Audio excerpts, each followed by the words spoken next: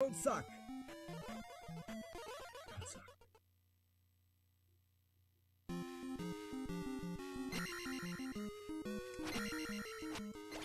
I sucked! I did it! I fucked it up! Dante's back, and we don't really care. No, that's not true. Hey now, Dante's back. But yeah, by the looks of it, I need to go pick up my son. Sorry about cutting the stream short, guys. I was hoping to have enough time to get a full run in. Stop beating me up.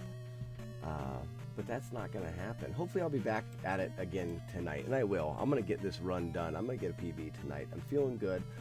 I practiced quite a few of the bosses that I've been having trouble with, and I'm feeling more confident with a song at the beginning to remind me. Ooh! Plow! Double kill. That was a double plow.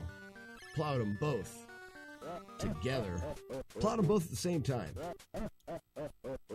I'm fine not getting pooped on. And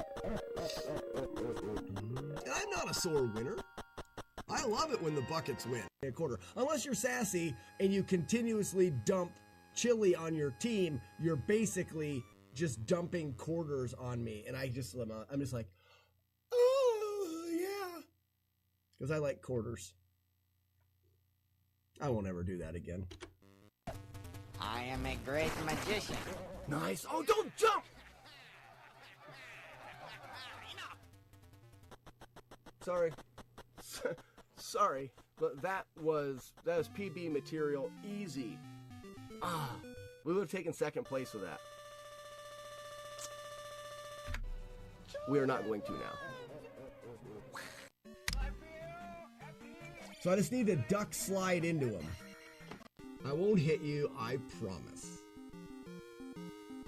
I promise. Come on out. Yeah, I lied. I lied! I'm gonna hit you a lot until you're dead. You suck. Okay, I'm kidding. Come on out. Come on, it's okay. You lied again. You're dead. Got him. That was a good slow whisk. Belfish, thank you. Thank you for the 100 bits. I've been practicing my slow whisk in the shower, you know. Ring, ding, ding, ring, ding.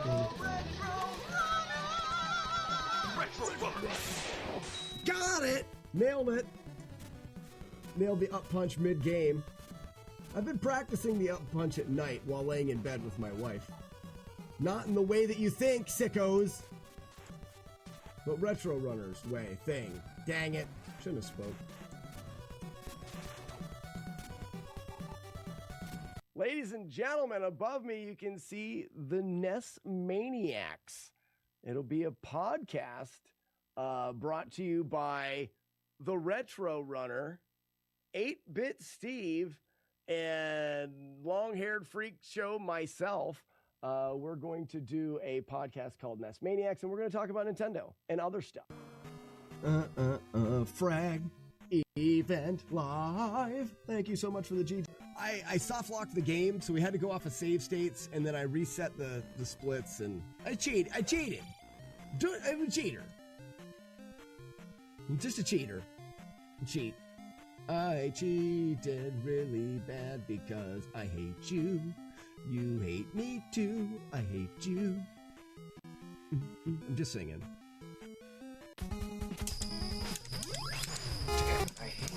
I hate him so much. What a good timing on the Bob Barker. Good morning. What's up, Zero? Oh yeah, we're supposed to... Is Matt even here for this talk? Matt talk. Matt talk.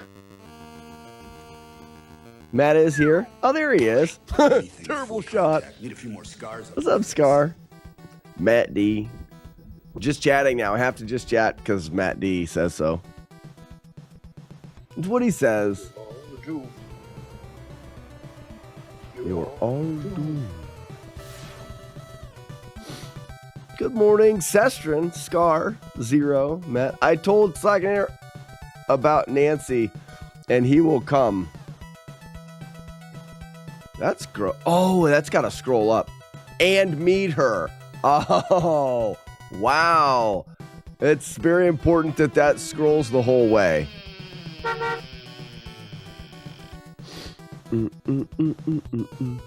Is Contra Horde?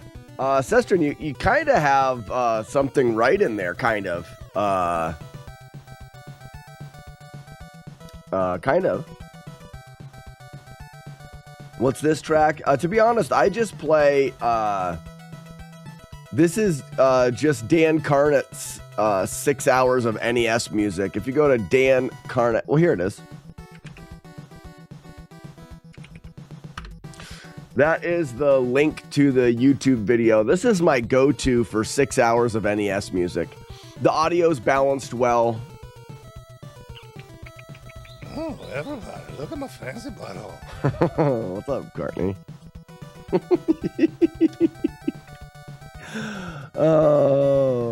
I have a huge desire to just play games, but I'm supposed to talk for a while. Oh, yeah. So let's talk about things that we should do on the stream. Maybe if someone's got an intro that they're waiting on, maybe we could do that. I want to make it where you can hit doves. Hit doves with maters. Dynamite! What's up, Cards fan? I in German. Ich. Ish. I don't know. I only speak France.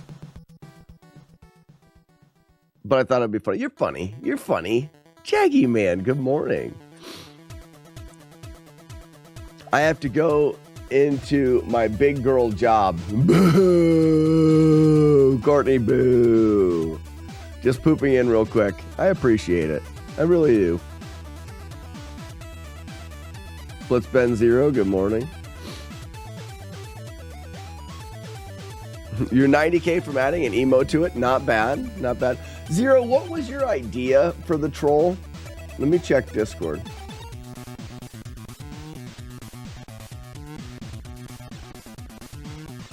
Is it this Pictionary?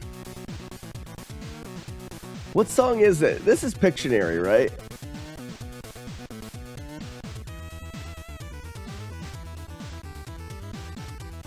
Yeah. Pictionary slams, right? Pictionary has the most non-fitting music. You'd never think Pictionary when you listen to this.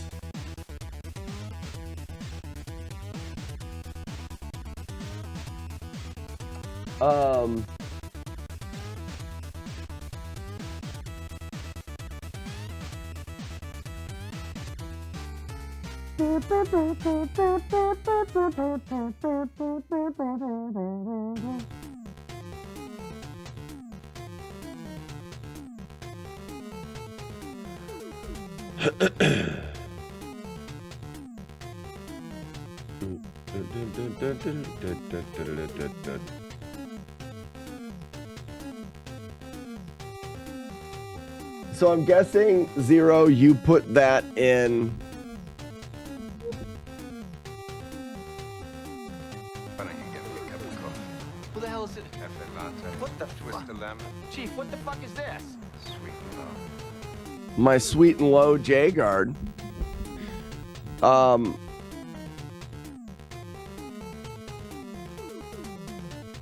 Where did you put it, though?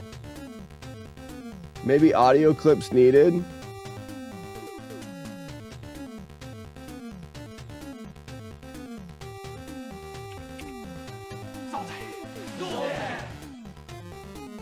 Zoltan!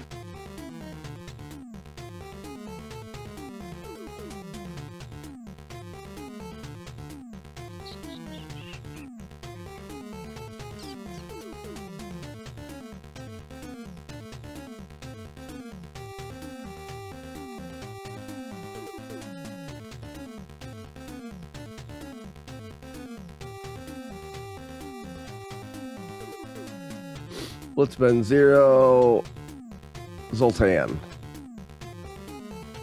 Blitzman 0 needs an intro to do my new intro. He's got an intro. He just changed it. I'll get it. 0, it's probably going to be the easiest for you. I'm sure you have it. Here's... Hey, Ben. Ben. Oh, the Hey Ben thing. I remember now. Hey, Ben. Stay a while and listen. How about new? Oh, yeah. It's a little bit long, Blitzben 0, but it's not intrusive, so I don't really care. Normally we go under 10 seconds, but it's not like there's just the ducks at the end and stuff. I have to wait for this to... Because I really love to.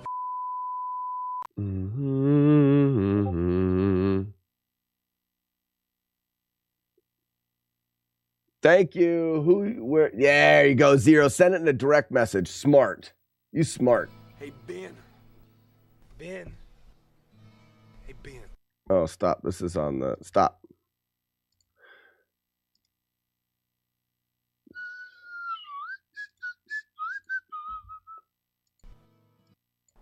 Hey, Ben. Ben. Hey, Ben. Stay a while and listen. How about new? This is just going one side. Stop.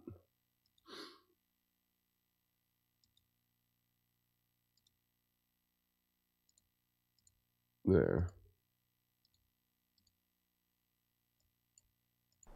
Hey, Ben. Ben. Hey, Ben. Stay a while and listen. Oh, we'll tweak it right now.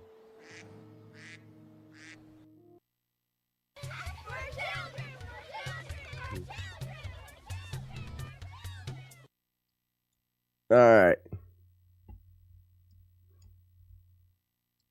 I mean, there's a second at the beginning I can cut right out that's just blank.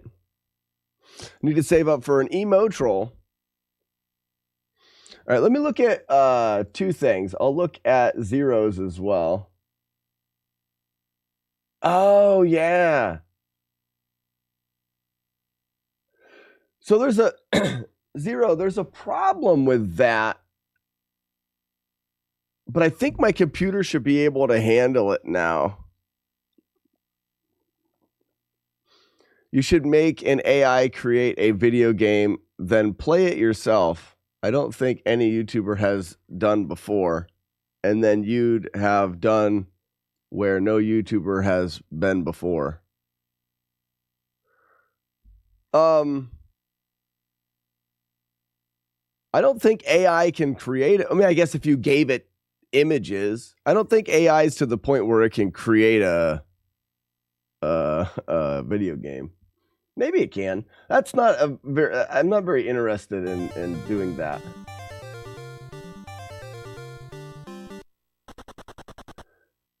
Okay, so it's there in an image. We can do that, but it's all together. Okay. I'll look at that 0. We need sound for it. Is there sound for it? It doesn't look like, because it's a, is it a GIF? This isn't what I want. I want this. So this is the intro here. Hey, Ben. Ben. Hey, Ben. Stay a while and listen. How about new? All right, we'll do that. Hey, Ben. Ben. Hey, Ben. Stay a while and listen. I actually like it. Hey, Ben.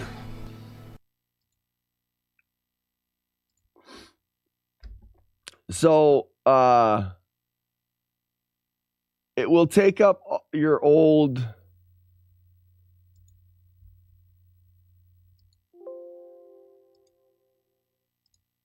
intro.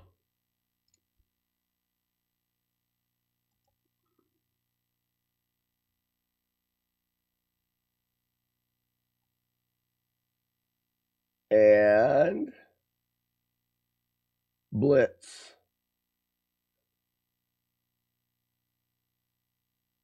Ooh, that's kind of interesting. Excuse me. We only have play, stop, delete, so we don't have a change. I wonder if that's something that people would be interested in doing. Being able to change, like right now, I want to change the file here. And in multi-bot, we only have play, stop, delete. So for me to change Blitz, I would delete it, add sound. Oh, these are commands. So Blitz, open.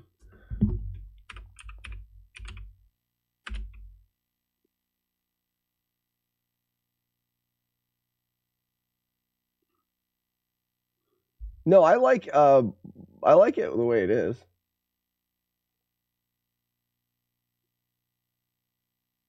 There's Blitz right there. Hey, Ben. Ben. Hey, Ben. Stay a while. Hey, Ben. There it is. Ben. Hey, Ben. Stay a while and listen. How about no? So, I mean, we could cut it after the no, but the ducks quacking doesn't really distract from anything. It's just ducks. I just think that's funny. Mm-hmm. Yeah, as far as the AI game, I've got enough video games to play, and if we were going to program a game, we would do it ourselves because it would be more fun to choose what's going on. Slack, you need to add that to his sound clip.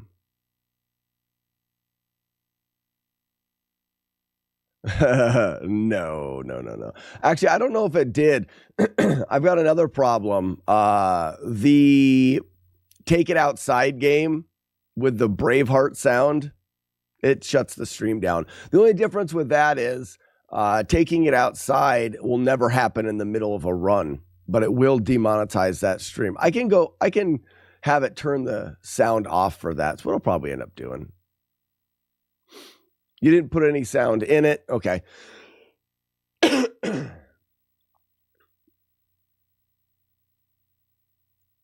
Why won't you let us have nice things? I let you have nice things. You have all sorts of nice things. You all have nice and things. There, I did something this morning. Look at me, I did work. I did Blitzbend Zero's new intro, which he already had an intro, but I just changed it. So I did work. How can we go outside with a jammer horse? Without jammer horns? Oh, James Horner? What are you talking about? Way over there. You suck. James Horner was a composer. More suck. I didn't know that. Oh, for Braveheart. Ah, he's dead. Also didn't know that. Didn't know he was alive. I didn't know he was a person. Easy. I dodged the wrong way because of the camera. I'm out of tomatoes. That's too bad.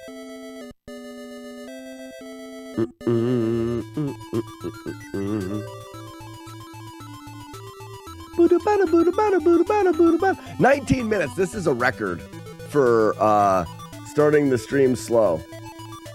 We've done nothing for 19 minutes.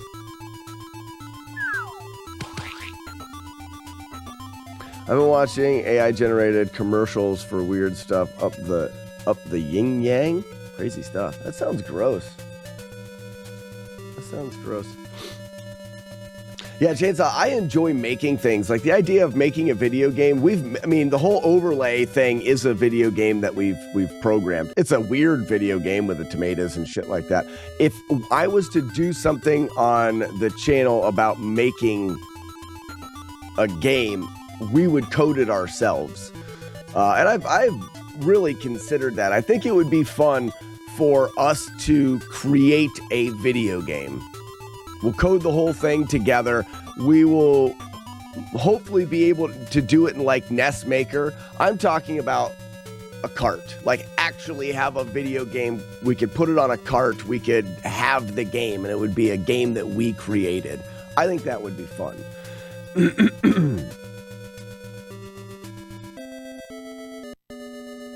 Well, we have the first one we would probably do is Frame Perfect. We already coded a game, now that I think about it.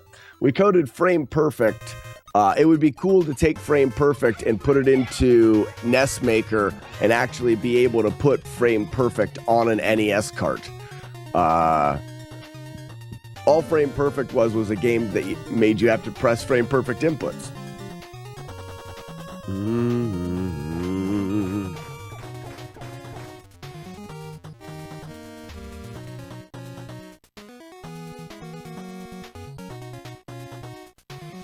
Yeah, what's up, Ronnie? Matt D's here, and he tells me I'm not allowed to play games first thing in the morning. I must talk first thing in the morning. 13 kids punched, Renegade. Well done. I feel like you've punched more kids than that. Renegade, you have to have punched more than 13 kids. That seems like a crazy low number of kids punched in the face for you. I mean, Blitzman Zero's got, 218. No, that's right. Okay, all right. I thought you were better. I thought you were, I feel like Jagard.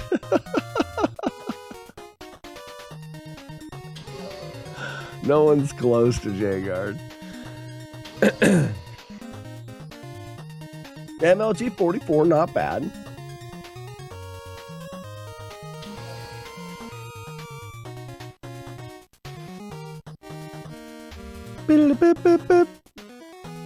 Jagard has anger management issues.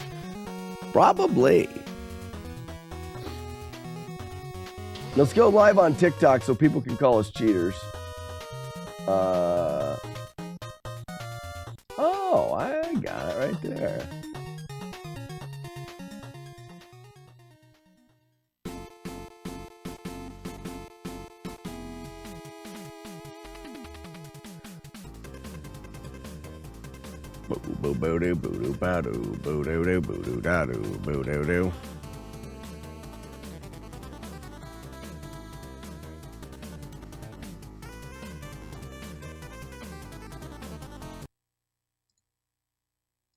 All right, we're going to at least turn the game on. Matt, can I turn the game on now? I won't play it, I promise. I promise I won't play the game, but I'm going to turn it on.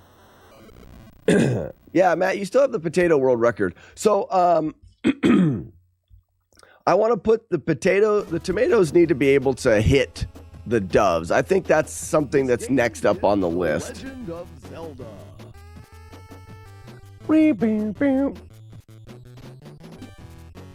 Another thing that I want to do is I need to reset Shats.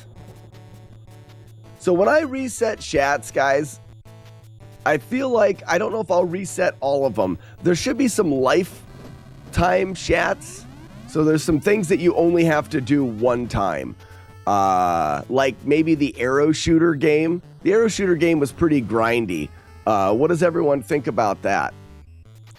There's going to be more that I'll add to the arrow shooter game, but if you've unlocked things there, should you have to unlock them again? Holy cowist, what's going on? Good morning. So it's like your XP and all of that stuff. It needs to get reset. The amount of Dales, I mean, like Warlord Zen won the Dales this year. My goal is to have a high score, like a reward show at the end of the year for that kind of stuff.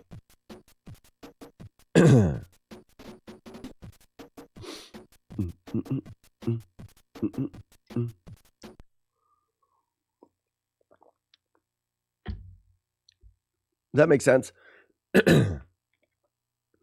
I just don't know if we need to reset.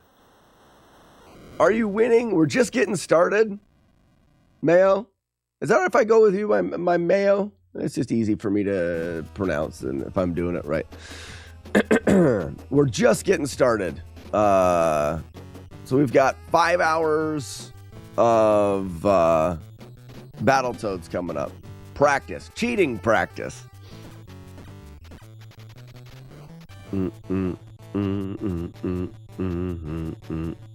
Dee-doo boo-doo bee-dee boo-doo. Oh, it means panda. I may be able to remember that. We can just call you Panda. Beep, boop, boop. Bum, bum. Toolmaker, first one on TikTok. Thank you, Toolmaker. Trying to think if there's anything else that I need to do. Oh, I need to,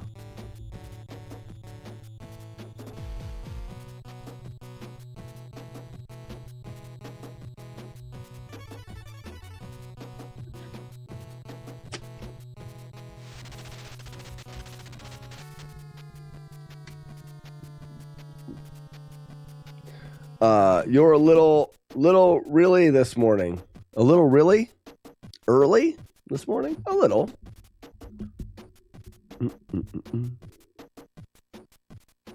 Ended up here. Oh, no, McMonkey, you ended up here again on accident. Oh, that's too bad. Bam,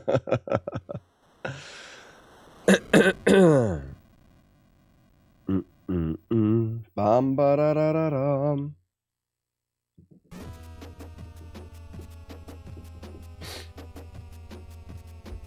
I want to add tomatoes to the arrow shooting game.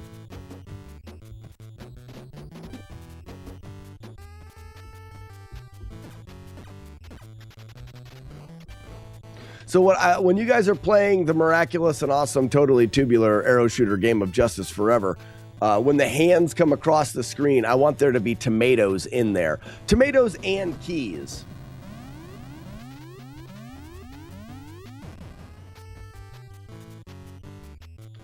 And then we need to be able to add something to the big chests.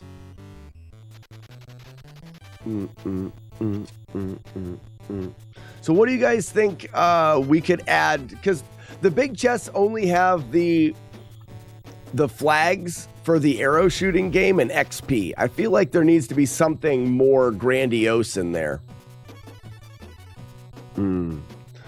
So I want to know what I do for a job? Sure. What do you do for a job? Bop, bop. Big chest should have 2 small chests in it.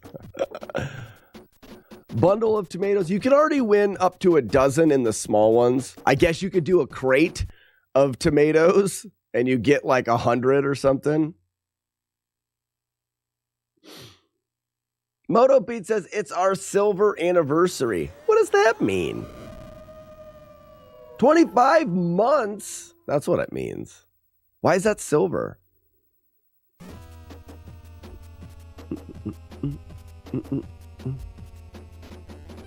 Boo, boo. Moto Beats, thank you for the 25 months, and now we're silver. That's great. Silver what? Can I have free tomatoes? Matt D is now going to have negative tomatoes. So, Matt D, tomatoes. You have 4. I'm taking those 4 away and giving you negative 10. So now you're going to have to, instead of giving you free tomatoes, I took them away. There you go, buddy. Yeah, I'm the winner. I was a one-time thing to reel you in. See, that's how they get you. What was a one-time thing? Free tomatoes?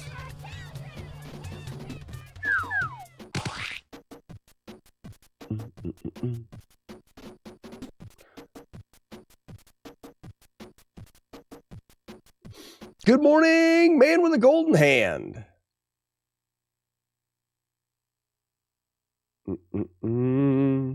Look, Matt D, you have a command. Did you know that? I put that in there yesterday. Isn't that fun?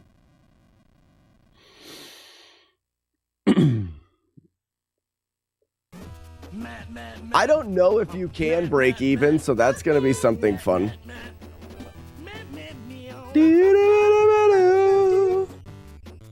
Wise man, thank you for the GL. We're going to get started here in just a minute. I'm supposed to talk in the mornings before starting the gameplay. That's what Matt D says. So,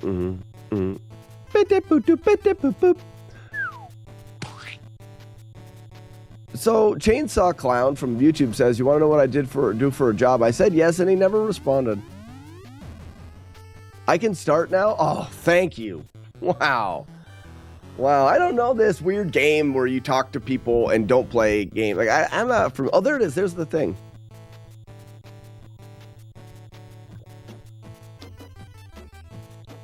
You work for a haunted hayride and you hide with a chainsaw in the woods. That's so crazy. So you're actually the chainsaw clown at a haunted, like, attraction. That's fun.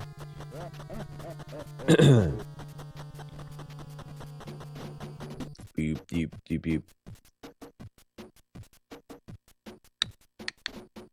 Boop, bop, bop.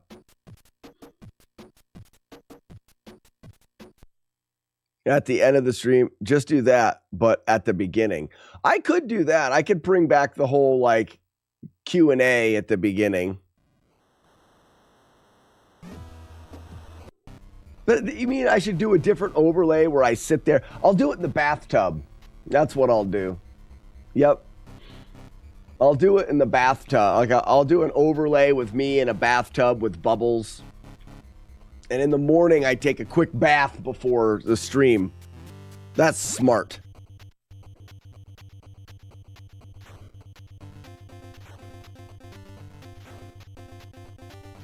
At the beginning, you should just sit and eat without saying a word. That's the one thing that I don't ever do on stream. I think it's weird. Whoops. I always jump early on that one. I don't eat on stream. PSA about the importance of buckets. It would be quick. It would just say they aren't. I gotta actually, I'm trying to read chat.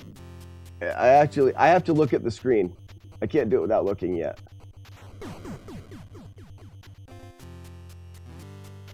That's what streaming is in 2024. Just chatting, react content, and 15 minutes of playing games. I know, though, right? Yeah. You love scary stuff. I'm not a big fan of, I mean, I don't mind scary movies, but ooh, a little bit squeaky there, Jack, huh? Whee! I don't mind scary movies, but they're like not my jam. I'm not like, oh yeah, scary stuff. That's my jam. I've never said, yeah, scary stuff's my jam. Whee! Whee! I gotta pay attention. This idea of just looking at chat, like Matt D says, ugh. Then I think, I'm like, well, I gotta read all of chat. It took me a while to realize that that's not important. What controller are you using? No, it's original. I mean, I don't know if it'll show up on the back, but it's just it's just an original, what do they call them? NES 004, just original controller. Because Mayo, I'm still playing on the original console right now. So that's one thing that I don't know if everybody knows.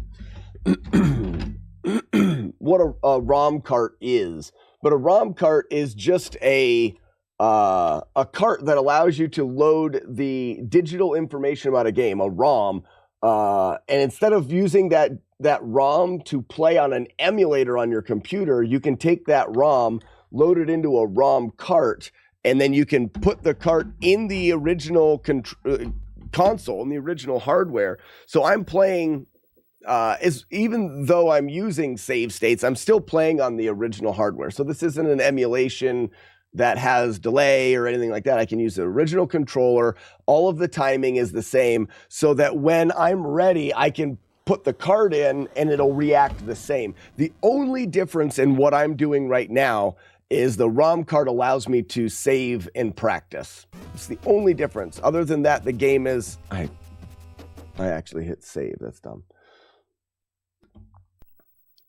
Yeah, Mayo, it's very convenient because the only thing it adds is it adds this functionality. It allows me... What's up, Mechanic Mike?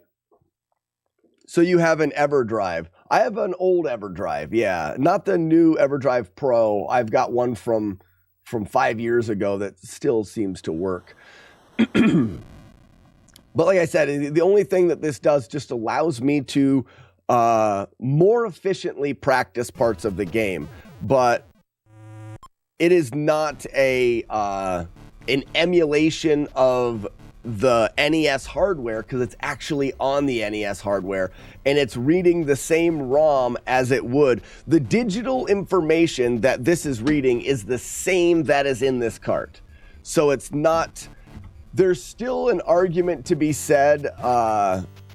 There's still an argument to be said that it is a emulation because the cart is emulating this, but it's an actual... It's a perfect emulation. So it's a little bit different than when you think about an emulator on your computer. An emulator on your computer is a program that is emulating the hardware of the console. And they're not perfect. They're very, very close and sometimes undistinguishable from the actual game, but they're not exact. Whereas this is running the same digital code, the same ROM. So it is, in fact, the same thing. Mr. Wiggles, I'm learning to like this game. I'm learning to like it, though I never liked it as a kid. This was not a game that I could play through as a kid. It was not a game that I ever beat.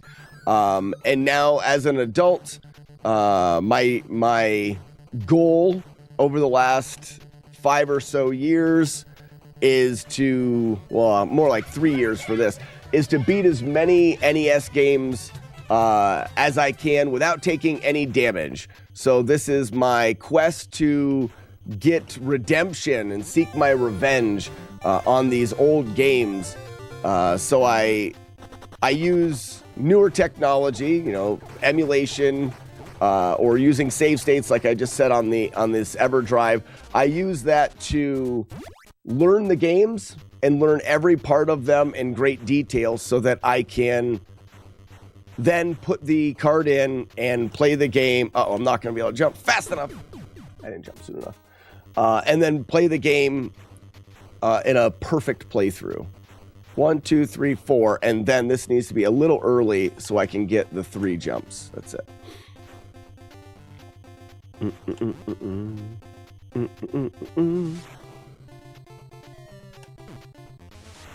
How long until you get back to Zelda?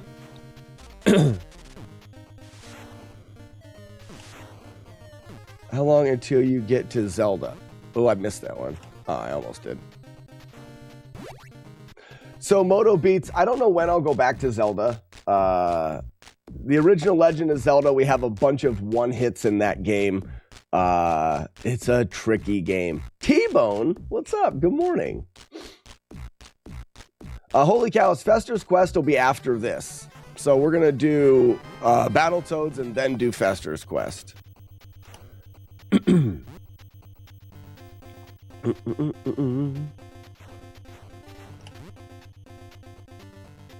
Oops, I forgot. Wait a second. Oh, crap. I forgot what I was doing. Up. Up. Wee. Wee. Pew. How long until I hate this like Zelda? I don't think I will. I forgot what I was doing again. So in this one, I need to hit the ramps. And then there'll be 2 jumps, lower ramp on the bottom. And then I need to move back to the middle, go under, and then jump. And now I hold forward. As long as you're in the middle and you hold forward and you're at the front of the screen, these 4 guys don't hit you. That's what I kept missing. Then you go to the back. And then just time the jumps at the end of the platforms, the very end of the platforms. 1 more jump, and we're good. And then this is just timing.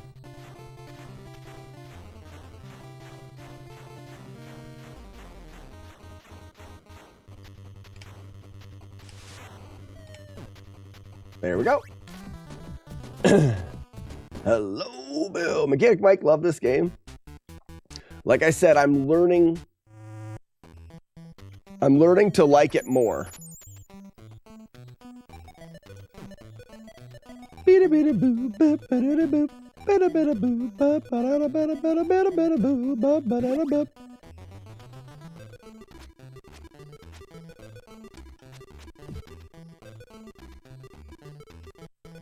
So, I was never good at it, nor did I ever like it. It's a little bit of a different scenario for me.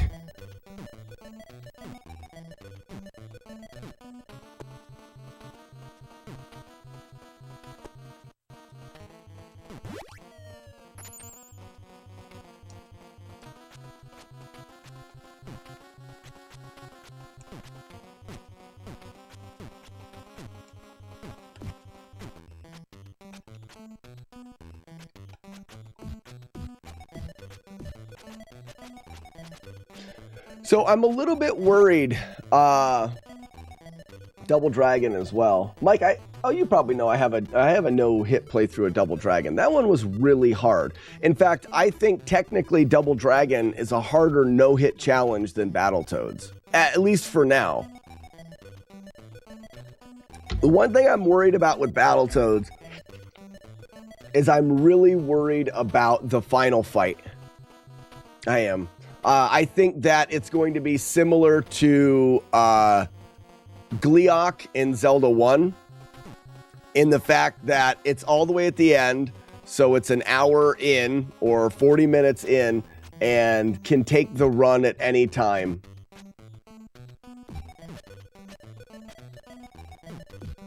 We would always get to the last stage too late at night and I never beat it. T-Bone, are you talking about Double Dragon or Battletoads?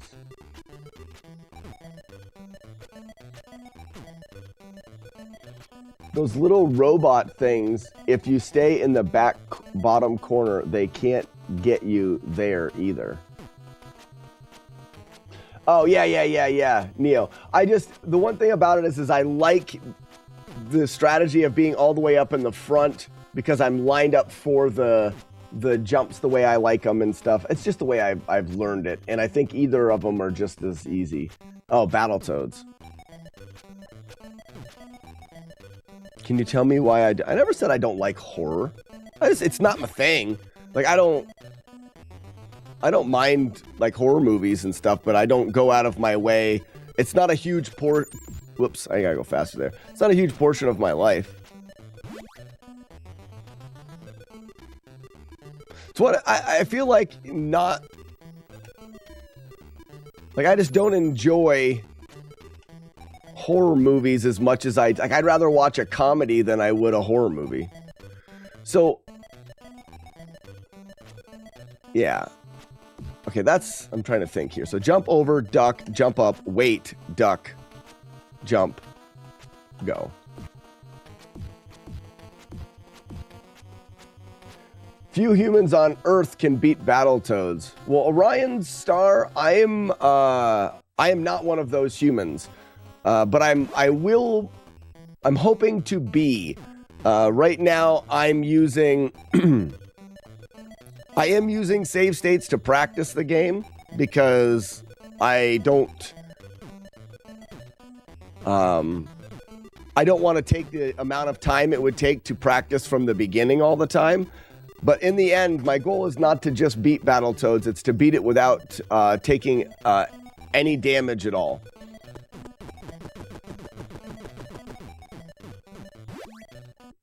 And I get a little bit of slack for using save states, but it's because I don't... Oops. Does that work? Yeah, he's going to get up and have a chance of hitting me, but whatever. Yike! At least I did yesterday. Yesterday was a weird day.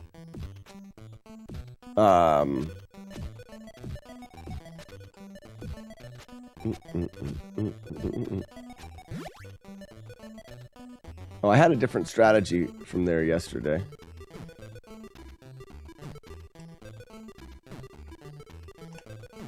I think, so there's a couple things. What do you guys think about the idea maybe to, because I've said it before, I have a hard time with negative comments. I always have. What do you think about the idea of when I go to do a no damage game, playing through the game traditionally at the beginning without save states and beating it that way first, then learning the no damage run? Personally, I think it's a waste of time.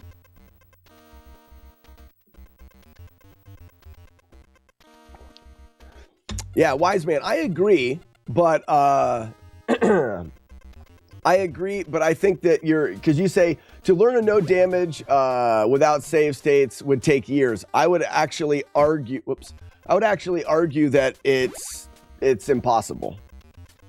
I know that sounds weird, but statistically, I think there's a good chance that it's impossible. No, I'm using the wrong word. Improbable. Statistically, no, impossible. It's not that it's actually impossible, but so highly unlikely that it will never happen.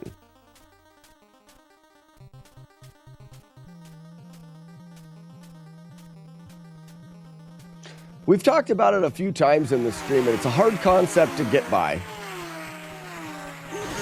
But there are some numbers that are so big that they will never happen.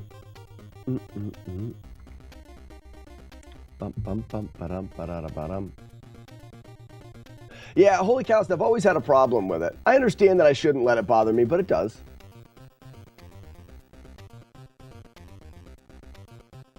I kind of feel that save states are okay to train on. I feel like I'm cheating when I use them. So for me, I have no problem practicing with save states, especially when you're trying to do something as challenging as beating a game without any damage at all. Because of like I said, I believe that you can't. I would like this. For the person that says save states are cheating, I want you to beat Ninja Gaiden without damage in your lifetime playing it from the beginning. And I will challenge anybody on this planet that hasn't already learned Ninja Gaiden using save states to do that. And I would bet my house and my life on that they would never be able to do it. It's just not possible to train enough on the end of the game. I probably fought that last boss thousands of times. And if you were to do it from the beginning of the game, it would take you let's say 25 minutes to get to him. Well, 25 minutes times, 5,000. And then there's a difference between being able to play something over and over and over again and build muscle memory. You would not be able to build muscle memory the same way if you had to play from the beginning, because you would get one shot every 25 minutes, and practicing something once every 25 minutes is not the same as practicing it 100 times in a row. I just think it would actually be impossible. Uh-oh, I'm stuck. So that's the part of this that I'm not happy about. This particular spot here, there's nothing we can... Warlord said, good morning. There's nothing we can do about this. If you choose the wrong way, you're screwed. Right there. There's nothing we can do about this portion of the game.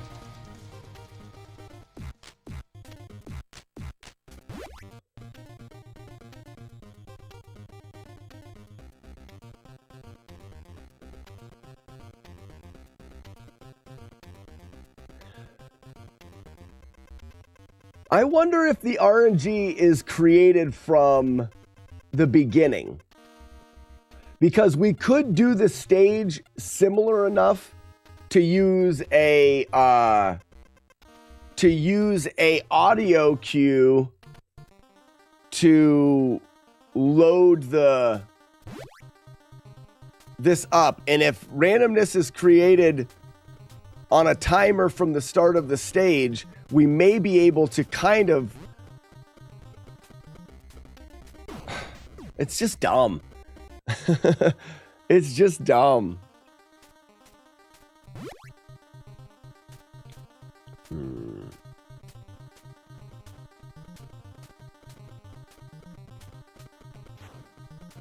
Good luck, MBD. Yipe. Oh my gosh.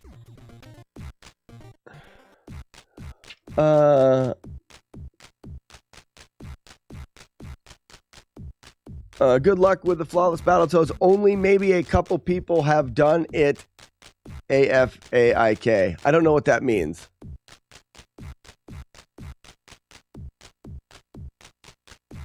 What's AFAIK? Can you jump those things? Jagard, you can't jump, though you... Oh, as far as I know, I got you. I think JC has also been through it with this no damage kind of thing.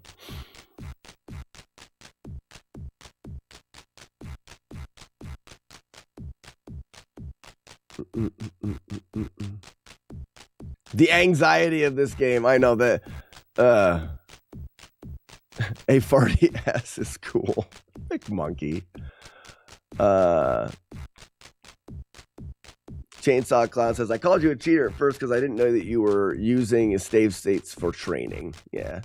Well, that's my one thing about the internet that I find funny is that, and I understand, Chainsaw Clown, you understand what I'm doing now, but before you understood, your first instinct was just to say that someone was cheating. Just to be like, oh, you're a cheater. It was the first thing that you said before knowing what was going on. Which, I don't know. Internet's weird. I've always let what people's opinions and what they say bother me. I wish it didn't, but it does.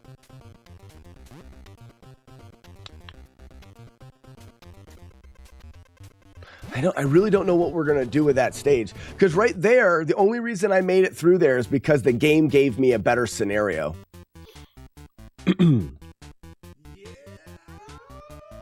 T-Bone says, kind of like speedrunners are called cheaters. Yeah, it is. It's very similar to that. Time really flies when you've reached peak stupidity. Potato Fish, it sure does, doesn't it? Warlord said, that's why I'm very encouraging in YouTube comments. Sure you are, bud. Dun, dun, dun, dun, dun. Bop, bop, bop. So this guy goes down, he goes back up, I jump on his back here. Whoops. That's all right. This is a very long snake. I'm okay. There.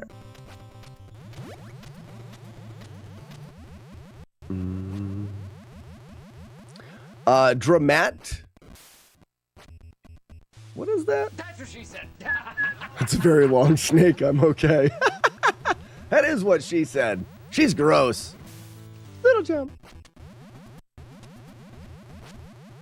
Howard Speedrun, Big Dork, what we, I should, so what, my problem is I'm talking about it and it's just asking people to, you know, keep talking about it. But we're talking about yesterday I got called out by I think 4 different people for being a cheater using save states. And it's over this idea that using save states is cheating. Now, I agree that it may not be the intended way to play the game, and I don't use save states for the final run. I use it to learn, but a lot of times speedrunners also get called cheaters for using save states to learn or for using glitches, and it's, I don't know. Whoops.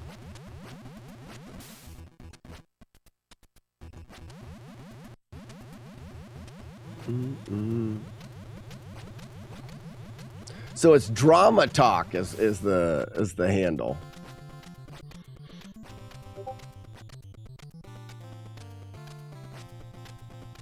Boop, boop. There we go. Boop, boop, boop, boop.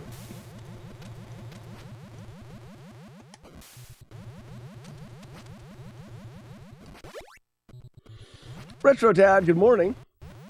Jump, jump, jump, jump. We're good. Almost every speedrunner uses save states and tasks to learn the game.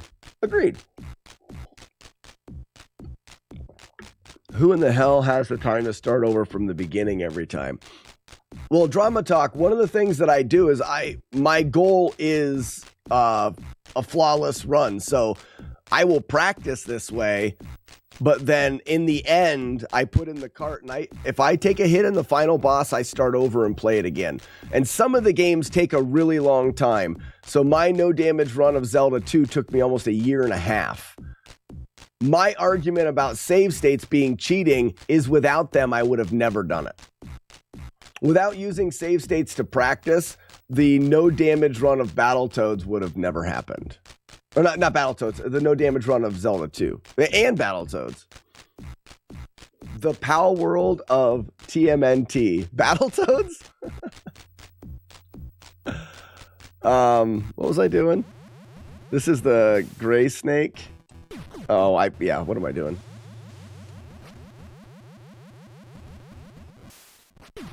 Not a big enough jump. So jump. There's the big jump. Walk, walk, walk. You gotta be careful you don't start running there.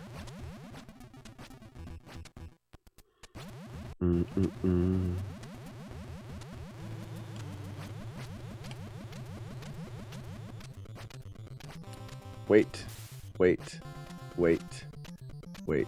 Last second. We're good. It only took me 32 years to beat Super Mario. Been loving the classics. My jam is SNES. Keep rocking. Thank you so much. Boop. 89 Vision. Yep. I was always an NES guy myself. The original. Oops.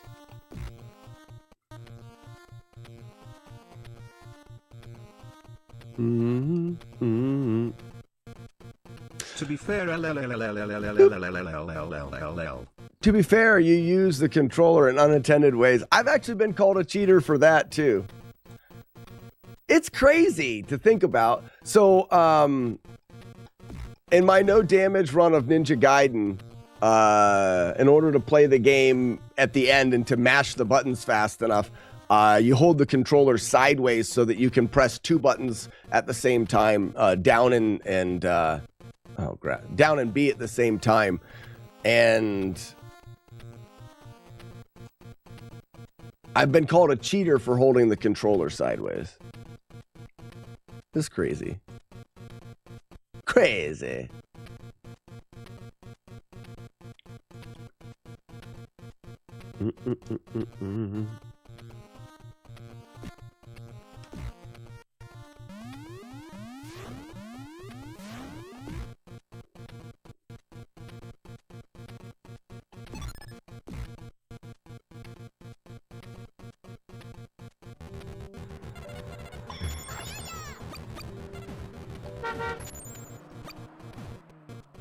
What's up, Ugly Owl? Hi Slack, hi chat. Slack, I'm going to complain in YouTube comments either way. You do you. Oh crap, I forgot where I was at. Whee!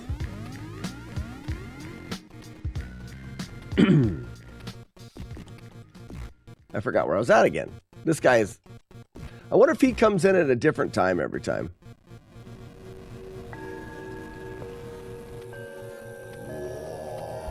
For practicing. Hey Slack, Edo did Ninja Gaiden with a Dance Dance Revolution mat. That dirty cheater, right? That's crazy. Yeah, that's not the way you're supposed to do it. I just beat Zelda Link to the Past a few months ago after more than 20 years since I last played. Mechanic Mike, Link to the Past is a freaking awesome game. That was one of those games that, that's another game that I've got a no damage playthrough of, is Link to the Past. And that game was, from start to finish of the challenge, just so much fun. What is your favorite game, but play of all time? So, 89 Vision, I'm gonna go with just Vision. Probably Zelda 2. The Adventure of Link is probably my favorite game of all time. Oh, I didn't move quick enough. That's... Like, if I had one game and one game alone that I could play, that is the only game I could ever play again, it would probably be Zelda 2. All right, so up, and then I got to move down quick. There it is. So we're going to dodge here, and then go up and run forward. I'm too low, am I? No, I'm good. Okay. Now we're going to stay in the middle. Watch out for fire.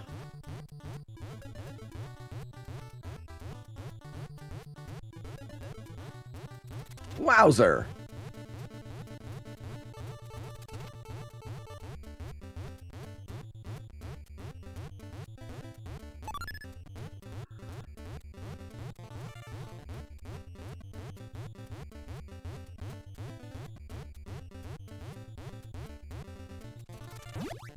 Stay at the bottom. Link to the Past is great. And Vision, I have like I said, I do have the no damage playthrough of that, which was, wait a second, how close can these things come to you before they hit you? I want to see the hitbox. All right, that hits.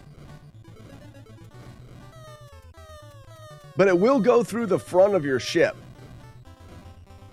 So it literally has to be directly on top of you. Oh, okay. So, all right. That hitbox is actually, I thought that it would hit you in the front of your ship, so you don't really have to move that much.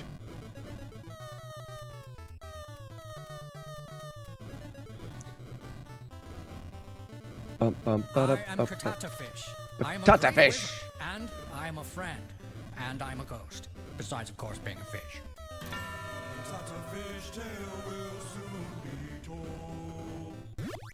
Nice.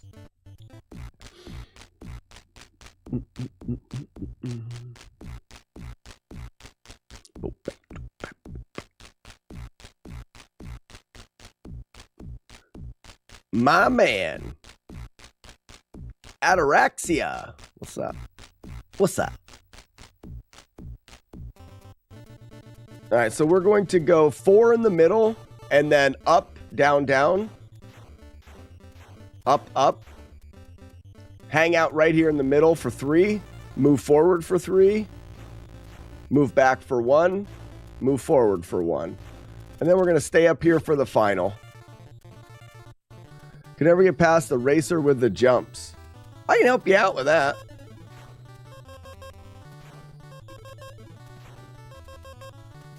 Up. Down. Up. Move down. Move up. Move down. Up 1. Down. Move up. And back. There it is. Learning how to be... I don't like the pause music of this game. As much as I enjoy the pause music, do you think you could get Frosted Pears to make us a ROM that replaces it with the Z1 end credits? Be quiet. Ian Warren, I really think that Turbo Tunnel is a great example of why this game was as hard as it was for people, but is not actually as hard as you may think it is. I've said it since I started this challenge that the game itself is deceivingly difficult because of the way that and this is why save states make it more doable. It's because the game is developed in a way that is not... what word am I looking for?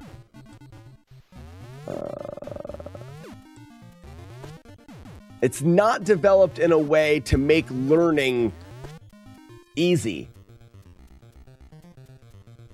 Good, not good. That's the one I'm looking for. Is not good. So I also, I'm gonna jump, hit. That's what I'm gonna do there. Oh, I let go too early. I jumped too early. Wait. Good. So for example, Ian Warren on TikTok says, never beat the racer with the jumps, the Turbo Tunnel level. Turbo Tunnel, now that I know where everything is, you don't really have to do any crazy button presses to do it. The difficulty in the Turbo Tunnel was in not knowing what to do and when to do it. So it was the knowledge of the Turbo Tunnel. That's the hard part.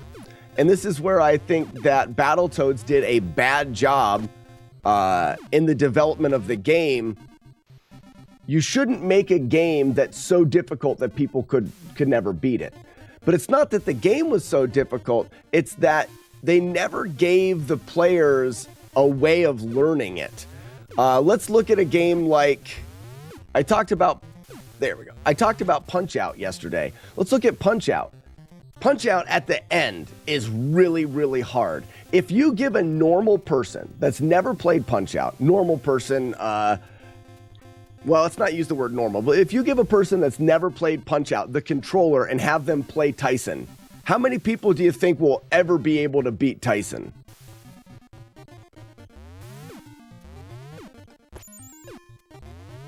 That number is very close to zero, if not zero. Because they don't know the game at all, and there is no way to learn or practice. That's Battletoads. There's no good way to learn or practice Battletoads. Things happen too fast.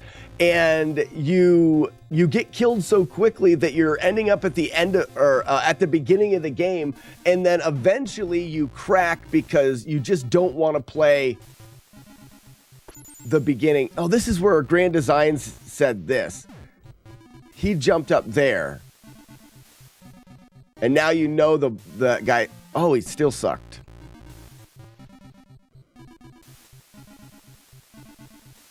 So you want to jump as it's blowing. There we go. Speaking of Grand Designs,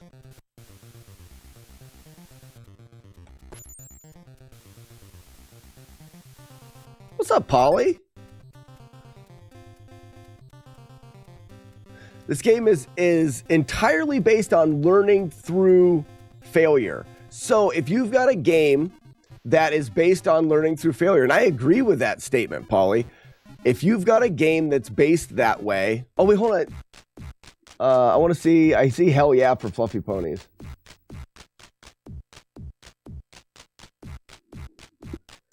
But yeah, it's like Polly says, it's based off of learning through failure, which is okay in a game. I think that's a fine way of making a game, but the problem is you have to weigh in the options of the consequence of failure, okay?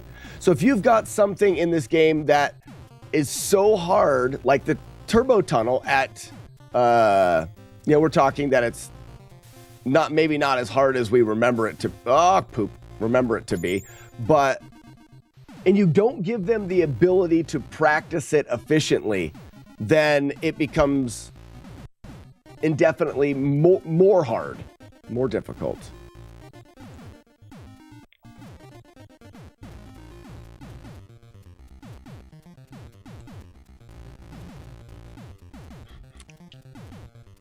Let me out of here, would you?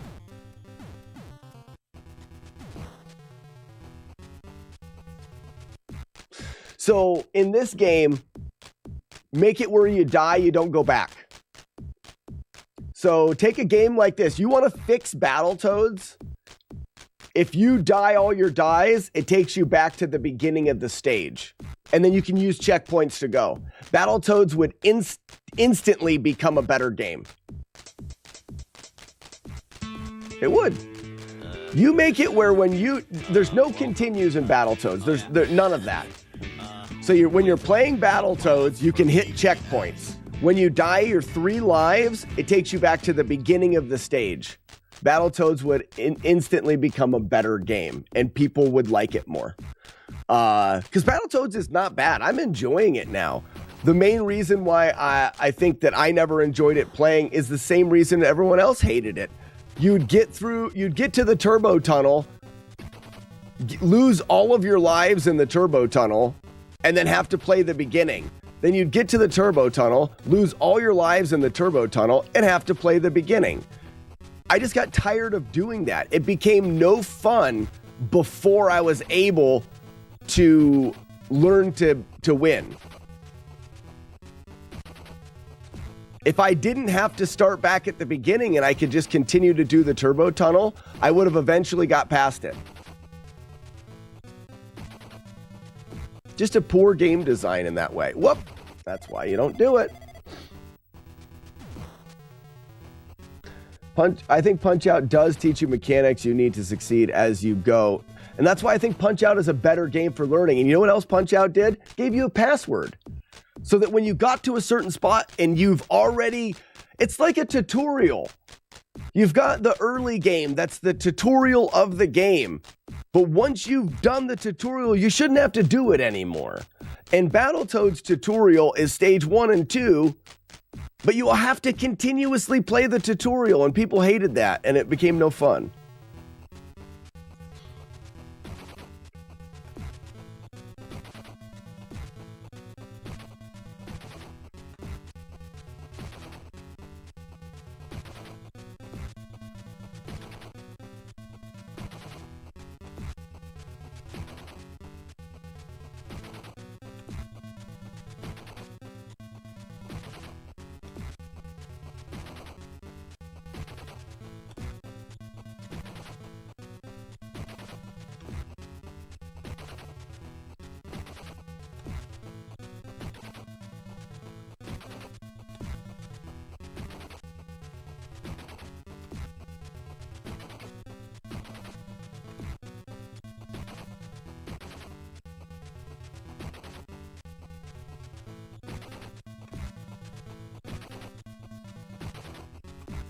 There, now we're safe in the corner.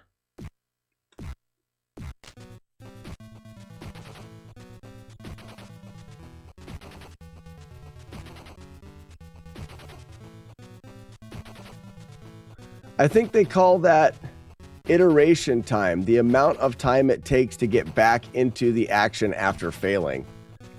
Oh, there's a name for it? Weaver, that's cool. And and I'm giving Battletoads a hard time, but it's early. They just didn't know. They just didn't really know what to do and how to develop games. I should have hit him there.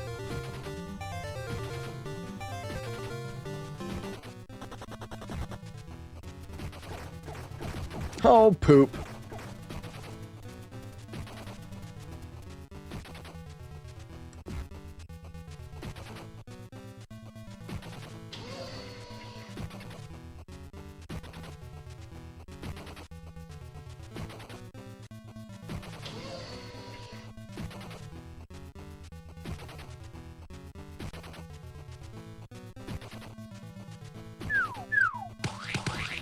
Easy, I'm trying to wait.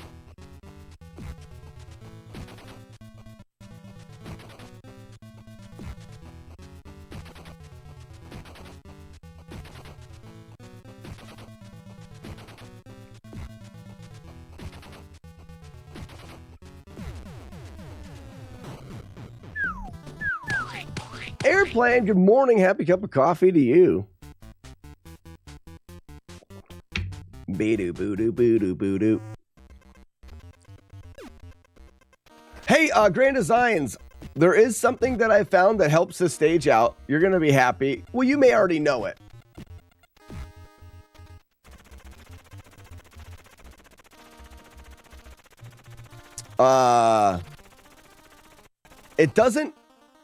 It doesn't solve our issue, but it helps. I'll show you when I get to this the stupid fish spot. It wasn't me. Antlers brought it up, but it does change things, and I want to keep you in suspense.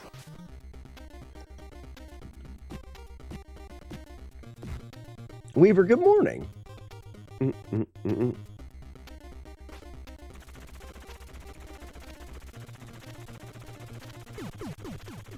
Whoops. All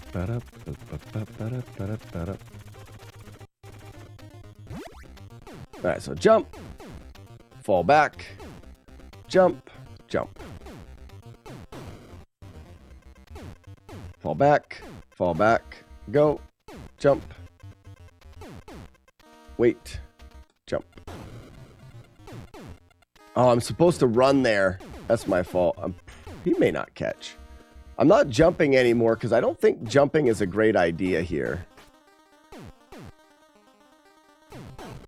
All right.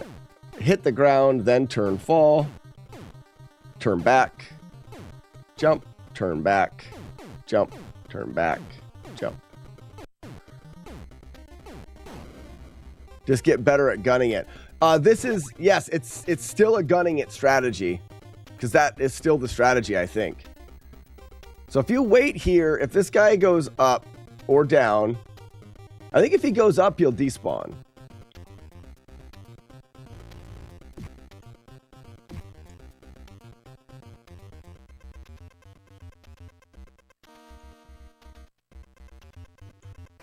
Jump, jump, jump. Okay.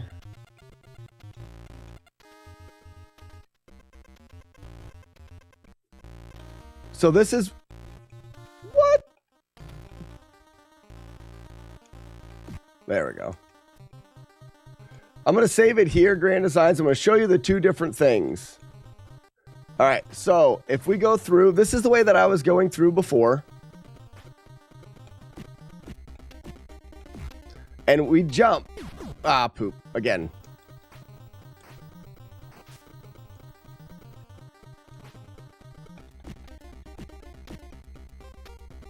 Yeah. Anyways.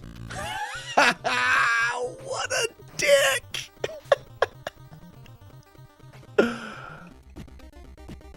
That was funny. And we jump here. Well, we only had one guy there, which was great. Oh, there you go, Grand Designs. You already know it then. Yep.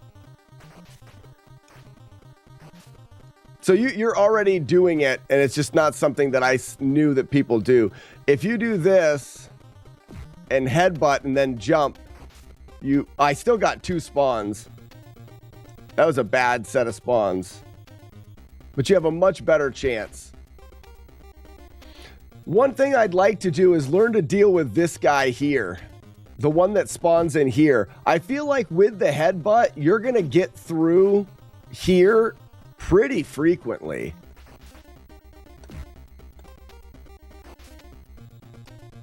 You're going to get into here a lot. The problem is this guy.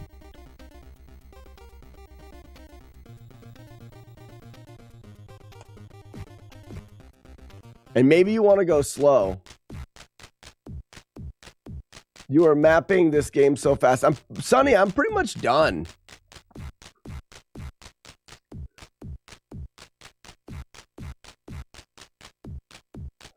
I wait until he's low and then swim above him. Okay. Because we can't be guaranteed with that little dork, right?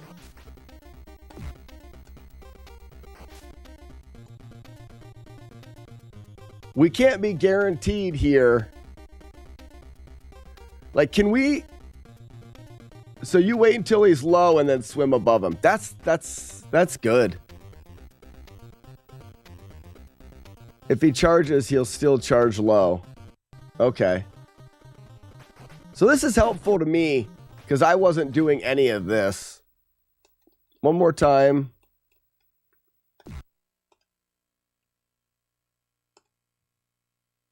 I want to also be able to tap, like, I want to go to here and I want to tap once right there and fall perfectly in.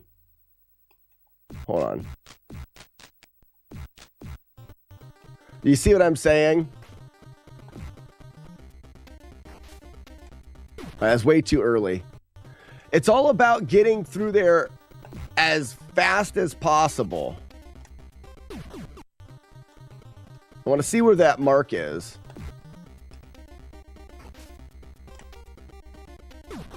Oh, it's almost right there.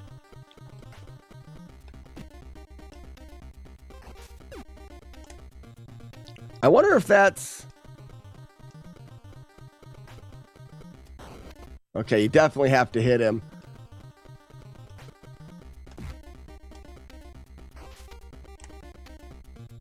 Oh, close. So not quite as far.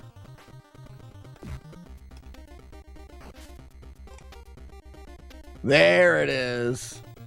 You see what I'm saying with that, Grand Designs? So for those that are trying to catch up to what we're doing, in this screen, these guys are a nightmare. There's a bunch of them, and they move so randomly, and they attack so randomly, and they come out of that hole. When that hole is loaded, the game randomly creates them. So what we want to do is we want to get past that hole as fast as we can. Chainsaw says Home Alone and Batman aren't the hardest NES games, but they make your top 10. I've done Batman without damage. I've never played Home Alone. So what we want to do is we want to get from here, where that's not loaded. What's happening? We gotta go. Water being pulled out like that's a tsunami. And we want to get over here as soon as we can through there. I'm wondering if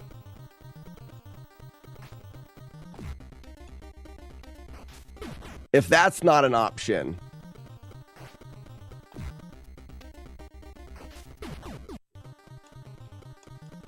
What if you jumped and then went at an angle through there? Now, we're not avoiding... We got to get farther away from the hole.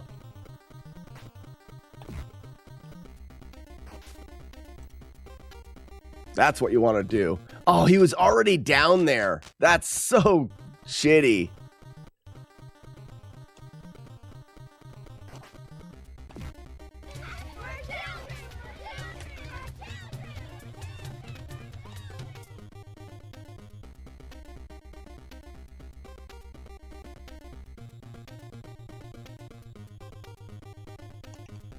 Oh, crap.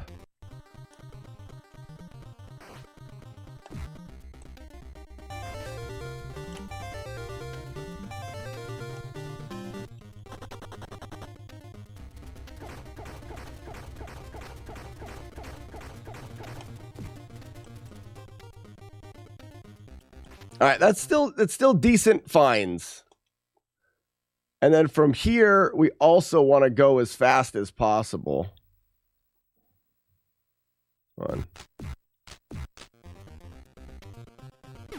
Can you just run here?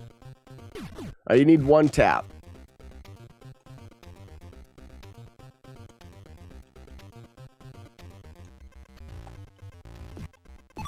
Gray Seaman.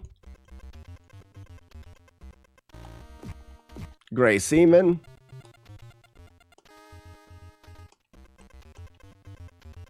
Sharky 1.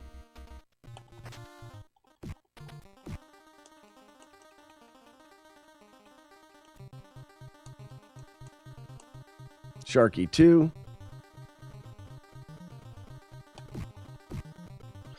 For a second, I thought this was Mega Man. I guess I could see like some similarities before if you didn't see the character.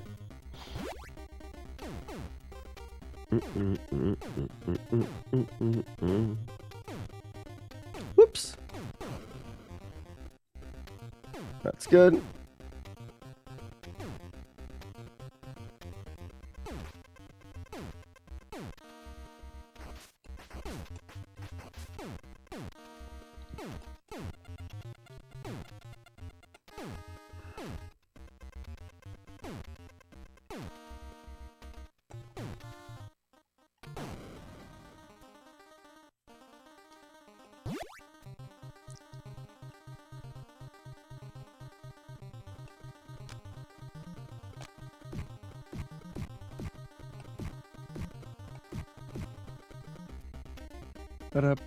Boop beep bop boop a deep a deep a deep boop.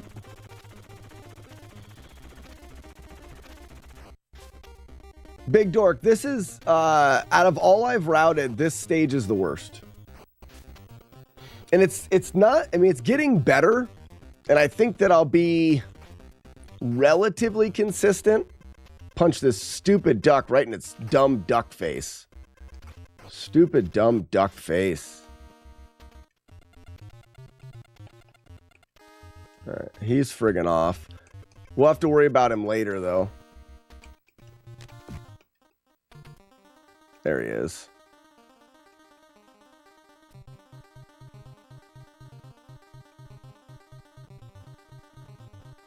It should be clean here now. All right, we're good.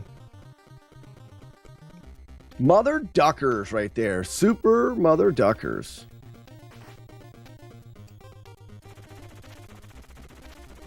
Yeah, I can't think of any stage, actual stage that I'm worried about. The only parts in this game right now that actually worry me are this stage, the final boss, and the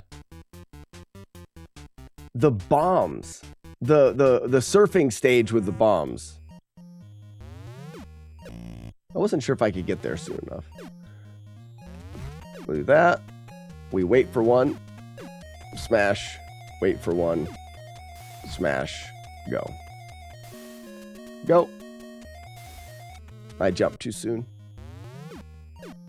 Get it? Smash. Wait. Smash. Wait. Smash. Go. Wait. Go. Wait. Go. And there's the guy. We're good.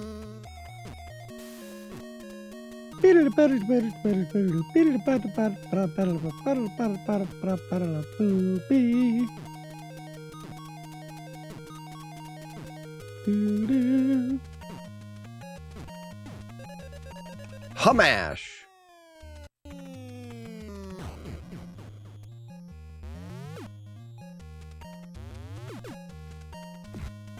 When a toad kicks a shark's ass, that's when you know you're that's when you know you're playing a video game. All right, wait on the ledge for the fart. Wait on the ledge and go. So we're going through this, and then we're going to get a section right here of 1, 2, and then fall straight down. There we go. This section in the middle with this guy is actually the easiest to do.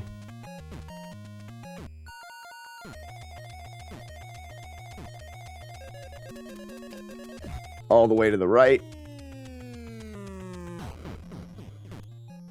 Mega Man was horrible for me, the platforming. Thank God for Mega Man X.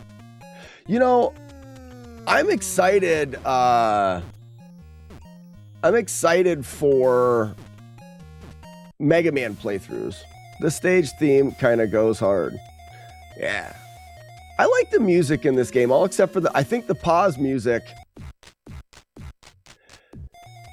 The pause music is weird because it's okay if I'm playing by myself, but it's too distracting of a sound if I'm streaming it. Does that sound weird? That's just true.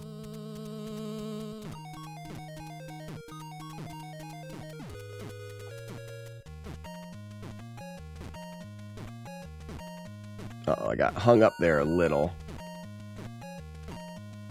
So far, so good. Hopefully we get through this clean. We did. That's good. As long as we get through the end clean and we don't get electric, we're fine.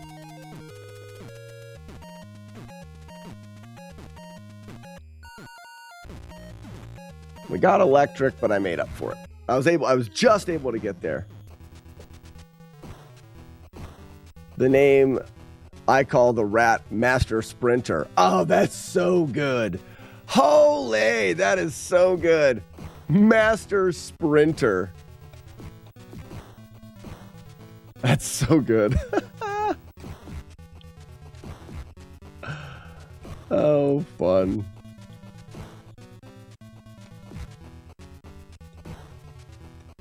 I'm using that, Grand Designs. You know I am. He's probably, yeah, he's fast enough now. Let's just do it from here. I'm going to do the double at least once. There's a double.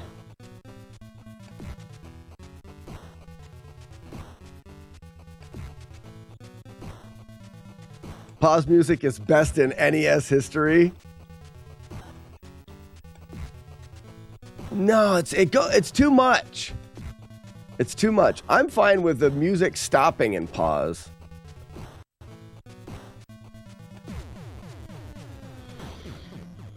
It's a rat. That was cool. I haven't played many NES games at all. Oh, really, Vision? You should go through. If you like the Super Nintendo, you should go through. Some of the good NES games are, I mean, a lot of them are even up into that Super NES quality.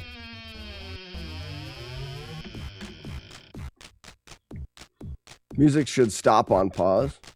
Yeah, I still think we need this.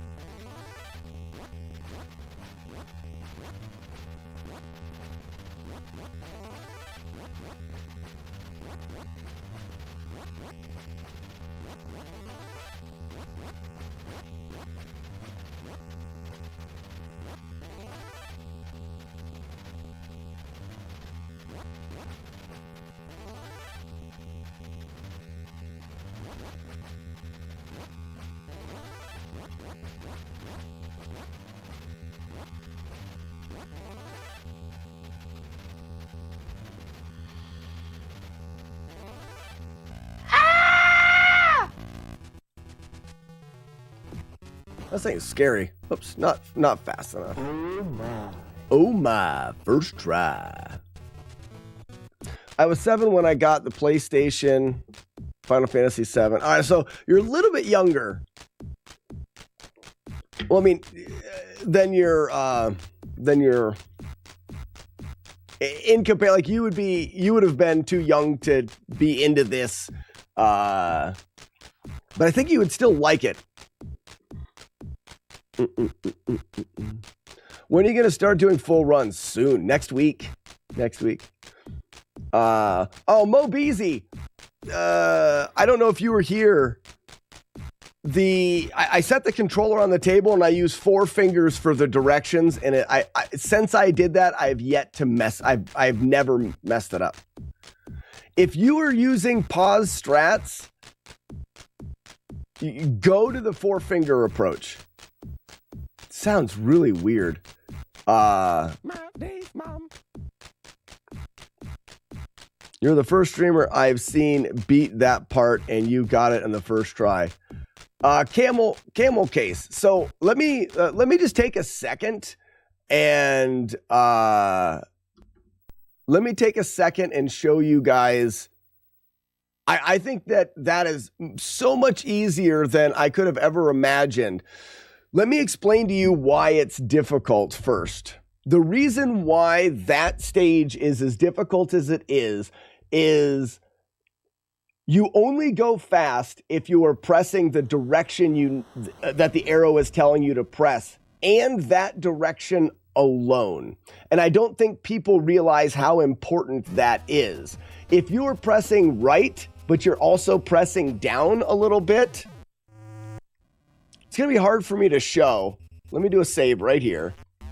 If I'm pressing right, but then I just move my finger a little bit, I'm still pressing right, and you're getting down, like watch, I'm pressing right, but there's a little bit of down. Still going slow.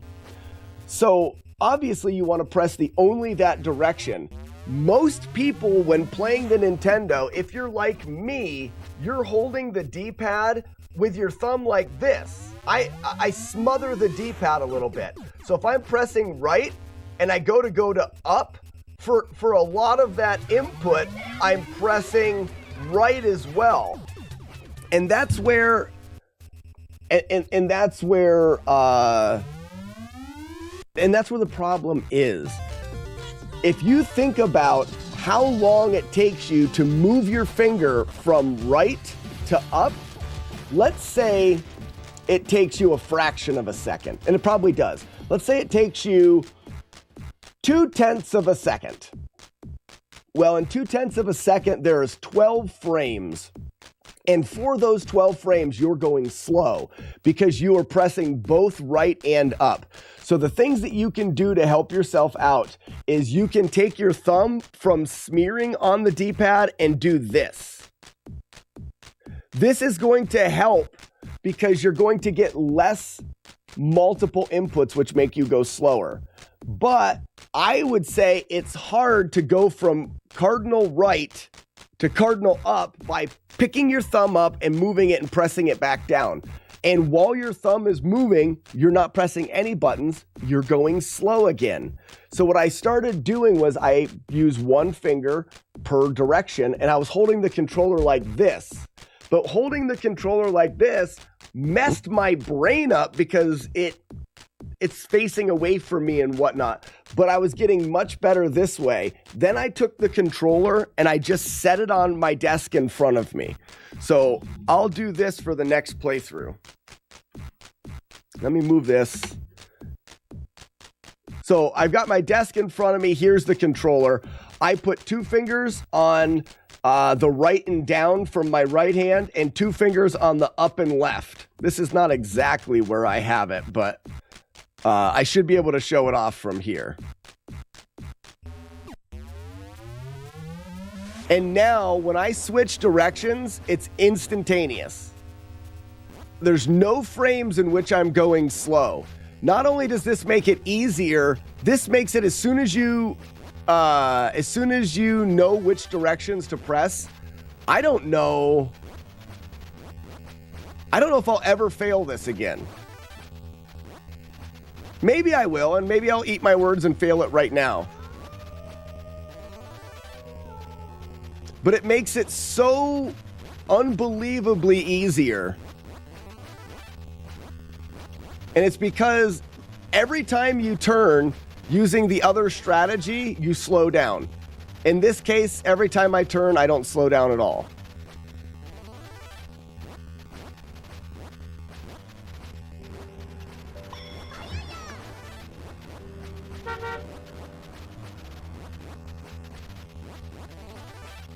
A lemon walks into a bar. The bartender, being an optimist, makes lemonade. The lemon, also being an optimist, makes bartenderade. Ade pours out of the bodies of the bartender and the lemon, causing the water level in the bar to rise dramatically. What? And there you go. There's beating it without even... That time we beat it and he wasn't even on the screen when we got there. I can't express how important it is to not have multiple inputs, and that's what you do when you're smothering the D-pad. Mo Beezy, I want you to try it. As someone that plays the hell out of this game, or knows it really, really well, I want you to try using it the way that I was using it there, and tell me what you think.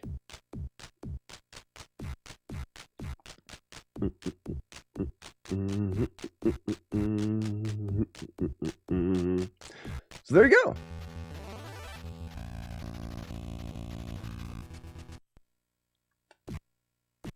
All right. Music cut out.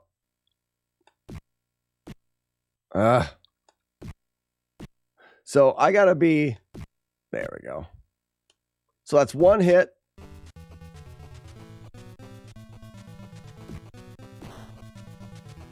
I have some fat fingers. My fingers are, maybe it doesn't look like it, but they're pretty big. And if you look at it, I don't have a whole lot of room, but you don't really need a whole lot of room. You don't really need a whole lot of room.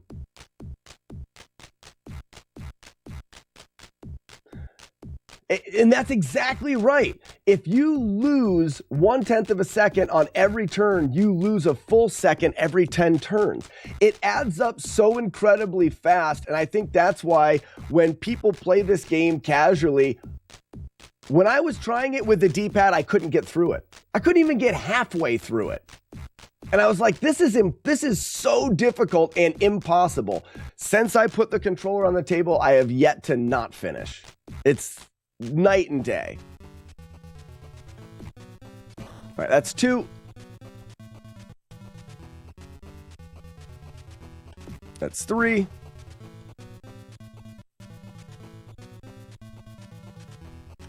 Four. Oh, that was 5. Okay. I missed my count. At 5, we pick them up, throw 1, pick them up, throw 2, pick them up, throw 3, pick them up, throw 4, pick them up,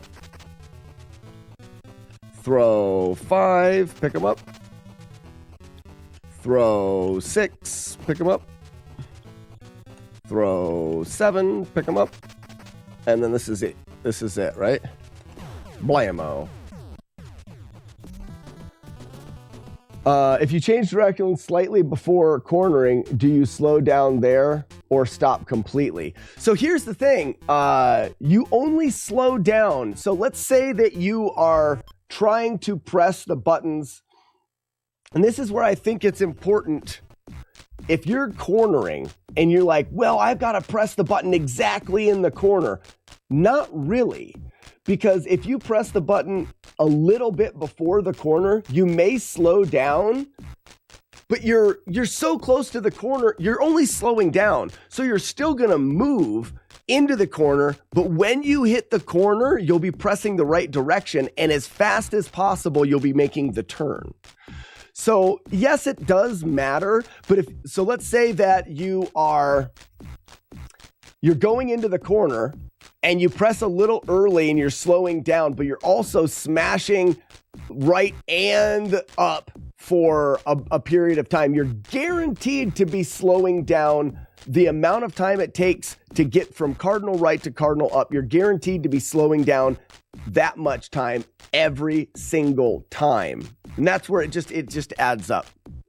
And I may be doing a bad job of explaining it, but for me, it couldn't be more obvious in never being able to do it and doing it every time without even a difficulty at all. And it's important to know that you will need to still memorize. Sorry, you're still going to want to memorize the stage. But once you memorize the stage, just so that you're not surprised, you don't have to know exactly where everything is. Whoops, I want to get that. But just enough of it so that you're not surprised. I got to learn this. I think I was doing... I fail to see the problem with everything being covered in chili. So I was running and jumping up there. He goes forward, back, forward. Oh, too soon. Forward, back. Maybe that's it. So when he gets past me, I can fall and hit him.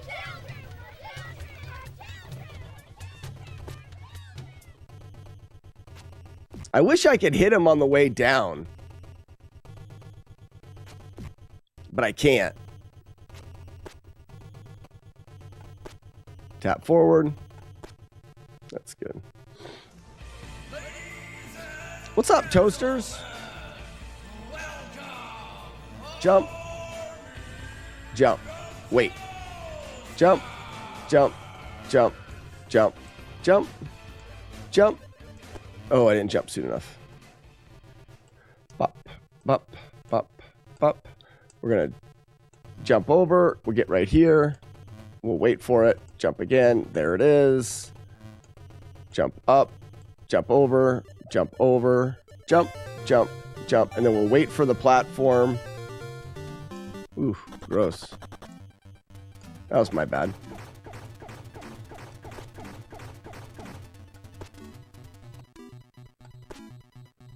He's out. My days, Mom.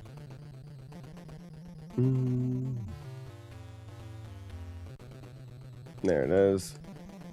Oops. This is 5. 1, 2, 3, 4, 5. 1, 2, and we're up. Tap forward. Tap forward. All right, I didn't get quite close enough. Jump, jump. Big jump. Big jump. Jump, jump.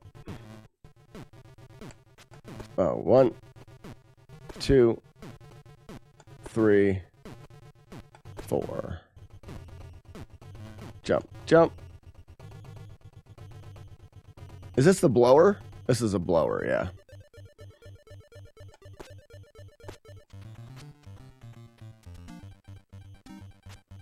Too early.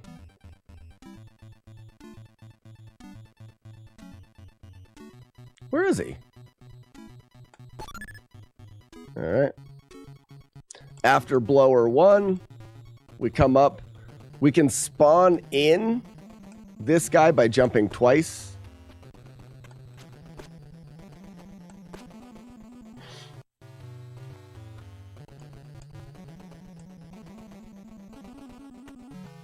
This is another sucker. Largemouth bass.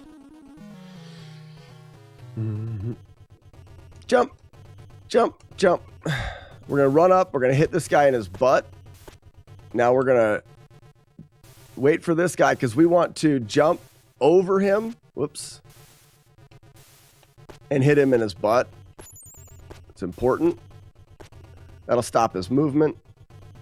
Now we're going to leave this in the middle. We're going to jump up and slightly delay. 1 and go.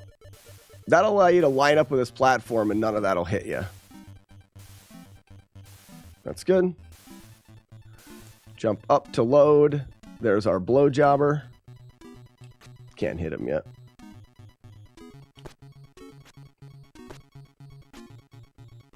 Have to wait.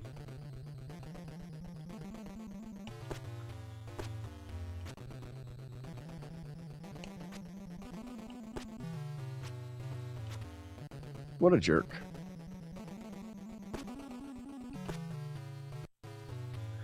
All right. After that guy, we're up.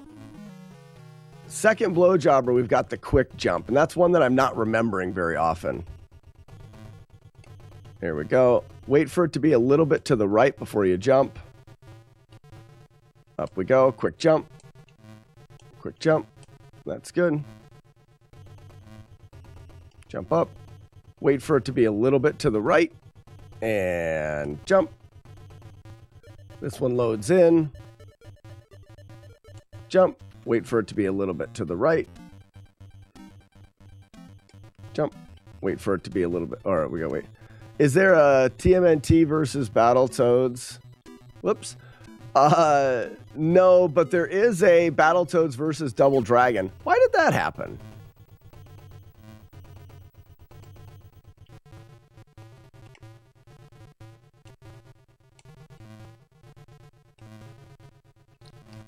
It won't jump high enough. Oh, there it is. That's weird.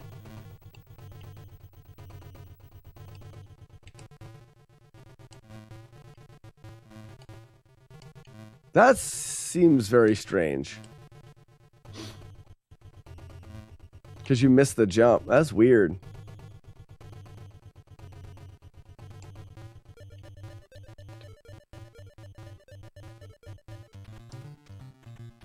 Poop.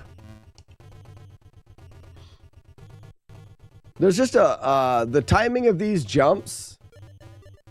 It's just important to memorize what you have to do.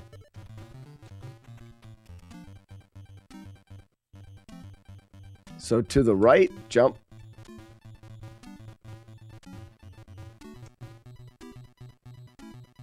This one, when we get on it, we have to wait one bounce because of that guy.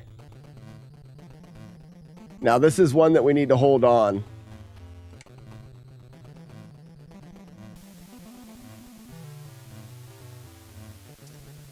John Byrne. One of the things that I like about my career path as an NES player is the nostalgia and the music. I've got a chance to replay so many of the old classics, and music is a huge part of what makes them so nostalgic.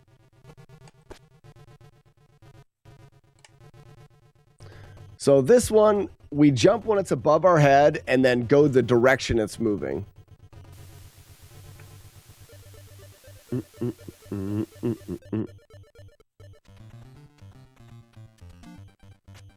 So we're on this one. We're going to jump up. Oh, I didn't even notice he was there. So we go on the golden platform. We jump up and hit. And hit. And hit. And hit. Okay.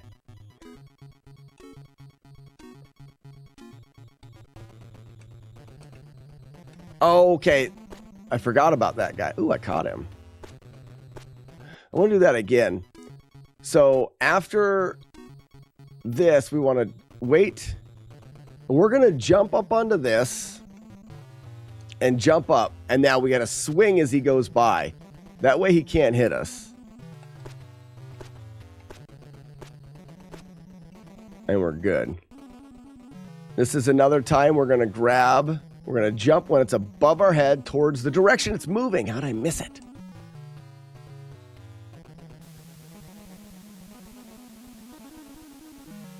I don't know what the lore is. I have no idea. So I can wait to... Oops. I can wait for that one. And then jump... And oh, I have to jump over that one, though. I think is the idea. So you jump a little bit... Oh, it disappeared. Oh, because I rip it off the wall if I grab it. Let me try that again.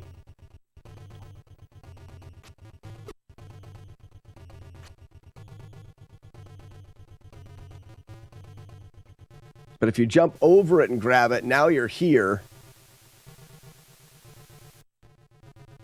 And you go off and then jump again and you're already right there. I think this is the golden blowjob here. Start with it a little bit to the left of you, jump up. Now he'll stay on the right. I missed the jump. I got to count these. 1, 2, 3, 4. All right, it's 4. We want him to blow us to the right. Jump, jump, jump over him, and we're out. All right, boss time.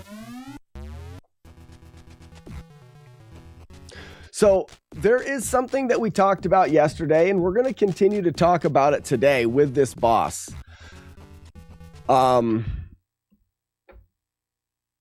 I'm not sure we're going to require to miss the hits in the corner. Actually, I didn't look at the no damage playthrough that has been done before, but you'll hear it. Let me give you a demonstration.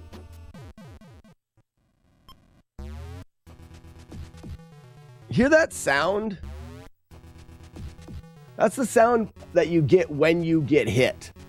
So you'll notice that I've lost 1 thing of life, right? Oh, now 2. Whoops. Pupy.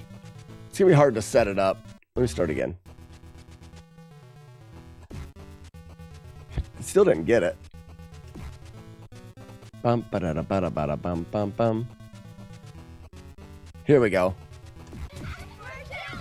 You may not have heard it because of the children thing coming in. If the boss is close enough to the edge and you're in the middle and you hit the boss towards the edge, you're going to be in the ram mode. You're going to hit the boss doing damage to the boss. The boss will bounce off of the wall and then come back and will hit you. Or more to the point, you will hit the boss again. And that's the part of it that I think is most important to think about. The boss is not hitting you. You're still a ram. You're hitting the boss again. It's just not doing damage to the boss. This is the thing that I came up, or that I was thinking about yesterday, because right now we're considering when that happens.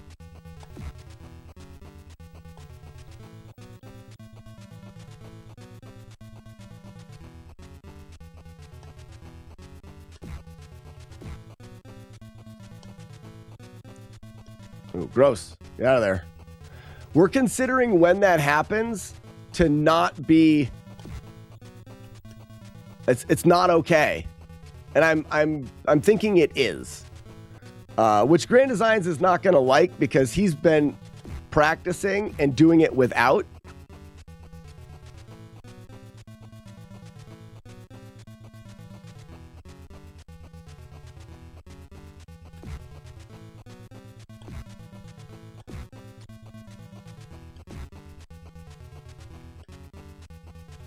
Ah, gross! Ah.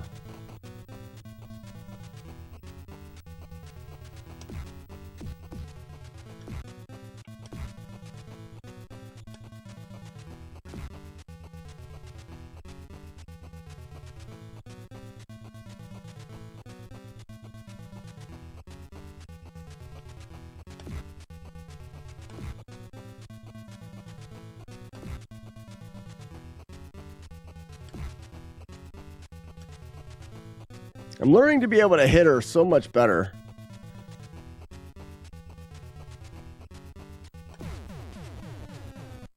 That was a 1-hit. You have to look in memory address to see if there's a less than a block of damage taken.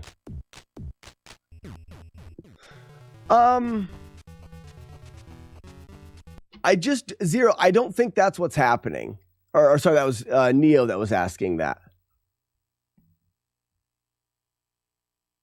Is it possible you were taking less than a block of damage? I don't believe so. I could try to do it a bunch. I guess we could look at that. We could look to see if that's a thing. What's up, Sable?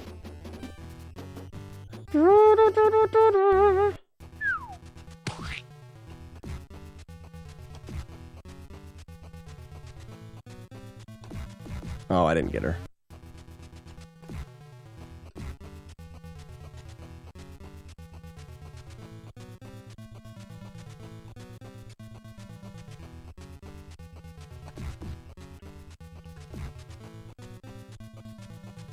You see, I got it there.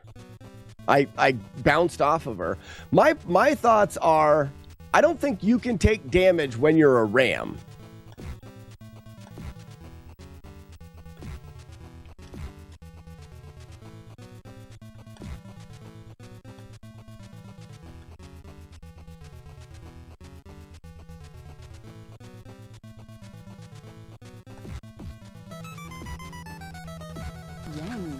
This pear is delicious. Yipe. Oh, nice dodge!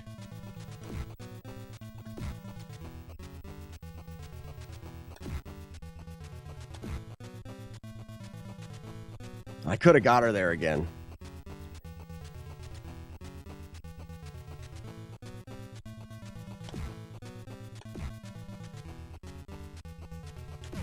Got her. I'm getting better, everybody. Everybody, I'm getting better fighting this stupid idiot lady. Wow. Kumo, yo man, Battletoads, sweet game. It is sweet game. Bop, bop, bop, bop. Before the boss fight with the platforming up and up. Oh, John Burns. Is there a question that I missed earlier? This level reminds me of Wizards, of the Wizard class test in Wizards and Warriors 3. I never played through Wizards and Warriors 3. Not the whole thing. In fact, my main playing of Wizards and Warriors was Iron Sword 2. Where's Frosted Pears? He doesn't care. It sounds like you got hit twice in the clip, but only took 1 bar of damage.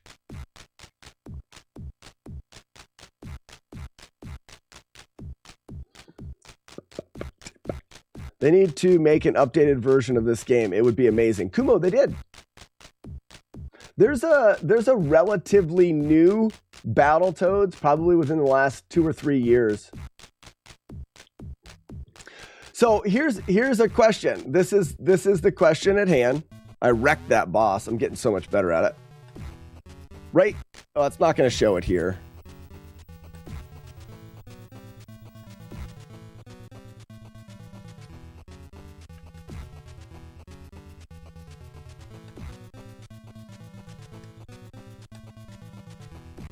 Oh, nice!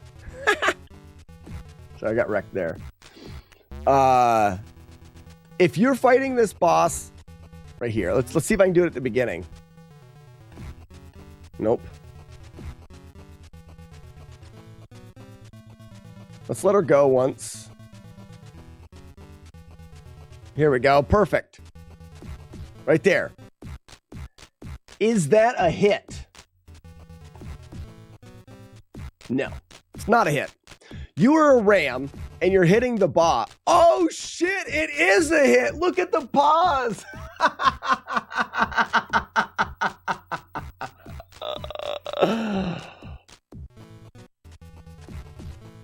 It is a hit.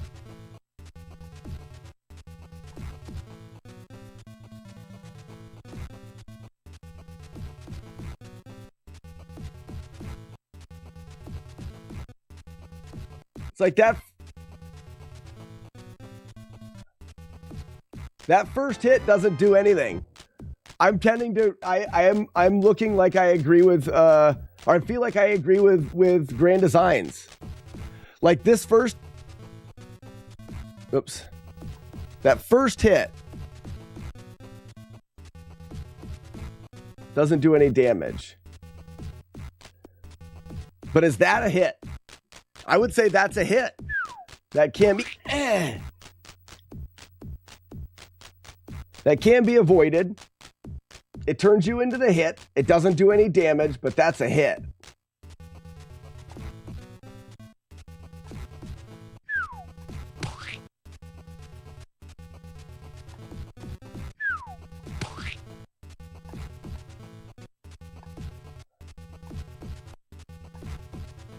I don't know.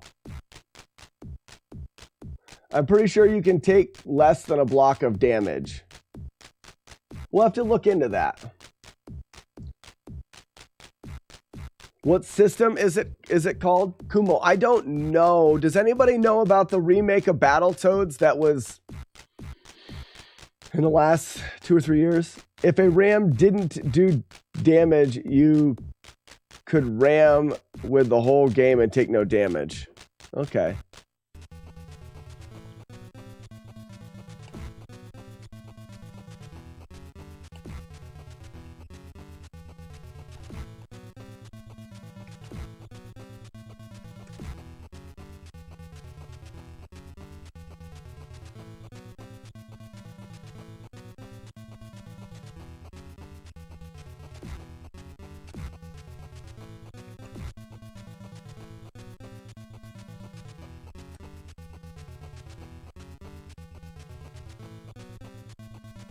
See, I can't hit her there. But I could wait. I could have waited for her to.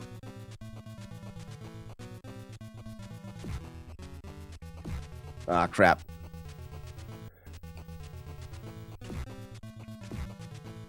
You can jump over her.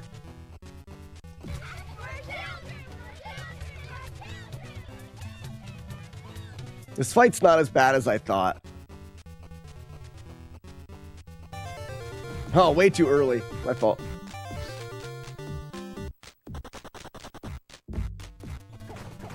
So I don't think I'm going with this right here. That gives it away. I mean, right there, it's putting you into the animation of getting hit, and it's avoidable. I agree with Grand Designs right now. Also, I can jump over her and hit her. So I can use skill. Ooh. Like if she lands in the corner where I don't have room, I just push her out.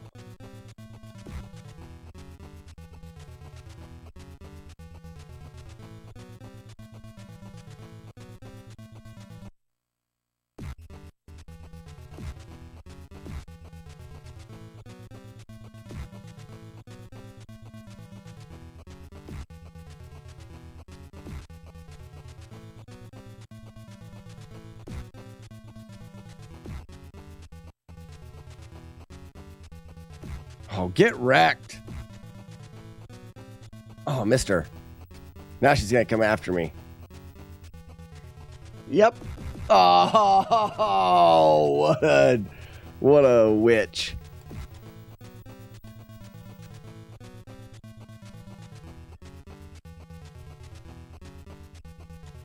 Updated Battletoads is on Xbox Game Pass. Thank you for that, John.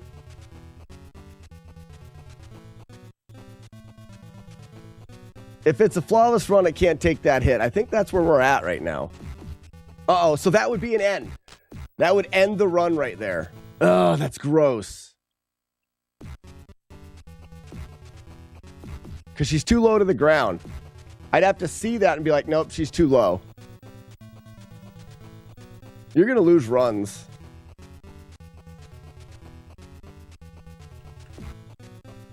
She's high enough there.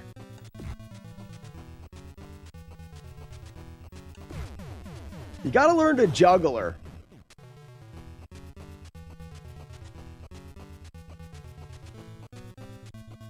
Not every ram does that animation. Where's that at? You know, you don't do it with everyone.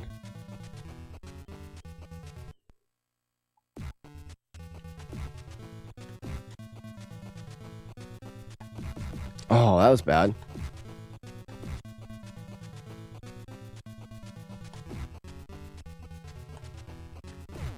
Ooh, lucky.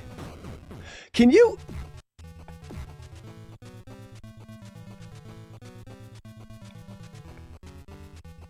I want to see something.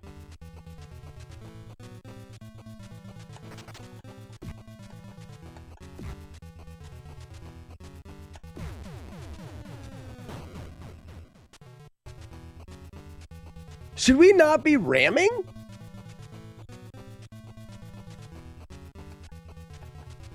Oops. Oh. I have to run at her there. Let's see. That's what she said.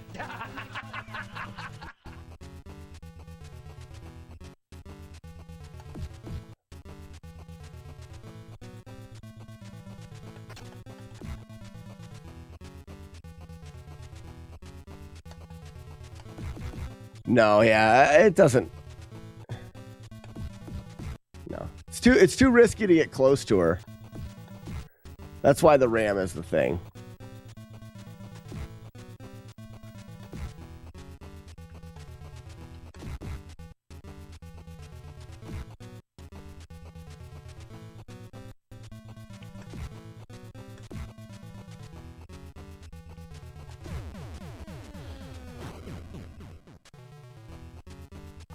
That's what she said. Yeah, you need to take advantage of her in her lower half. Punch this girl in her butt. Take it right in your butt, lady. I don't even know who you are, but you're getting it in the butt. Yeah. And some doves. Can we just talk about how Slack has mastered Battletoads in less than a week? 3 days! Match, 3 days. No, I haven't mastered it. 3 days. I don't know the first or the second level at all. Because when I go to practice, I go from I go from Turbo Tunnel. Because I feel like the first 2 you don't need to practice. That's so wrong. But I feel like I don't need to play the first 2 stages. I played them. That's the only stages I played as a kid. Wise man, warm up a little. Warm up a little. Maybe do some of those arm circles. That way you're not so far off. You have a little more accuracy. Try again. Try one more time.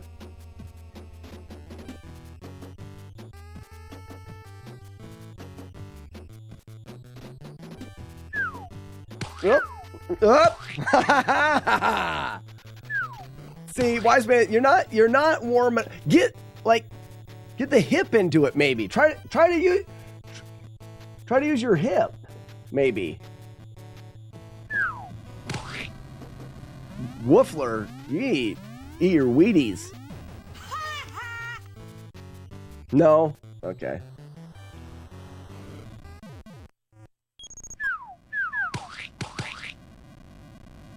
Did I save?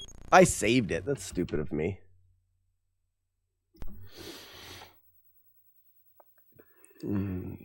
Yeah, throw with your hip. All right, let's talk about any spots of this game that are now trouble spots.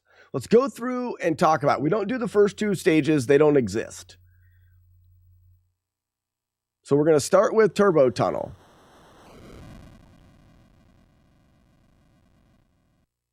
You're aiming for the doves. Oh, that sounds like something liars say.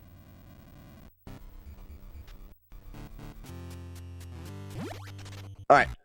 Turbo Tunnel is going to start with ups and downs until you're at like 6. And then there's going to be 2 down and 2 up. After that, you have a long delay for a jump. After the jump, you're going to dodge and then jump 3. After you jump 3, you're going to dodge again, and it's going to be the end. That's section 1. So 1, I think it's at 5. 2, 3, 4, 5, and then 2 low, 2 high, late. Dodge a couple, and then the set of 3, and then dodge a couple, and that is section 1. All right, section 2. We're going to hit a jump, and then we need to immediately jump when we hit the ground, because there'll be a 1 jumper. Then we're going to hit another jump, and then we immediately jump when we hit the ground twice, I think. And then we're going to land on a section with some dodging, and then we're going to jump. I think there's 1 more section of dodging. And then after the next jump, we want to slightly hesitate before we jump the last section. James, if you beat this, you're the MVP. So James Cleaver, I'm not trying to beat the game, just beat the game. I'm trying to beat the game without any damage. Jump, immediately jump. Jump, immediately jump. Twice, yep. Jump, now we're dodging. Now we're jumping. We're dodging again. Now we're jumping. A little delay. 1, go. Just a slight delay, and then we're out. And what this does, guys, for doing the damageless challenges of games, it is important to memorize the entire game. And that's what I'm trying to accomplish here, is memorizing every segment. Next segment of the game is we're going to get 4 to dodge, and then 4 we're going to dodge faster. After we dodge the second set of 4, the game is going to give us 3 in a row, and we have to jump a little early so that we can jump all 3 of those. And then after that, we're going to go, or maybe it's only 2, but then we're going to go under 1 and then jump and hit a jump. And I'm trying to think of what happens after that. This is where I haven't quite memorized it yet. 1, 2, 3, 4. Faster. 1, 2, 3, 4. Earlier jump to get the 3. All right. Under and then jump over. Now, what am I missing here? Oh, then it's the guys dropping. Yep. The guys dropping. We stay at the top. We jump once. We wait for that one. And we stay at the top and we jump again. Middle jump. Jump. And then hold to the top and you're out. All right, this section's going to hit you 3 normal jumps that you don't have to do anything for. And then when you land, you're going to jump 2 small platforms, hold to the bottom for a big jump.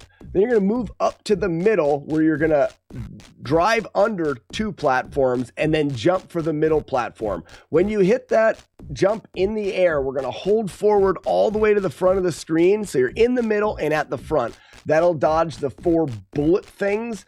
Once you get past the 4th bullet thing, you're going to pull all the way back. You're going to let the game hit the next jump, and then there's going to be 5 platforms where you're going to jump on the very end of the platform.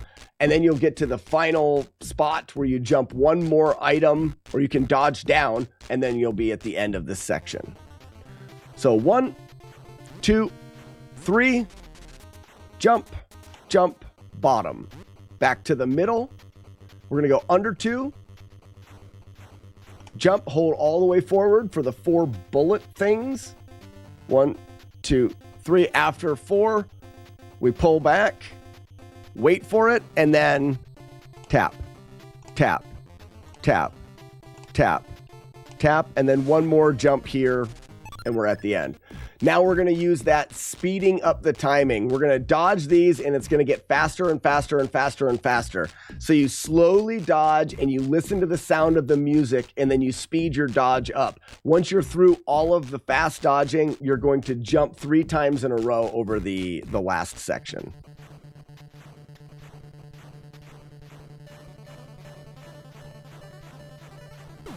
Too fast.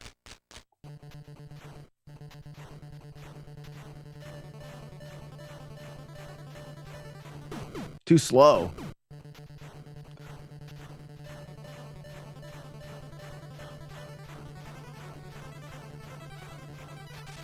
One, 2, 3. I'm going to mess that up. I may want to look for a better way to do that dodge timing. That's one of those parts of the game where there's going to be a good chance that I'll come out here at night and I'll load that last section and do it like 30 times in a row. Just load it, do it, load it, do it. Be boring to watch on the stream, but that's the level of muscle memory that I think is going to be important.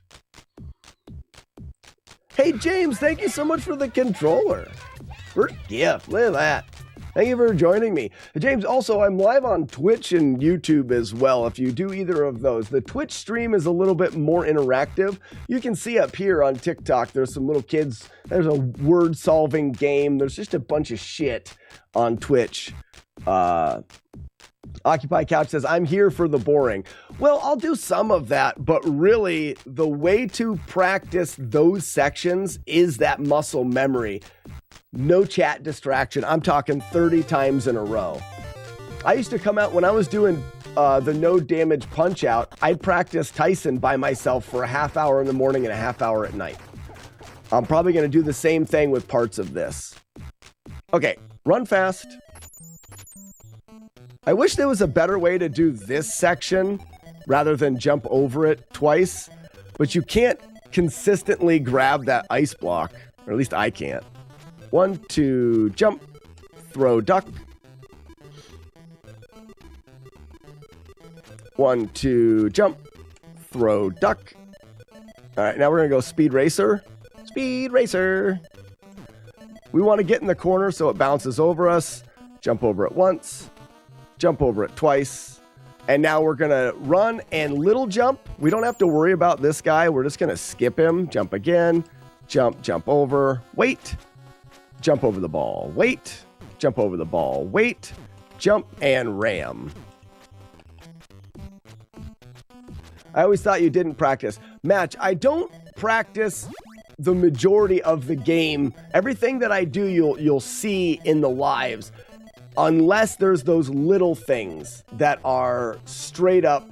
So when I was doing speed runs of Jaws, the timing for the Jaws fight is so incredibly precise. I would do it for a half hour after my wife and the kids went to bed. It's a similar thing with this. Some of that stuff, it just takes an insane amount of repetition, and that's some of the things that I will do offline. But it's very, I mean, we're talking Tyson, Jaws, maybe some of the little things in Battletoads.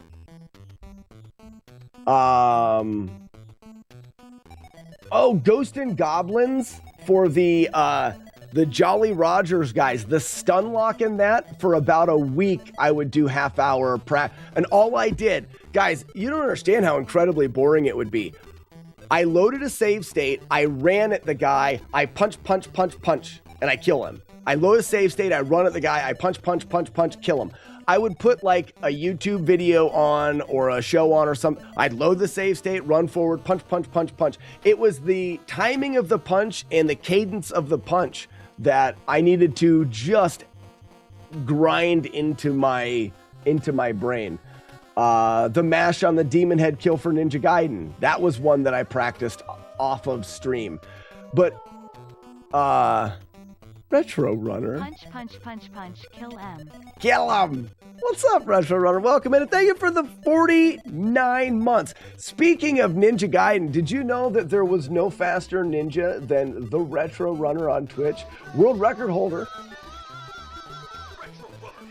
in Ninja Gaiden. Retro Runner, welcome. What's up, buddy? We were just talking about practicing, and practicing offline is not something I do often. And if I'm doing it, it is for the mindless muscle memory development. Mindless muscle. Rygar airwalking. I would airwalk and load a save state. Airwalk, load a save state. Airwalk, load a save state. Airwalk. Just mind-numbingly dumb. And for a decent period of time, for like a half hour at a time. Playing well is cheating. Offline practice was cheating for sure. James on TikTok, if you like you say dedication. So I've been streaming for like 5 years, but I've been doing the no damage or the flawless challenges for maybe a little over 2 years, or a little over 3 years, Ninja Gaiden being the first. If you go to YouTube, same name, Slackinator, there's a playlist called FlawlessNES. Watch this. Look what I did, guys. I have so FlawlessNES. That should bring up this, and I can copy this and put it into TikTok. Oh, that didn't do what I wanted. Maybe it moved. It won't allow me to copy and paste that. Oh, there we go. So, James, in the chat, you may see now, there's a list of the games that I've done so far. And that is maybe a link to the YouTube. Phoenix, not sure if I answered wading through. I probably missed the question. What's the hardest run you have done so far? It's a tricky question, because there's multiple things that can make a run hard. Like, I think that the inputs and what you have to do in Double Dragon is harder than a lot of the things that I've done, but Double Dragon's such a short game that the challenge wasn't as hard. Zelda 2 was probably one of the hardest, but one of the things in Zelda 2 that was so difficult was routing it. Once it was routed, it wasn't as bad. But let me just generalize.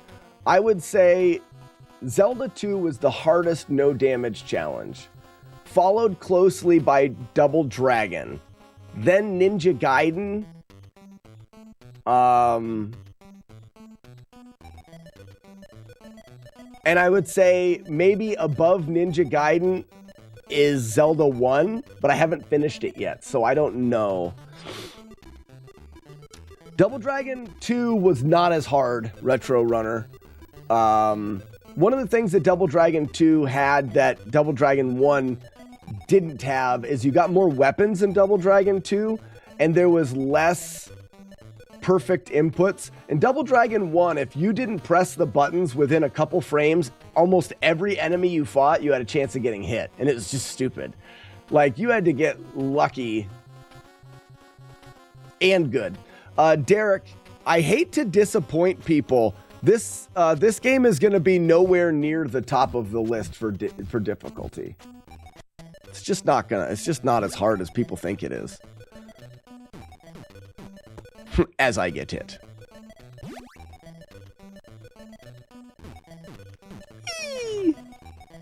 It's just not. It is hard to play. We talked about it this morning. This game is ridiculously hard to beat.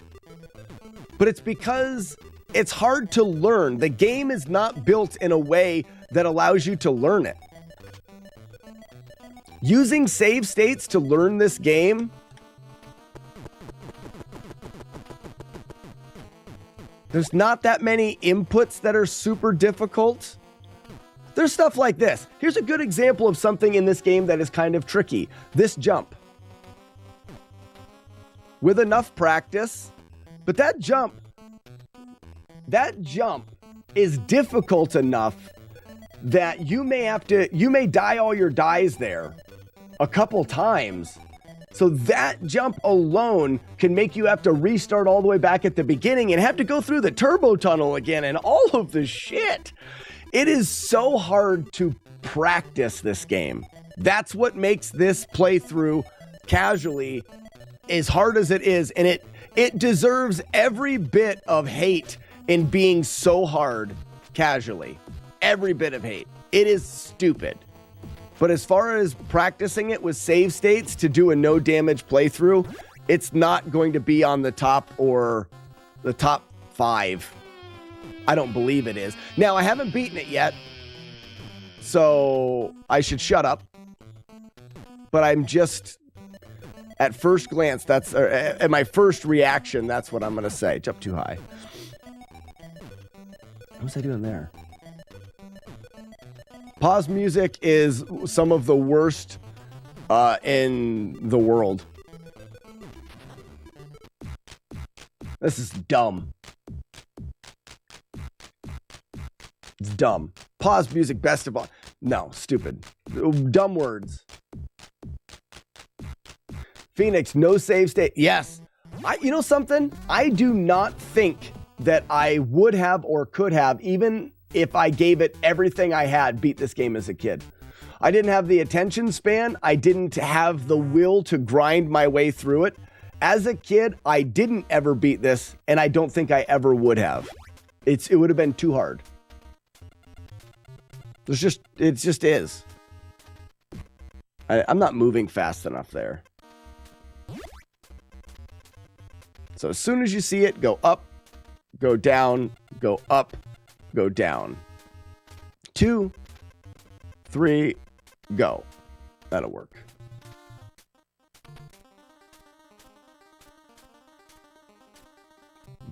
I would love it if someone wanted to build a practice ROM hack of this game that just took out the pause music.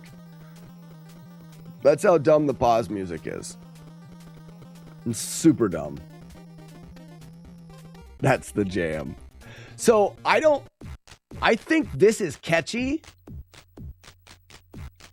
but as a pause music, it's just annoying. Because when you pause for me, when I pause the game, I want to talk about something. I don't want anything to hit me, and that's too much to talk over. It's silly. Well, you're dumb. Tavoot, you're not wrong. You are not wrong.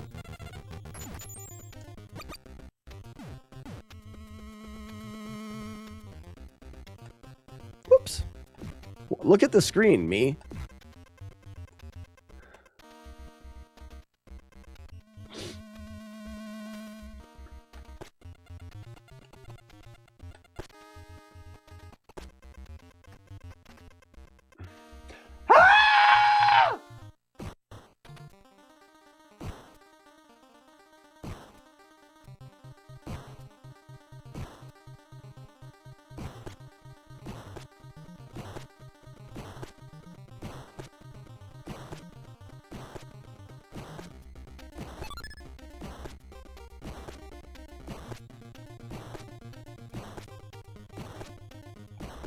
All right, there are 3 spots in this game that worry me when it comes to the full playthrough.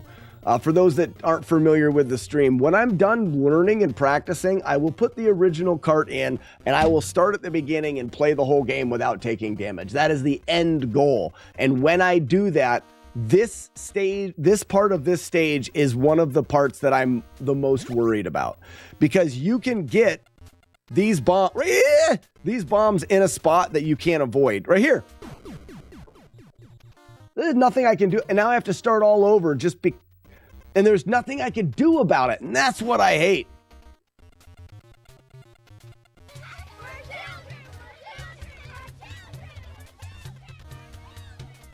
It's so dumb. It's so dumb.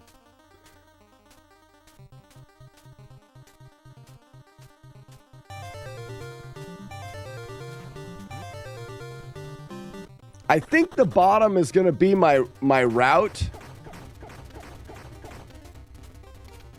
Because it has to be really low to the bottom to hit you. Oop, that would have hit me. That one, very close.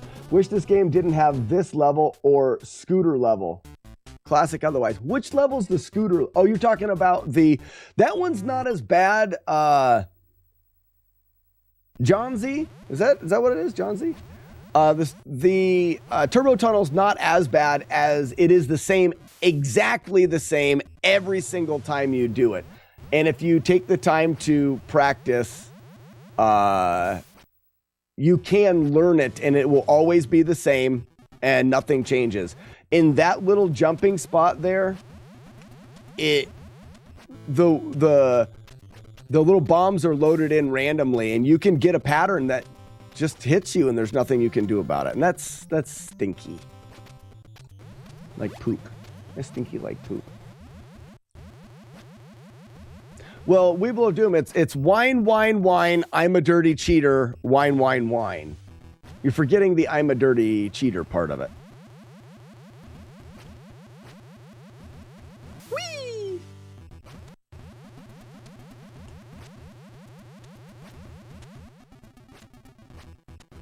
Oh, poop.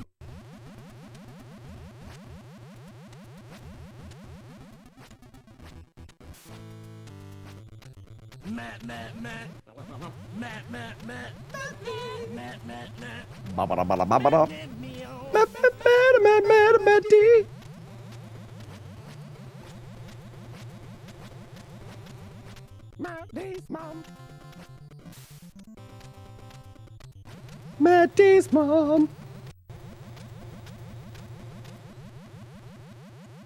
The screen keeps turning black because I'm using save states.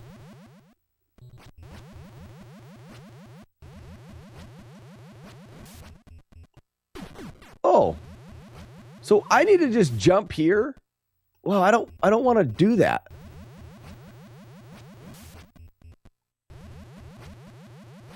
I want to. Like I kind of. Well, I guess I don't want to be inside. Okay, I won't be inside.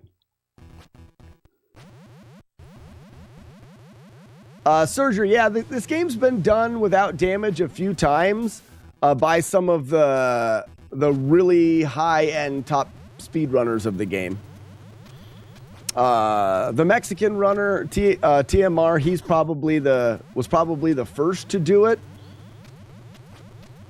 The Tysonator, I think, also did it, as well as JC.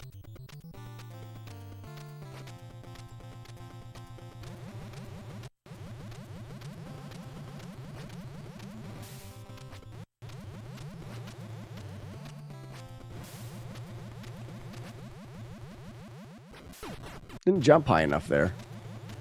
That's weird because you want this jump to be low. Oops. Dang it.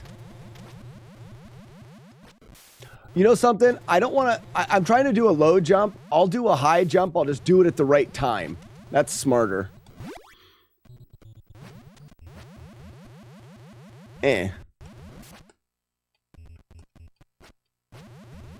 So not a pipe dream. Yeah, Serger, not only not a pipe dream, but not nearly as bad as what everyone says. If you have a question, Serger, about a part of the game, please ask.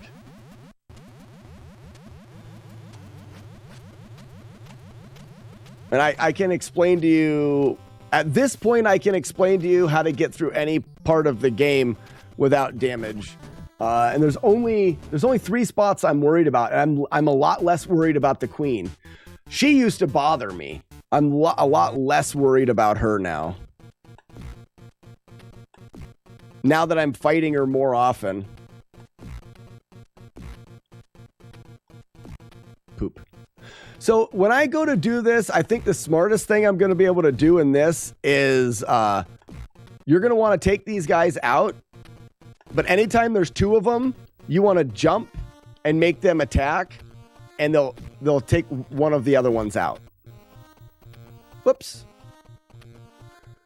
Also, if you load them in while you're in the middle, there'll be one at the top and one at the bottom. And they won't load in on the same level, which helps. Allows you to take them out. Here's the wood. Hardwood.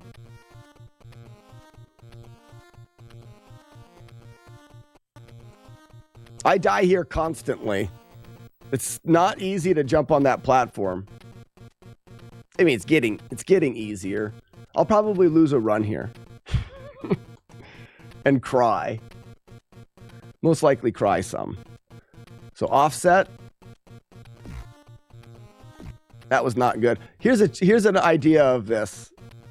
Just let them take each other out.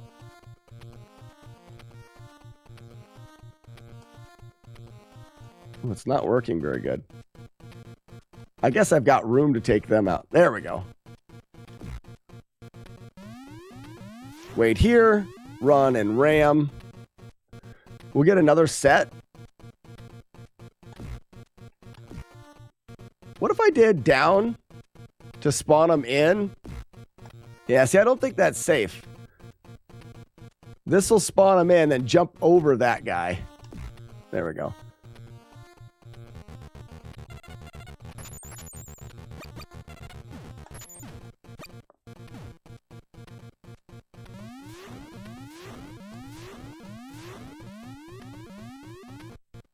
One more set.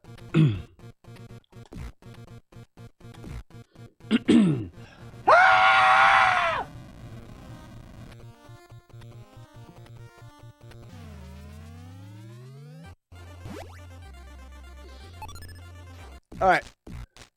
So we're going to go up and down through this first section.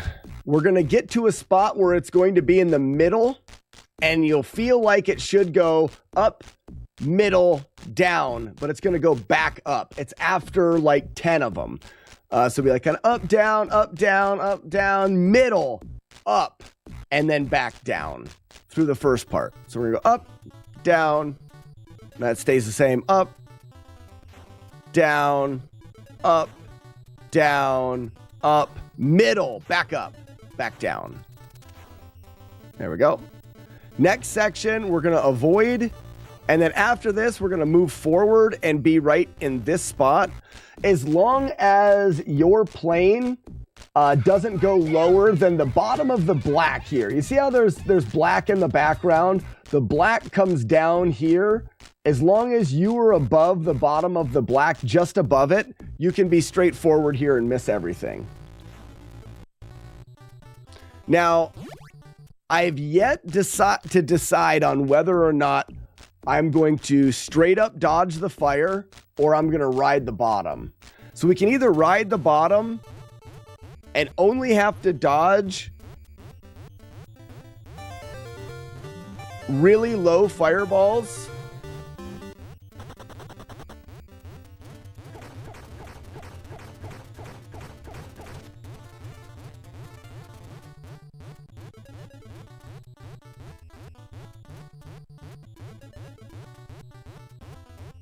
You see what I mean?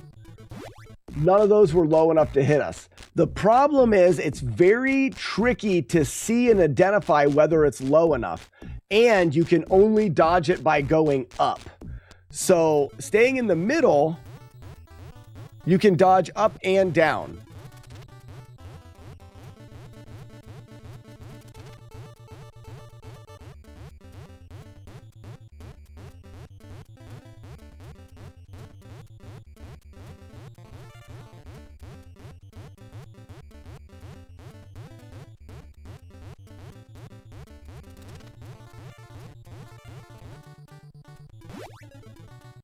Right now, I think the middle's the way to go.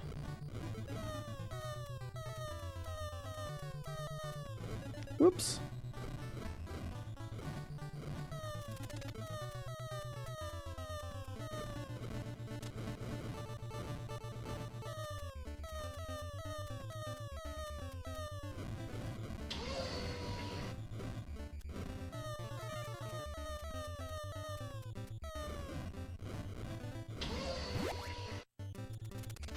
Middle, we're going to go in the middle for 4. 1, 2, 3, 4. Then we're going to go up, down, down, up, up, and we'll be through the first portion of this. 1, 2, 3, 4. Up, down, down, up, up. And now you're set for the second portion. It's 3 in the middle, 3 forward, 1 back, 1 forward. And now we're in the last part of the thing. And this is where memorization comes in really good. We're going to go up and down. It's going to go up, down, up, down, up, down. And then it's going to go up and work its way down. So it'll go up, middle, down, and then middle, up, middle, down. So it's going to go work its way down, work its way up, work its way down. And then after it goes down that second time, it's going to go up to the middle, down, and then it's going to work its way up. So it instead of going all the way up, it skips that one high one. So it'll work its way down, up, halfway, down, back up. When you hit the top on the last one, as soon as you get through it, you're going to hold backwards and down, which will be actually this way. You're going to hold backwards and down because of the speed in the last one. Can you do it blindfolded? I saw that insanity the other day. I cannot. My goal, I've never done any blindfolded challenges. They don't really get my it's not my fix, you know what I mean? What I like to do is I like to play through the game without taking any damage and use my eyes. But in doing that, I do learn the game to a high degree. Up, down, up, down, up. Work your way down, work your way up, work your way down, up once, back down, work your way up, and then hold back. I could never get past this point. So here's why Battletoads sucks as a game. Because in order to learn that, you need to practice it. The only way to practice and learn in this game is through failure. When you failed, you had to go back through the entire game to get back there. It was a poorly designed game. Blindfolded challenges are boring to watch. And I also never trust that they're truly blindfolded. Yeah, John, I don't understand blindfolded challenges myself. I understand that you're trying to make something more difficult, but all of the practice and all of that takes my ability away from reading chat and engaging and having fun. It wouldn't be any fun for me, and I can up the difficulty in a different way. I try to play through the entire game front to end without damage. If I get that game without damage, then I pick a different game and I do it for that game and do it for, I mean, this could be game like 27. I don't feel the need to diversify into another kind of a challenge. Are you streaming on YouTube as well? I am. I think, I'm Twitch, YouTube, and the old tickety-tack. Grab this off the wall and mash. Up we go. Up we go. And up we go. Jump and smash. Yeah, Twitch started allowing multicasting, so I've been doing that We're going to jump there, jump and jump and jump and jump. Put that cooking down now. You're a monster.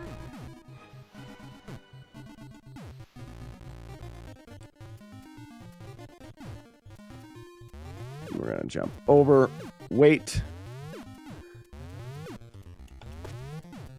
Oh, poop. I almost fell there. That'd have been stupid.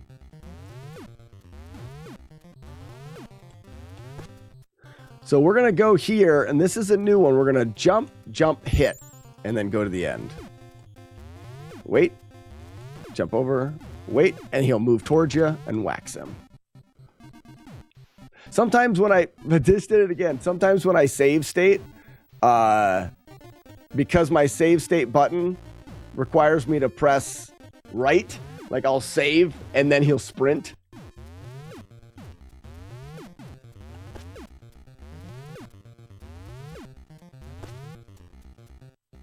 Jump, jump right, wait, jump. Got him. Whoa! I saved the... I loaded in... Wait a minute. I loaded in this spring. Can you frame perfectly pause the game and unload items?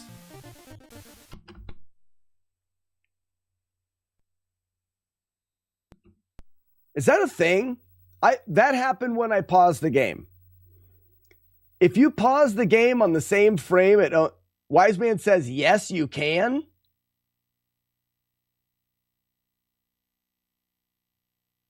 On that stage where you're on the surfboard and the enemies are loaded in, if I frame perfectly pause the game, can I get the enemies to not load in?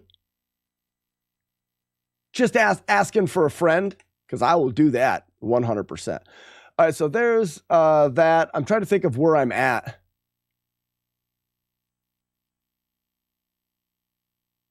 Is this it? 8?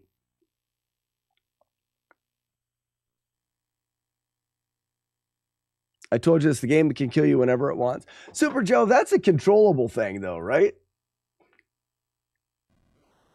I mean, I understand games have glitches, but once you know them, you can not pause the game and it won't kill you. That's just a neat thing.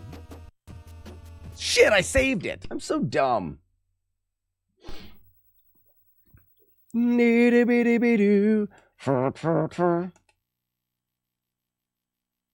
I really need to name those save states instead of guessing.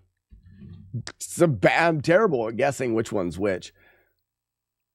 I think we're probably at 9. This is going to be, 8 is going to be the one that we just did. Because then you have to wait through all this.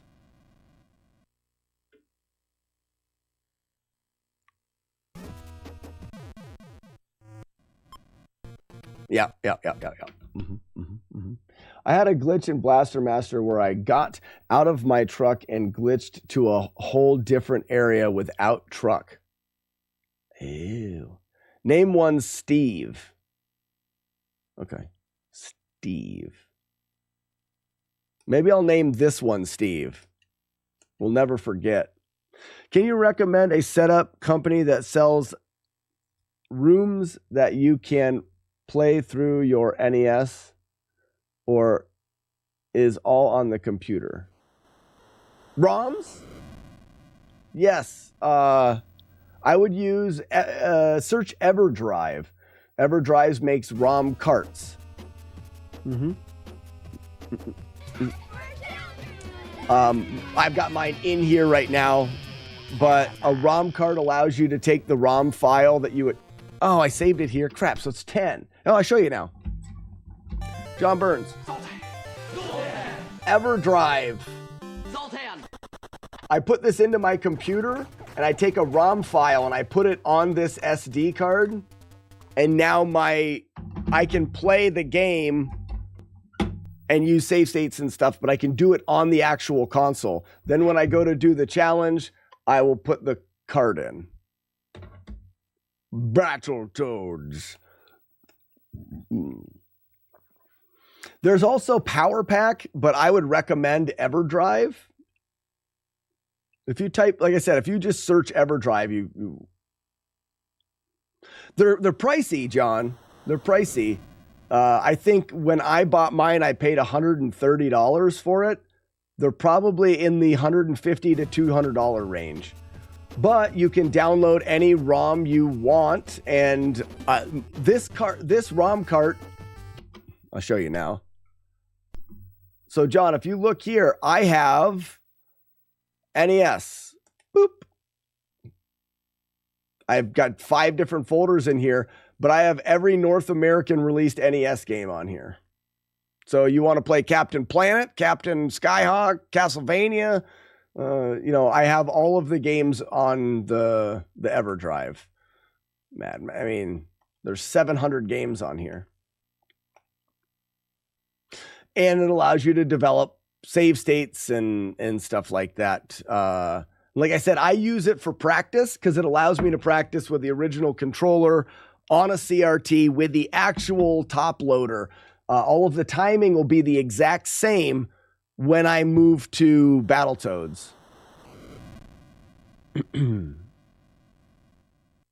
Corin, you're assuming that I don't already have all of the games.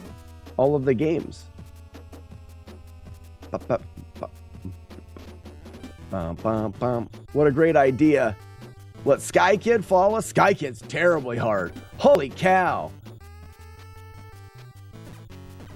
I saw someone do a no-hit Holy Diver, but I'm pretty sure it was tasked. Holy Diver looks dumb.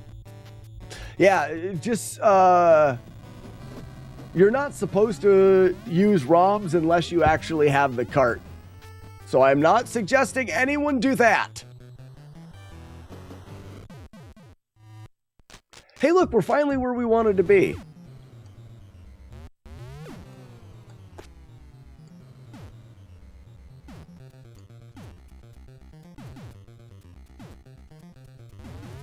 I don't know how I'm going to test this. Okay, there's one.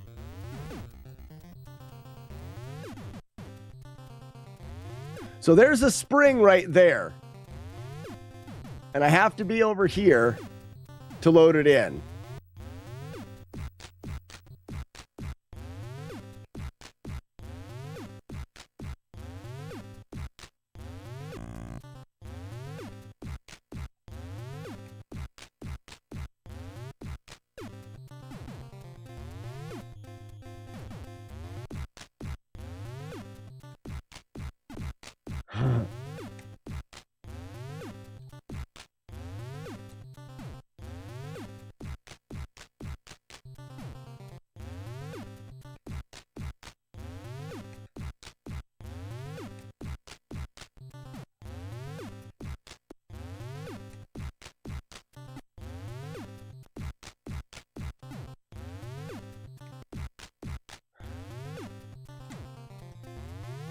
Okay.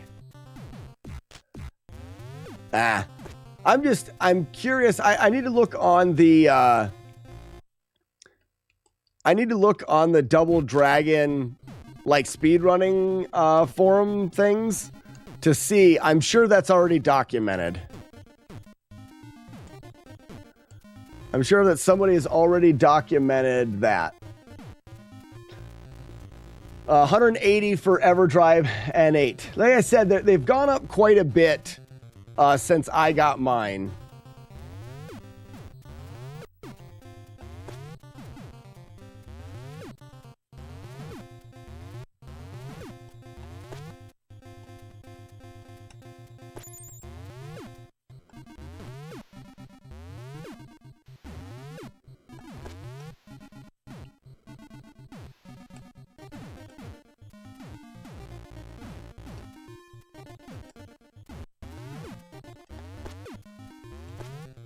Ooh.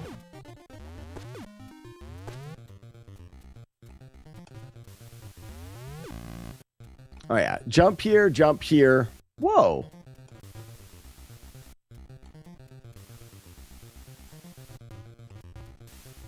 That's weird.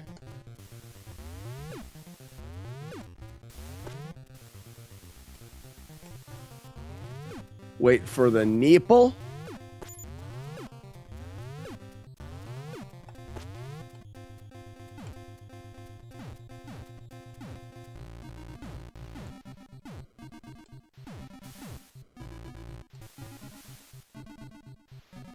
Wait for it to be going, and then it'll turn off.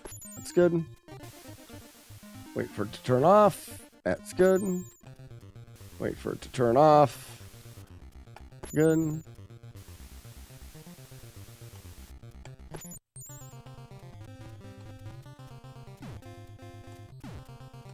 Uh-oh. That was my fault.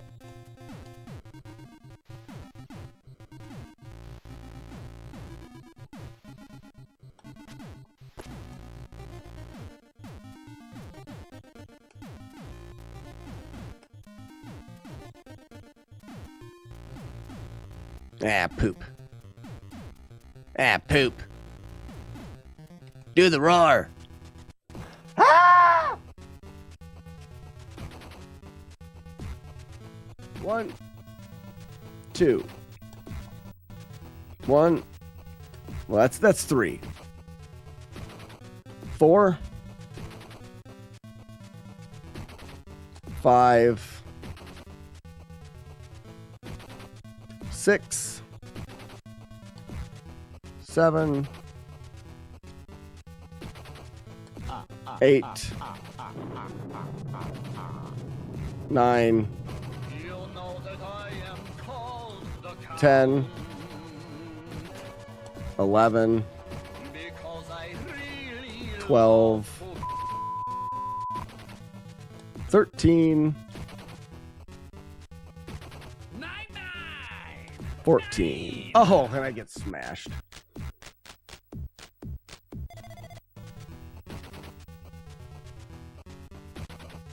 I don't know what my count is. I'm just going to watch.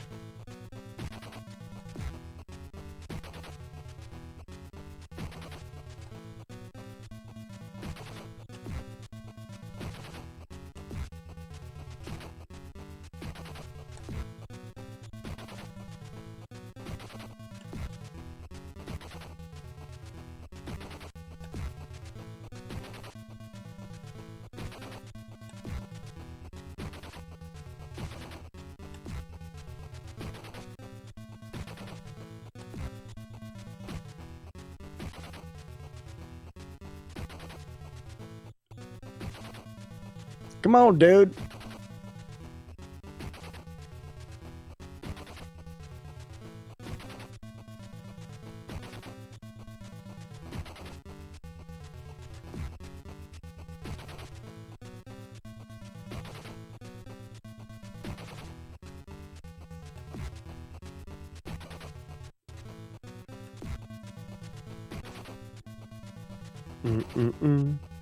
It's gonna be my least favorite part of the whole run, I think.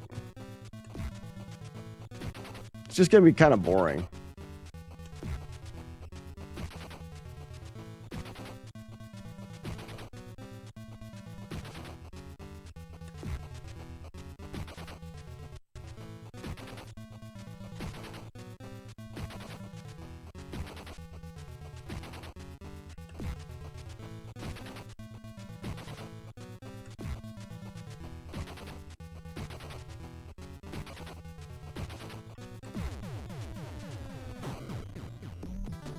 Bum, bum,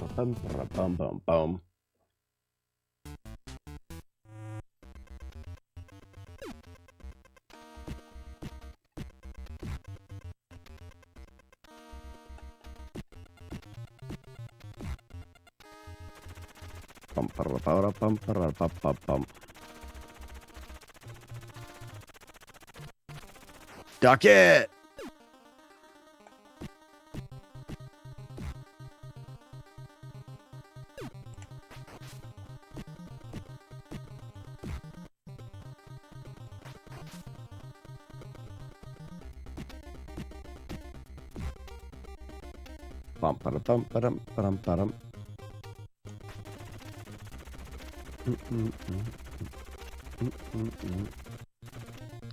All right, jump and turn.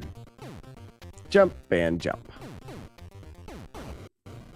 Turn, turn, turn, jump, and wait, and jump. Okay, so after this jump, we want to run here. That'll give us the head start we need. Then after that, we're good.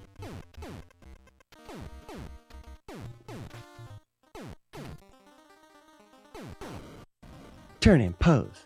Turn and pose. Fall, tap, turn. Tap, turn. Jump and turn. Jump and turn. Jump. All right. Look for the electric freak face. There he is. Wait for the electric freak face. See if he comes down. We'll leave him.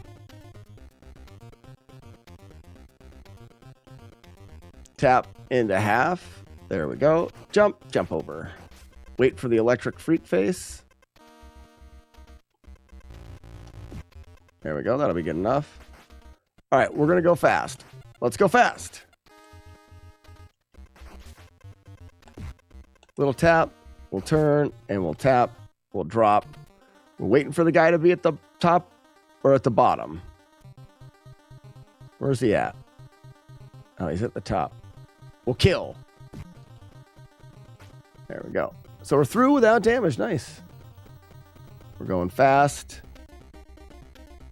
We've got the gray seaman. Old gray seaman there. What? Double old gray seaman? Twice? Crazy. 1, 2. Sharky poo.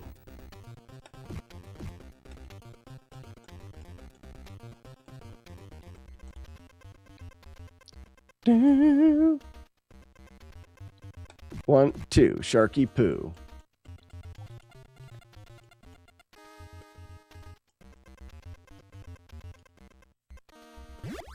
Fall right, fall and bounce, fall there we go.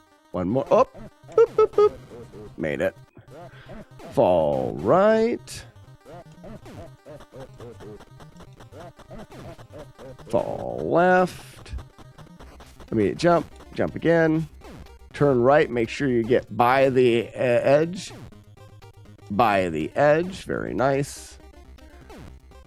Over the spike. Hi-ya-ya-ya-ya. Alright. Boom. Bring the shark in. Uh-oh. That's alright. That'll work. Didn't quite get the shark brought in, but it worked. Prepare for ducks. Suck a duck, game. Suck a duck. Over. Run forward and punch this duck right in its beak. Get punched. Dickhead. Prepare for Dave! Wax him. Up and turn.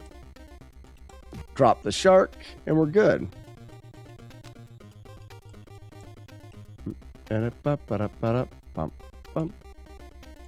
Being a little bit careful there. Oh, here he is. Oh, he's over there. Go, go, go, go, go, go, go. What's up, duck?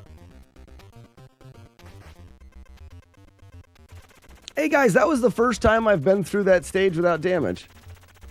That was a flawless stage.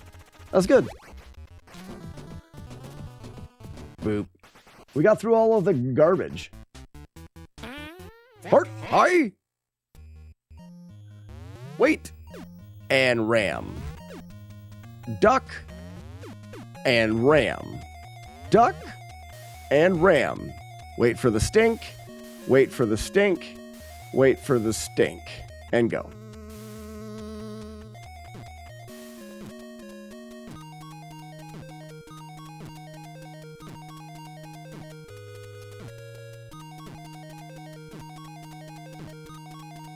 Whoops.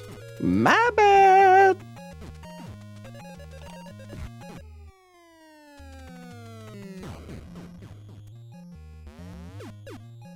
ram, duck, ram. Wait for the stink, wait for the blow, and go.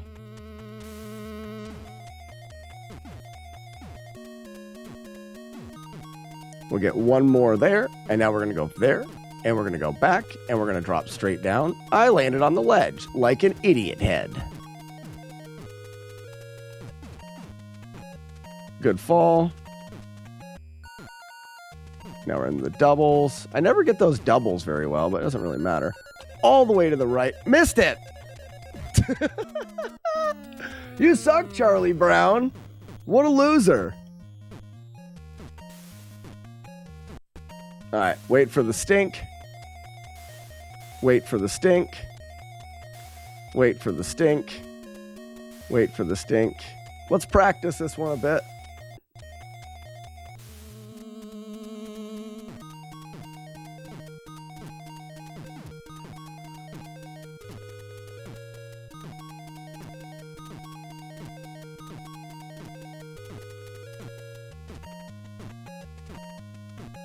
So far, so good. Let's get the good fall here. Let's go good fall. Good fall. That's good. We should have plenty of time now to avoid the electric if needed.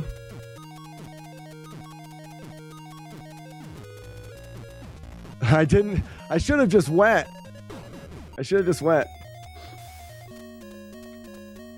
Wait for the stink.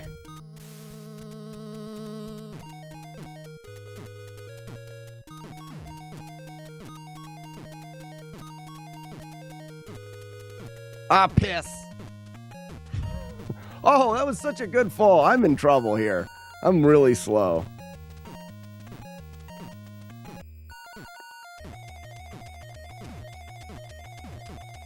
Oh, no! Terrible bad day to be a turtle. Not a turtle. Terrible bad day to be a frog. There's no way I make it. Unless I could just like perfectly get through the electric.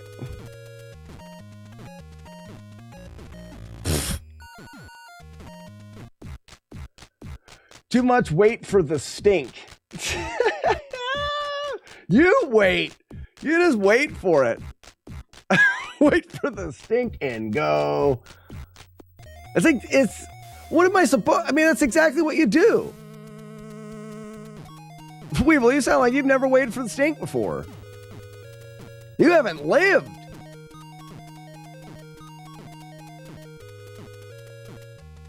Oh, too quick. Wrong one. Wait for the stink. Wait for the stink.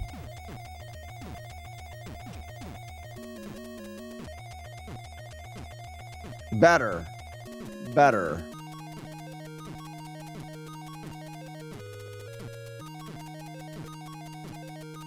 Oh, fudge. Boot.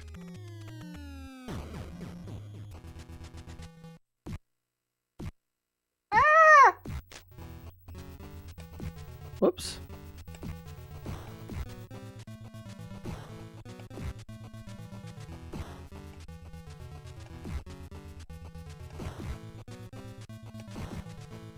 Take that. Take that, Sarah. This is definitely a Sarah here.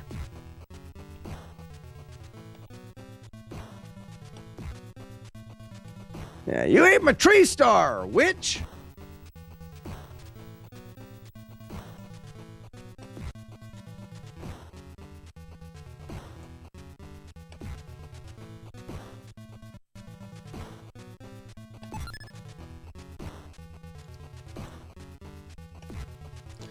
If the rat passes you, you can ram him and make him the drop run. Yeah, I know that, Mira Shadar. I just don't.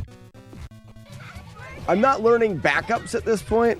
Like that's, I feel like that's kind of a backup if you mess up, and it's going to be smart for me to learn that. And it's just I'm not learning it right now.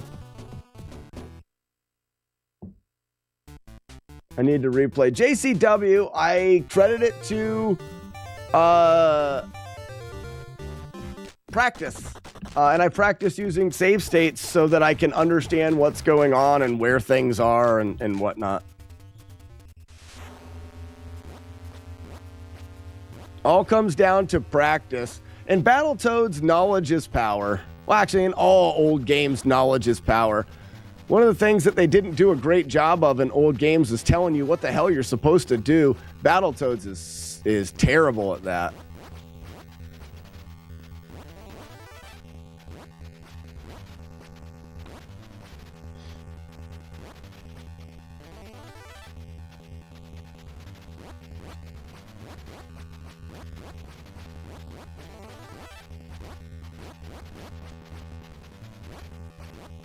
Price check on prune juice, Bob. Price check on prune juice.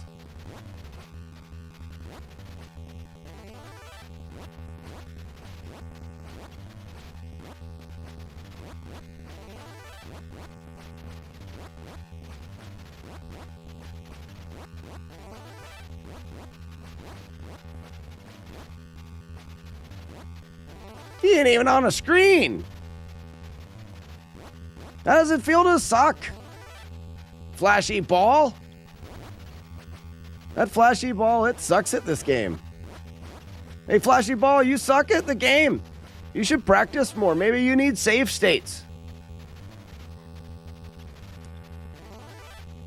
Ah!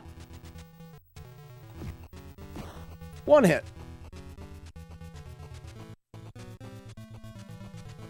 Two hits.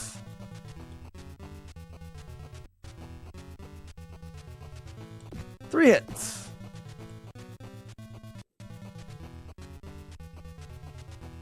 4 hits.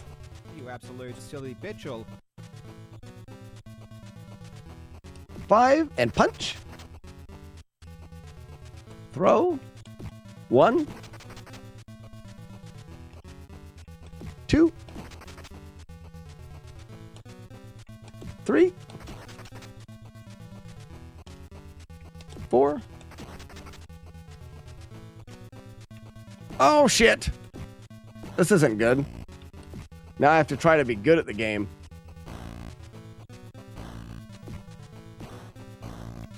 I was manipulating your randomness, and then you took advantage of me. Flack just quickly learns the safest strats for this stage.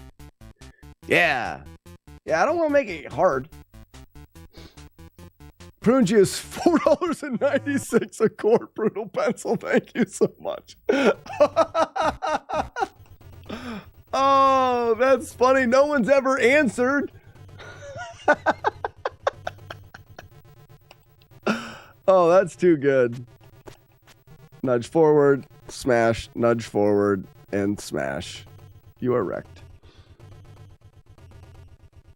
If you use a table, it's tool assisted. That's true. But the joke's on you. I'm a cheater. So it's expected.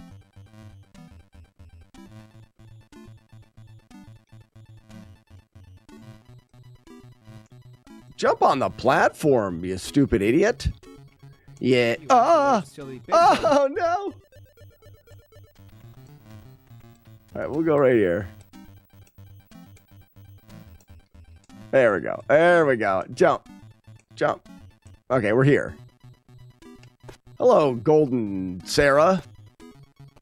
You're horny. Oops. So there's 5. So 1, 2, 3, 4. Oh, then 5 goes this way. Ha ha. Golden Sarah. Sarah. You bitch. Problem is I still haven't done this stage enough to... Like, I can't remember what comes next here. After the second Golden Sarah... Yeah, okay. The bouncing. And then another Sarah.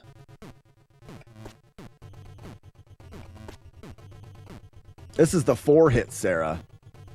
She's strong. And now we've got to jump up, and then we immediately jump again. Nope. Oh, this is the first of the blowjobs. Good. I see you're early. It's the second blowjob that we have to immediately jump again. So this one here, we can jump up twice and load in the big suck. There's the big suck.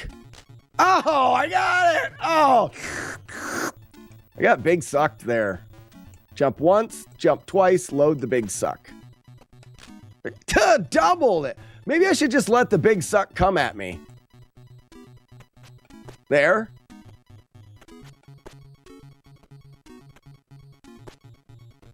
I don't know.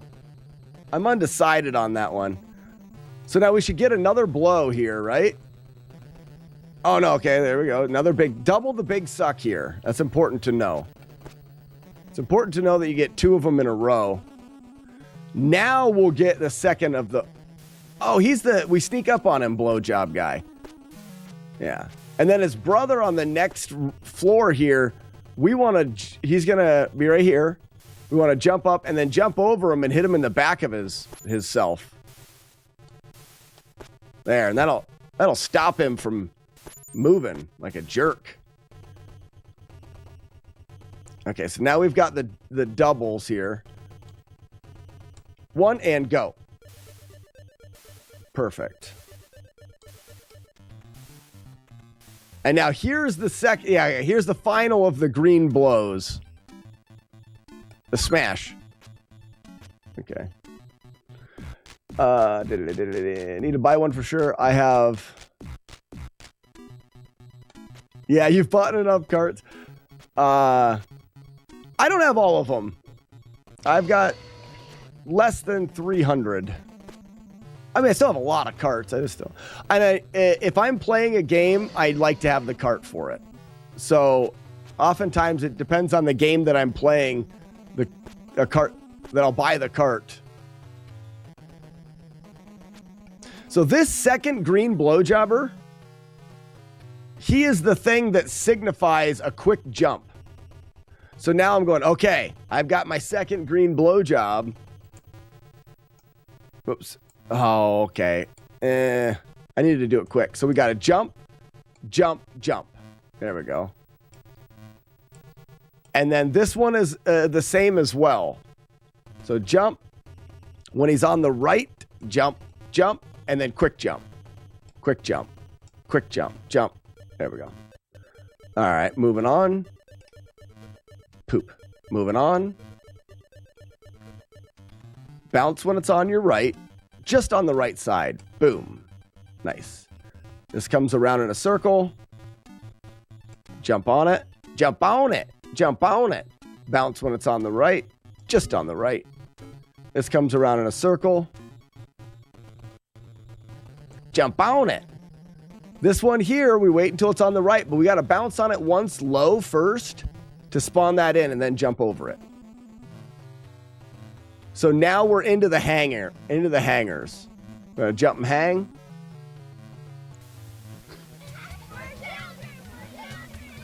The only carts I still have nowadays are Earthbound and A Link to the Past. Never played Earthbound. Played a lot of Link to the Past, though.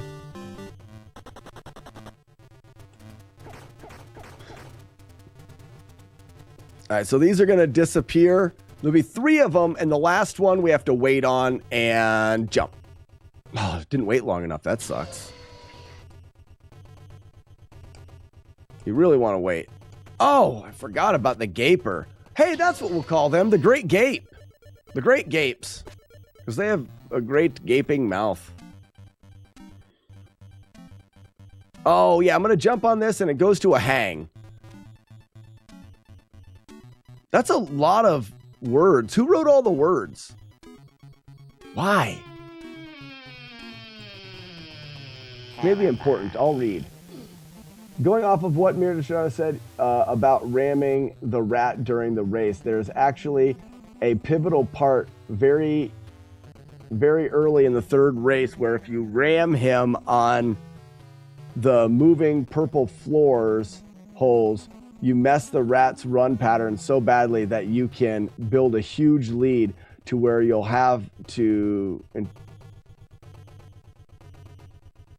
So I will want to learn that, Malachite. Thank you for repeating it. I completely missed. I heard what people said, but I guess I didn't realize that it was such a planned out strat. Maybe somebody could get me a video or a clip of where to ram the rat. That could be super helpful. So when I'm here, right behind my foot, nope, earlier than that. So right there, there we go.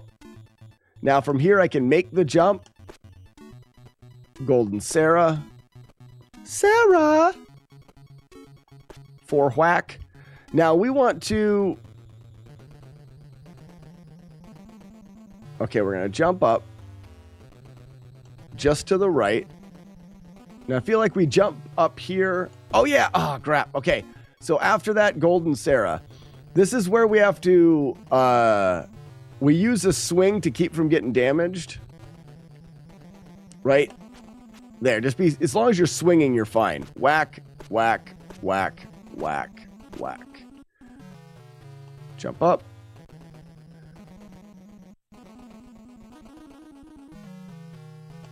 Jump and grab. Now, it looks like what I want to do is I want to land on this one there, and I want to wait for the low one to come around, jump above it, and land on it.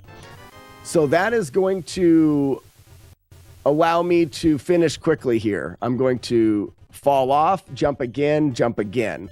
This is the golden blow.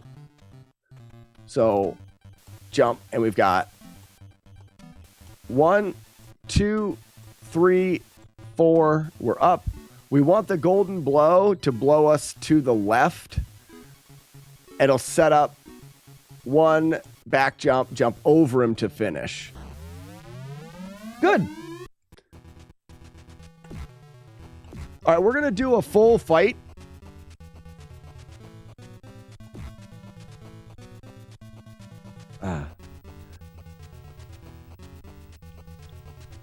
So lucky.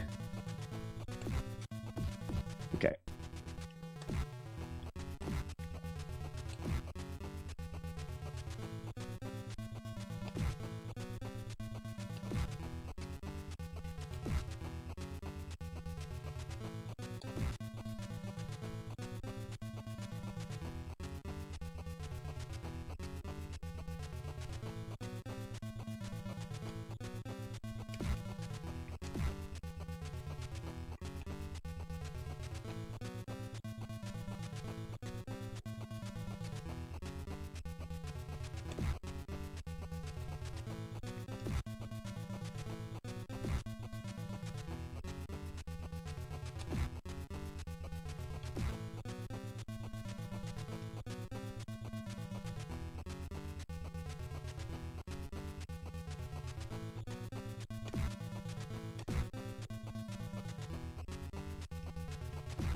Oh, shit! What am I, 1 hit away?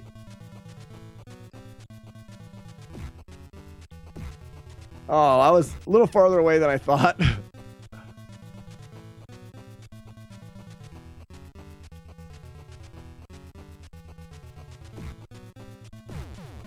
All right, that wasn't a bad fight.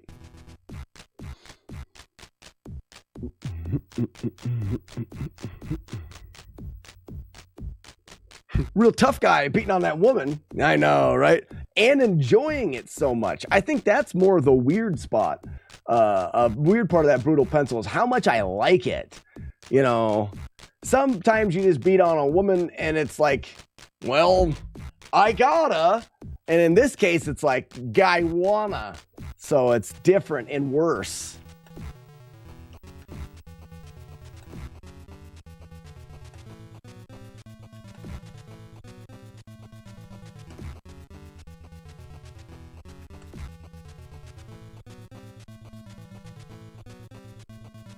Bum, bum, bum.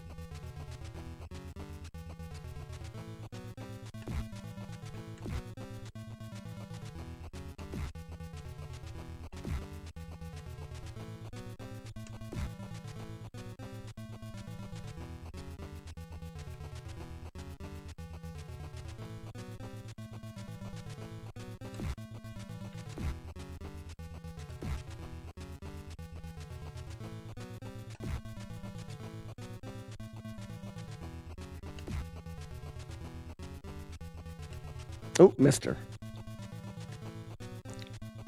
How did I not get hit there?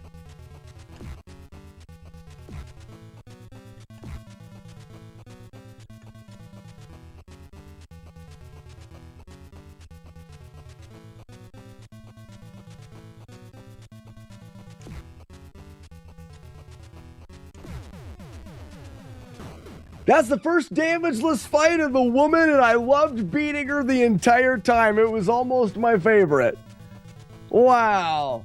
Release the doves. We beat her without letting her touch us with her evil. Wow, now watch this. I'm going to punch this chick in the butt. Right in your butt. Right in your butt. Your butt. I don't even know who that is. I've never seen her before in the whole game. That chick wearing golden stuff.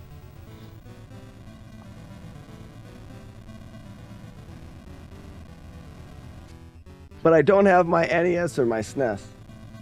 I say, I mean, you go out and buy them. They're not too much to buy. Brutal Pencil, I've heard that one before. Let's fight that boss again. I can't believe I beat her without damage. Very happy with that.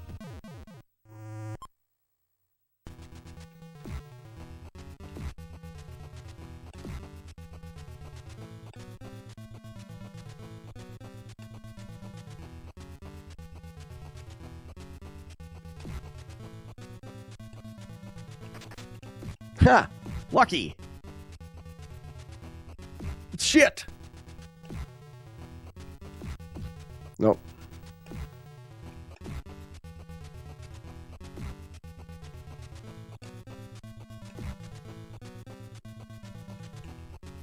Damn it.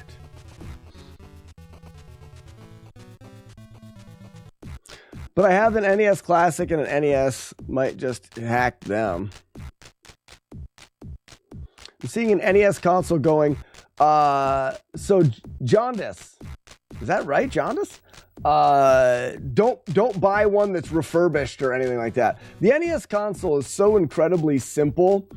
Buy one that you can even, it sounds bad, but I would not hesitate buying one where someone says it doesn't work.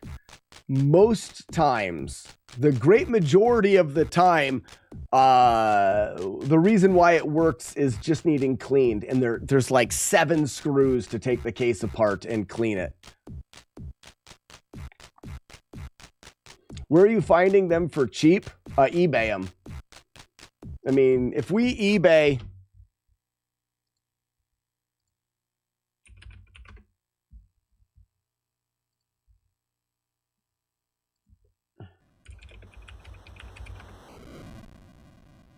NES console. Right here, there's an NES console for $37. Oh, I guess it's a bid. Let's do buy it now. Buy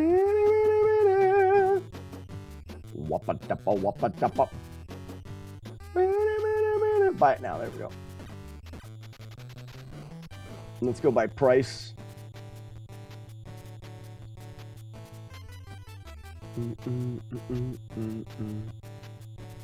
Oh, it's just showing all classics and minis. That's stupid. Stop doing that. That's a classic. Here you go.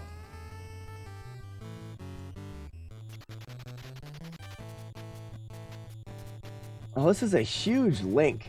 How do I just share this? Can I share this link instead of having that?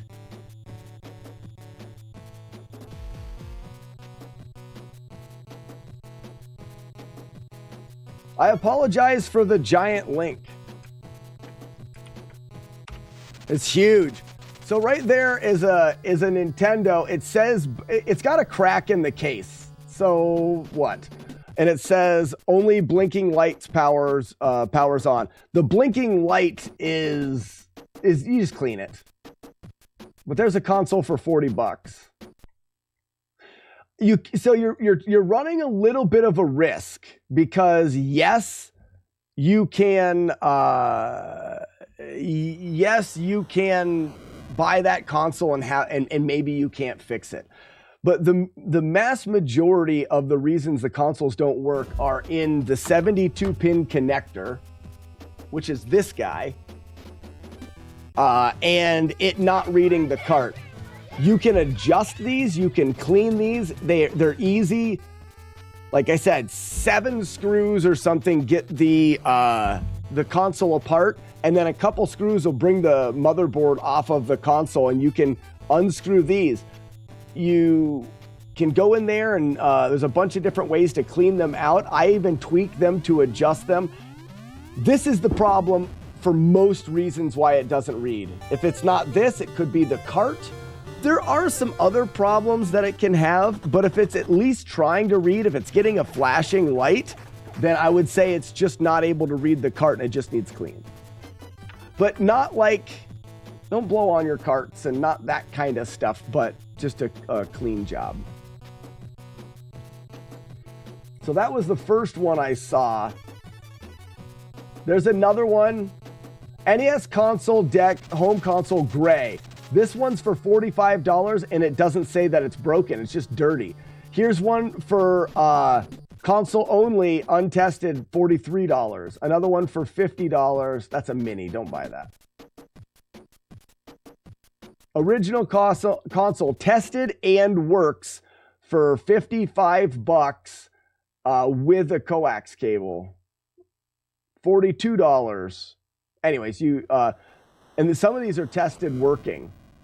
What if we did parts? Oh, I bet you that could be good. NES console parts.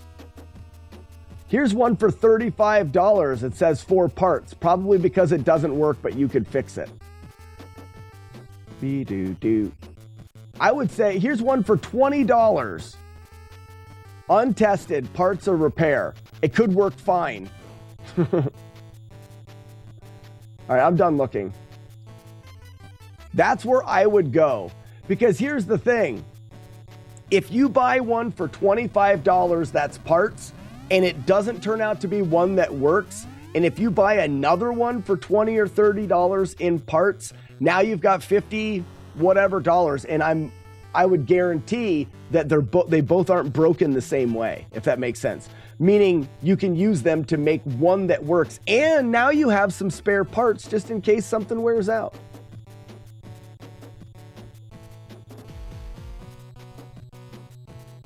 Yeah, blowing in the cart is the reason why they're so bad. So yeah, if we look here, can I can change to a better scene, right? Wow. Well, why is that? That's on the floor. Where's this at? Well, that doesn't matter. That was for the treadmill thing. Is this focusing? Yeah, it's going to focus enough. So this is the 72-pin connector that's in your Nintendo. And on the top, these are the pins. And can you see how some of those pins are up higher than others? Like this one here is higher and this one here is lower. That's because these pins compress. They compress and hold on to the cart. So when you go to put your cart in your Nintendo, that goes in there. The board slides in here. That's the reason why you push your Nintendo cart down, is because it slides in here and then you push your cart down and it compresses these pins. There's 72 of them across there, and some of them are lower and higher because they get worn out and compressed. You can take a pair of fine, well, you can use a pin or something like that, or I've got a pair of fine, whatchamacallers here. Here they are. Tweezers. So I've got a pair of fine tweezers, and what I'll do is, see if I can get in there and show you. I'll get inside of these here, and I'll reach behind them and I'll bend them up. And you can go through each one of them. Yeah, a dental pick would work. And bend them up a little bit so that they're all even. And then you could also take and clean those with some alcohol or whatever. A lot of people boil these. The reason why they boil them is the pins are metal. So when you heat the pins up, they will expand slightly. And then when they cool down, that expansion and contraction of the metal will dislodge the corrosion that's on there, and it makes the corrosion come off easier. So if you want to clean them, take this and get a pot of boiling water, drop this in your pot. It won't hurt it. Drop it in the boiling water. Maybe put something in your pot so this can't touch the bottom metal of your pot, but put it in there for 60 seconds, enough to heat the pins up hot, and then pull it out and let it cool. And then I take like an old credit card or something like that and put I've used very fine sandpaper, very fine. I'm talking like 5,000 grit, something 1,000 grit, and you can go and slide this in and out. Even just the card itself with some paper on it, just regular paper would work. Pushing that in and out, and it'll help rub that corrosion off. They're dirty. They're all dirty. That's the reason why Nintendos don't work. Works better with a new credit card. Works better with a new credit card. So no blowing. Blowing is why they're all dirty. Buying an NES today, I will be very surprised if you can't get it to work. And it's fun to take them apart. Take them apart. I've got little containers so you don't lose screws. Like, take them apart and set your screws aside. There's only 2 different types of screws in the entire thing. All of them are the same except for on the 72-pin connector, 2 of them are a little bit longer to go through this and into the board. What I would do, and it's fun, is take everything apart down to just the plastic case and then go in there with some Dawn dish soap and some soapy water and clean the whole case and let it dry. Not on the electronics, but just the plastic parts. And then go back through with everything, put it back together, tweak and clean the pin connector, and you will be surprised. You'll be able to take an NES game, put it in there, and not even press it down and just turn it on and they work. Let me see if I can demonstrate that with a game. So like, I'm hoping that mine's clean enough. So here's the original Legend of Zelda. We'll go in there. We'll slide it in, but we won't push it down.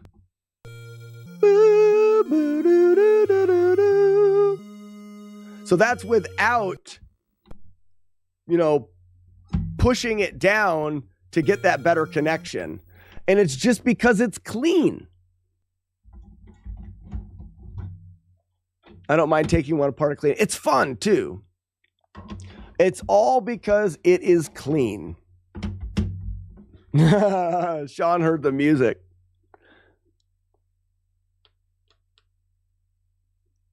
So if the red light comes on, it is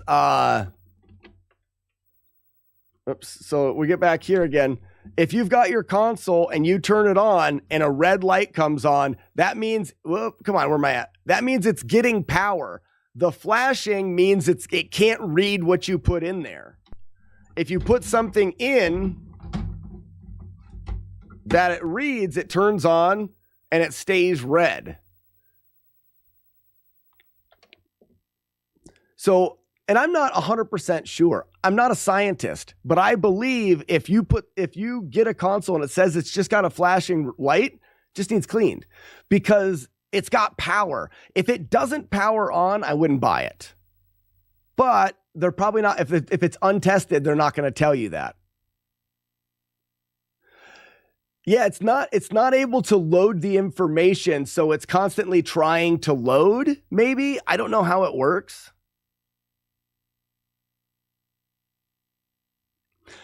Great point, J Games. If you're going through the trouble of cleaning your NES, clean your games.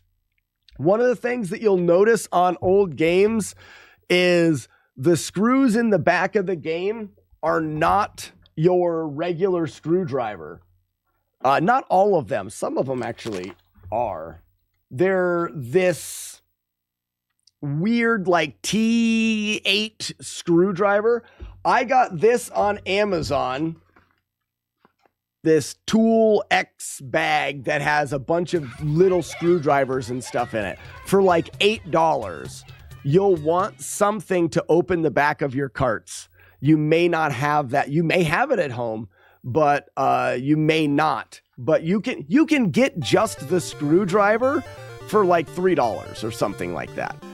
Spend the $9 and get a set of a bunch of little screwdrivers and tools, and it's worth it. I've had this for years now, and I've used it a lot cleaning games.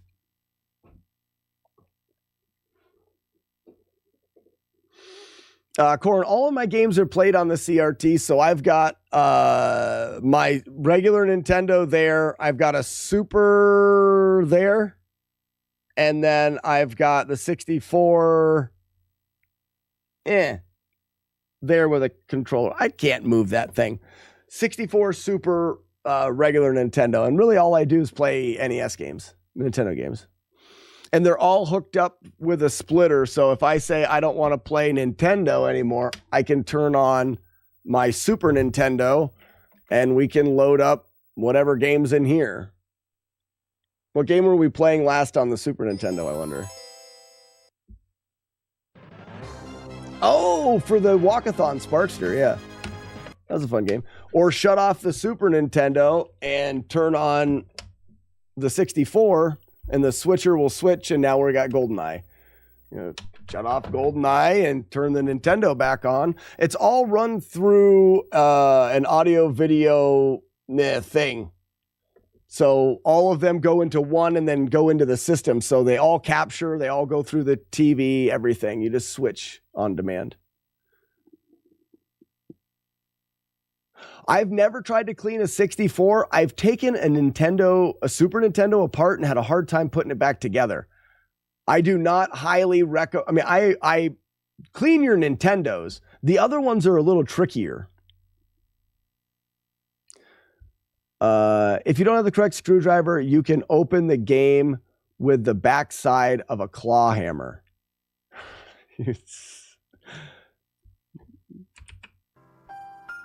The more you know.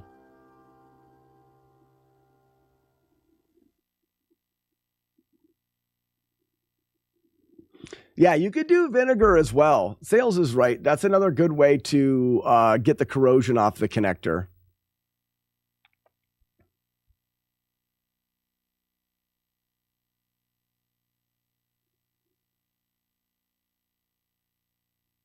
I once ordered an NES from the internet that didn't even turn on. Yeah. The one thing that you're going to have to do as well, though, going back to Jaundice, if you're buying those less expensive ones, they're not going to have cords. You can get your AV cables, like the red, the white, and the orange cables for nothing. You know, for $2 or something. But the power adapter is not going to be as easy to find. So the power adapter for the NES, you're probably going to have to spend another $10 or $15 on. Some of those people, when they're selling the console like untested, it won't come with any cables at all. So I guess there's another side to that. You know, for $150, you could probably get an NES, a couple controllers, all the cables in the games. Maybe that's worth it rather than buying one and cleaning it, also buying some controllers and buying, well, you're going to buy a ROM cart maybe or whatever. I'm not Vision. I can't speak for the Retron stuff. Any of the aftermarket consoles, I've never used one.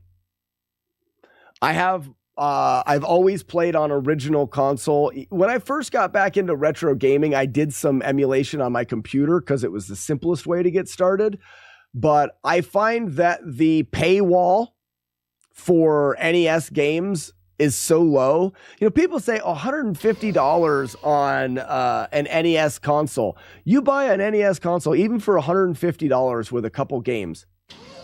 What is it? You don't go out to eat 1 month. You know, you stay home and eat in a couple times. You can pay for that $150 console in a pretty short period of time with a little sacrificing one thing or another, and it'll last you a lifetime. So I understand that things do cost, but I've found in my experience, being able to put the money together to get the actual consoles was not as big of a hurdle as I think some people make it out to be. Does anybody want to see a particular level in Battletoads?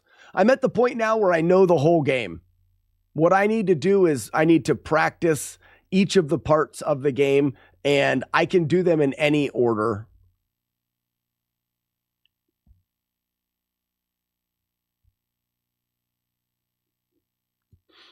Weevil of Doom says Rat Race.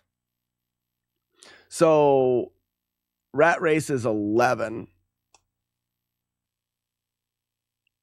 No, it's not. Rat Race is 12. Just do a run now. Jonas, I'll do Turbo Tunnel next. We'll do Rat Race. Joshua Turbo, what's up, bud? I'm not ready for a run. It would... I know the whole game. Yeah, so this is that.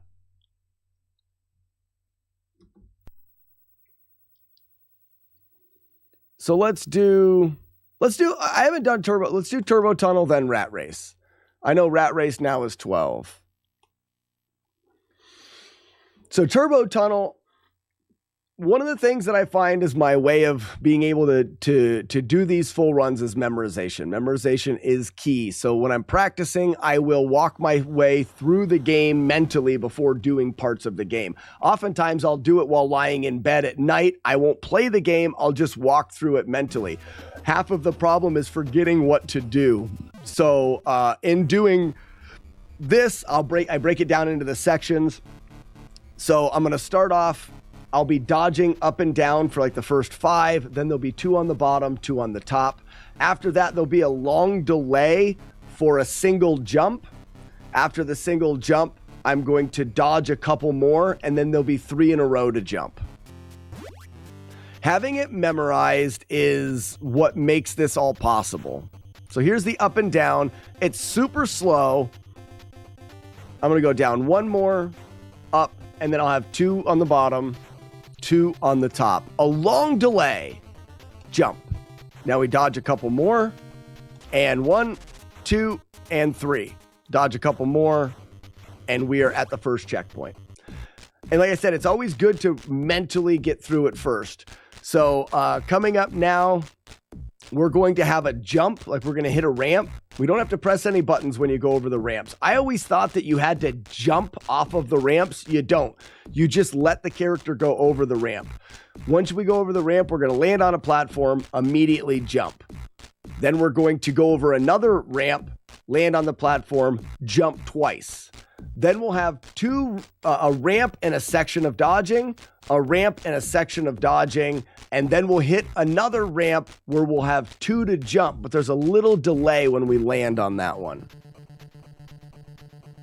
Jump, immediately jump 1 ramp. Jump, immediately jump 1 and 2 ramps. Jump and do some dodging. Jump and do some dodging. Now, this is the one that has a slight hesitation. And then 2. 1, jump, jump. And now we're good. Next up, we have 4 up and downs. And then 4 more faster up and downs. Then we're going to get 3 jumps in a row. And we have to jump quickly. So you almost need to jump a little early in a row. And then we'll get into the things falling from the sky. So there's the 4 slow, and then 4 fast. Jump. I didn't jump early enough. Oh, I barely did. Okay, now we're going to do a jump. This is the things falling from the sky. I go to the top. I jump the first one. Then we don't have to do anything until a solid one comes right there. And then one more from the sky. And I think there's a little more dodging here. Oh no, one more of the big jumps. I didn't recognize that very well, but that's okay. We're going to do 3 single platform jumps. And then just the regular ramps, not jumps, ramps. 3 ramps. When we land, we're going to jump 2 of the barriers and then go to the bottom of the screen for a low ramp. Then we're going to go back to the middle of the screen. We're going to go under 2 platforms and then jump to hit a ramp. When we do that, we're going to hold all the way forward to hit the front of the screen. And when we land, all of the bombs will appear behind us. There'll be 4 of them. After the 4th one, we'll be in the middle of the screen, or the middle of the platform all the way at the front. We're going to hold all the way to the back. Going to hit a ramp. After that, we have 4 platforms that we jump off of at the very end. I watch my shadow, and when my shadow gets to the end of the platform, I tap jump, tap jump, tap jump. Once you get through that, you'll have 1 more jump, and it'll be the end of the section. So 1 jump, 2 jump, 3 jumps. Jump 1, jump 2, go to the bottom, jump. We're going to go back to the middle. We're in the middle, and boom, hold forward. Got the 4 missiles. 1, 2, 3, 4. Hold backwards. Jump, watch our shadow. Tap, tap, tap, tap, tap. And then jump the last one, and we're through that section. This is the one that gets increasingly faster the whole way. Just try to build speed up as you're going up, down, up, down, up, down, up, down, up, down, up, down, and you're going to build the speed. Once you get through that section, you have 3 jumps and it's over. Up.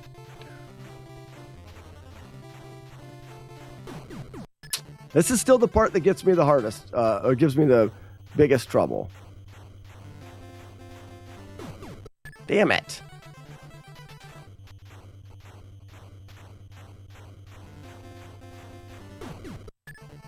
Poopy.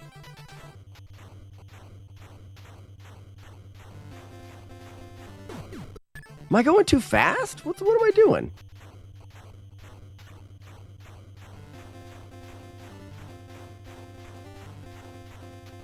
I was going too fast. And then it's 3 jumps out.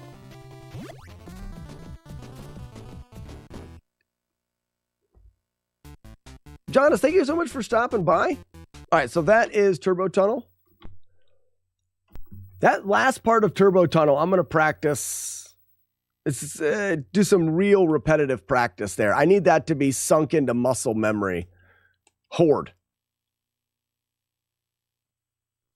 Is this game growing on you yet? I like it. I do. Mm-hmm.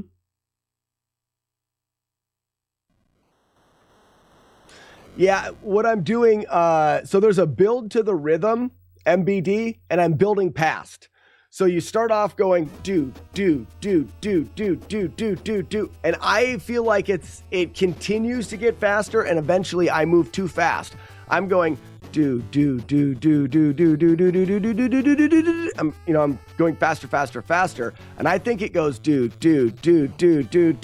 and then once it gets through a couple of them, it's just constant. And that's where I'm messing up. I'm speeding past the point of where it's done speeding up. All right, so rat race, squat, smash, squat, smash, squat, smash. Wait for the stink, go. Wait for the stink, go. Miss the stink, let's go. Whoops. I messed up there. We should be able to catch him. Aha, take that. Is that what you guys mean? But not there, obviously. You don't need to do it there.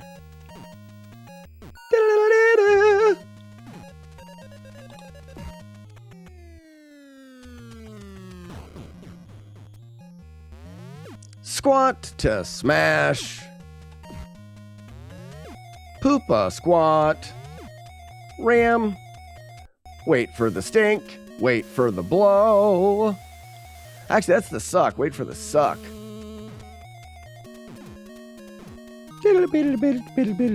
All right, so now we've got this. We'll go through one more and then go back, and we're going to fall straight down. There we go. Doo-doo. Wiggle, wiggle, wiggle. Wiggle, wiggle, wiggle. The third rat. So I need to, what I'm gonna do is I need to go through this section on the third rat, but someone, you guys had mentioned before, wait for the stink. Golden stink. Golden stink. Stinky. So where's this spot? Is it like there? Like where are you smashing this rat? I'm wondering if it's like right here. Well, that didn't really help. Oh, I need to smash him as I'm falling.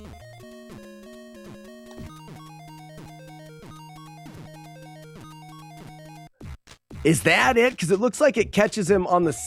Because he normally... Oh, right in my mouth with the stink? It looks like he goes here and falls directly down, which makes him go fast. But if you go... Oh, my tongue was out and everything. Can you just, like, punch him?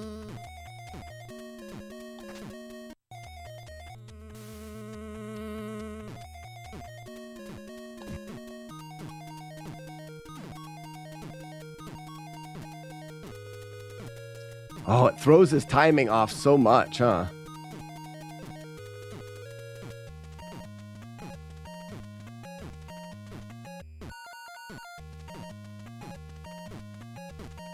Oh, wow.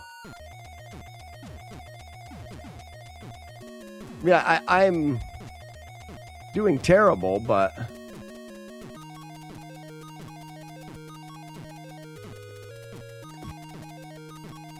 See, it doesn't really help there.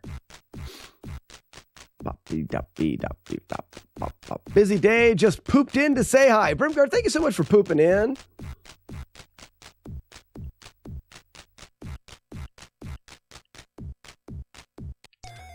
So for me, whoops, I'm doing it by racing here. And I see what's happening. He's falling directly through there. So if I didn't race, and I did that, he gets caught an extra time.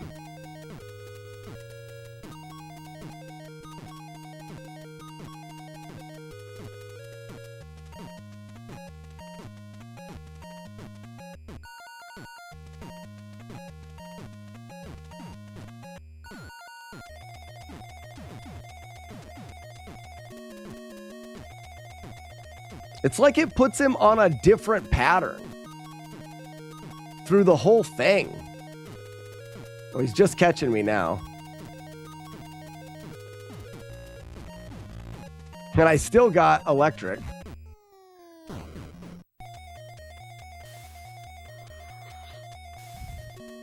So, Heelstone, I think you're right. You can do it anywhere, but that particular spot throws him, like if we go through here, watch the way that he goes through this. Watch this spot. He shoots right through there. So when we knock him back here, not only does he bounce off and have to go back, when he lands down here, he also lands on the opposite side of this hole and bounces back here, and then has to bounce off of here and there.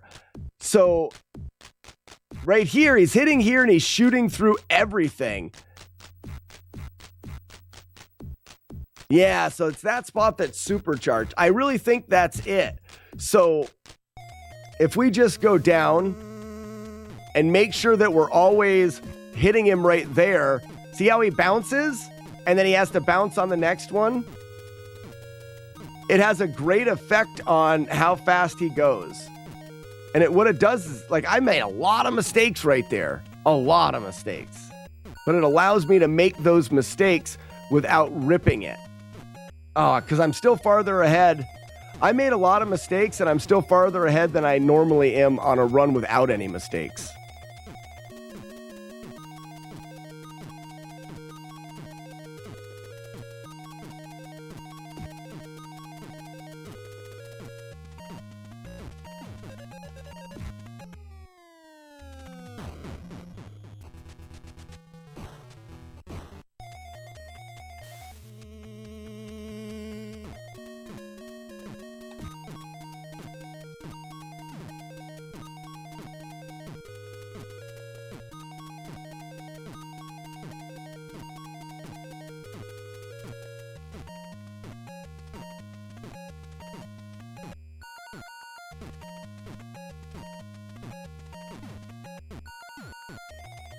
Oh, man.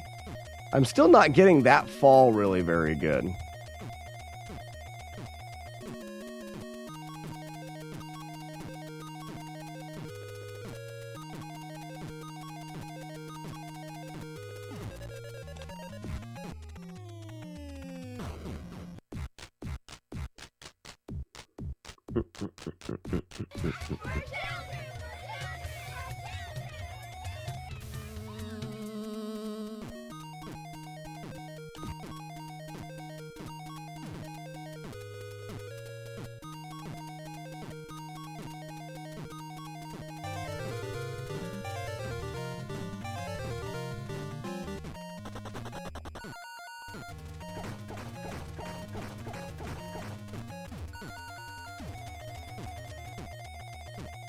Oh, wow. This is so fast. I don't think I'll see him again.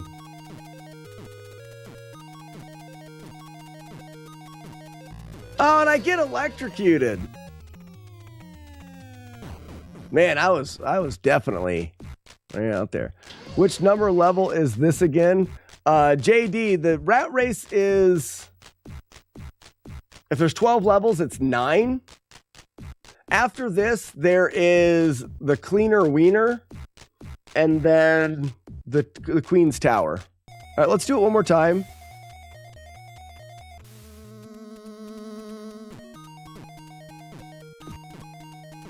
Oh, crap. So there's a risk of messing it up, though, right? Like that.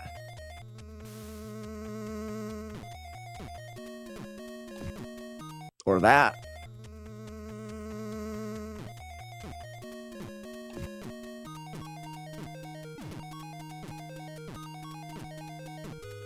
Just need a little practice with it's all. Uh-oh. So I made a mistake, but this should give me enough leeway with that mistake to still win.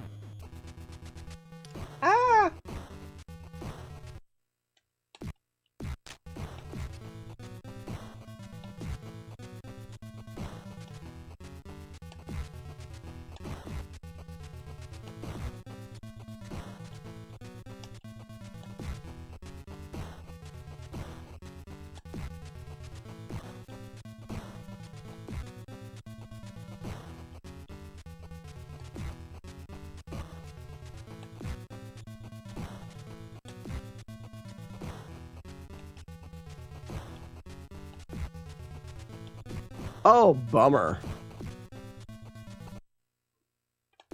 Whoops.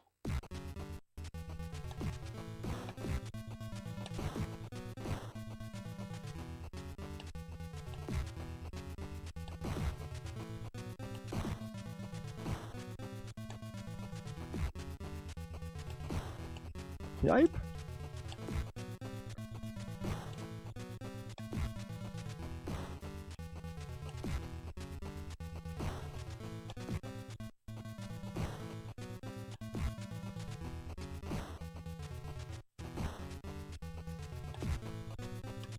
Oh, wow.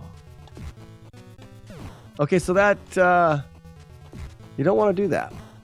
You don't want to do that yet. You don't want to do that ever. Once you get to this point, you want to just jump over, smash.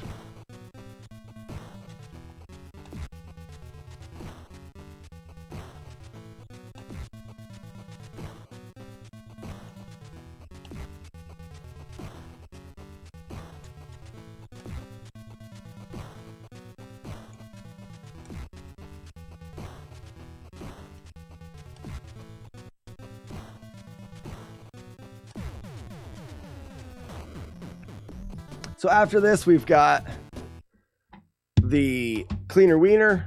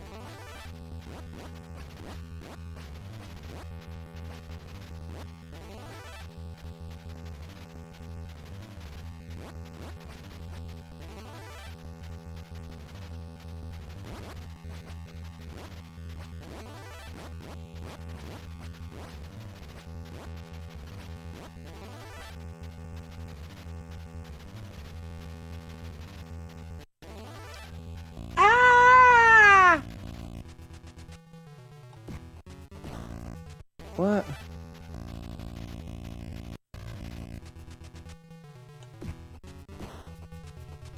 One hit. 2 hits.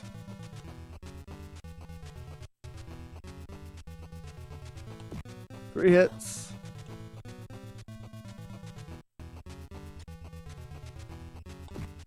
4 hits.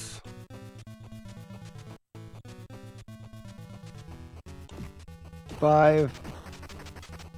Grab the ball. 1. 2. 3. 4. 5. 6. 7. Uh-oh. Get out of here. Oh, piss. That's swooshed. Not resetting for that.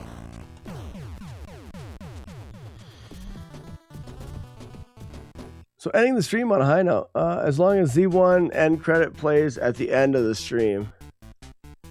So I should stop playing clips at the start of the stream and just play Battletoads pause music. Done. Tomorrow we will start with Battletoads pause music, and that is all that you will hear.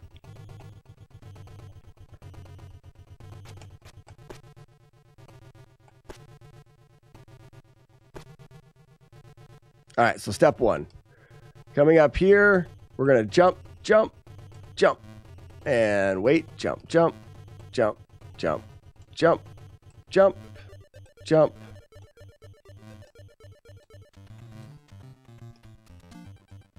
I did it again.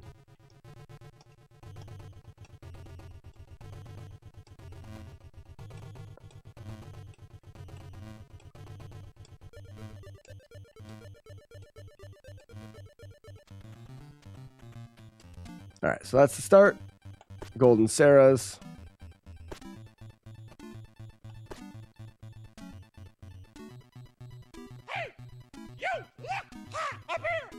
Are you still doing Diablo Fridays? Oh yeah, we are still doing Diablo Fridays. We'll give one shot towards the old Diablos. But it looks like we have to start the stream with Battletoads pause music for the entire start. Oh my gosh. Rip everything holy and nice in this world. Too far.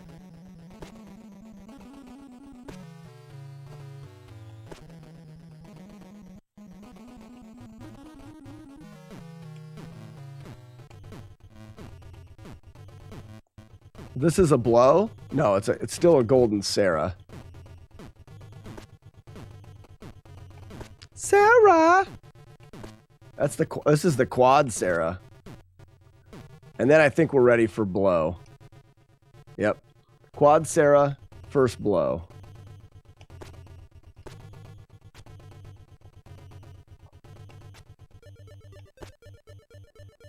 All right, after first blow, we get the gapes. The first of the gapes. So we jump once, we jump twice, incoming gape.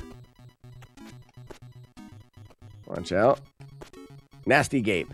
Nasty gapes, that's what we should call them. Because they're like kind of like wide open mouth monkeys. They're nasty gapes. Got it. All right, so after the nasty gapes, we jump up, jump again, nasty gape. This is number 2. Okay. After number 2, jump, jump. All right, yep, the reverse blows. We got to get them from the backside. 1, let them go by. Jump, hit them from behind. Perfect. Now we've got the double blows. 1 and go. Wait. Could have jumped there, but either way, I'm fine. And we're through. I think we jump up for another blow. Yep. And this is the second of the green blows. That means something. I think the second of the green blows, after which we get a golden Sarah.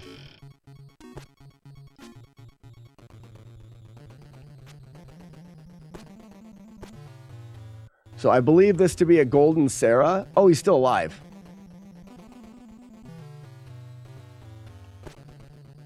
Now he's dead.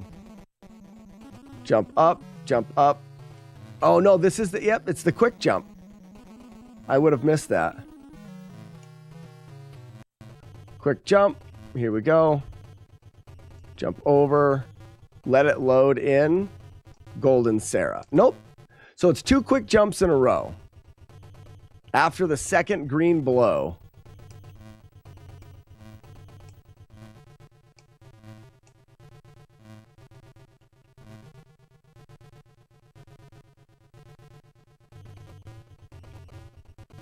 Then here we go with this.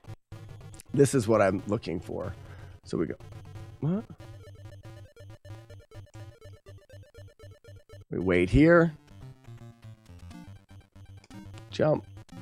Wait here. Jump. Wait here. Jump. Wait for 1 bounce. Jump. Sarah.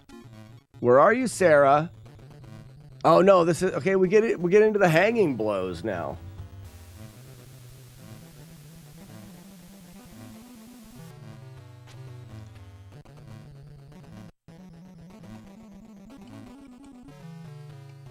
Okay, so that's 1 disappearing set.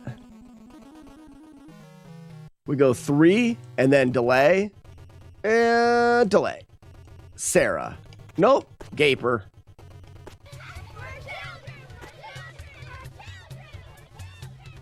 All right, we let them come in. We're going to jump in the direction of movement to grab.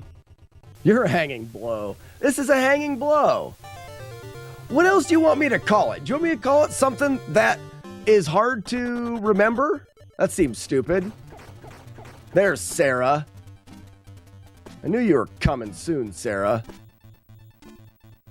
She's a quad.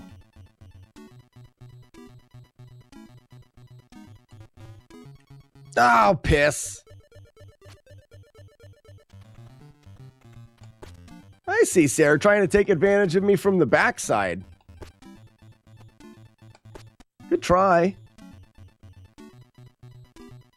So this one here is the swinging blow. You got to swing through him, otherwise he'll hit you.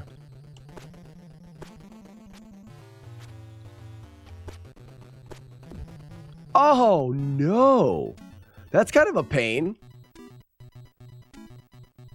So we want to make sure that when we're fighting this green blow, that you're not hitting on the platform. Get wrecked. Okay. Jump in, grab. So this one, we want to jump off for this lower platform right there, and then jump over and land on.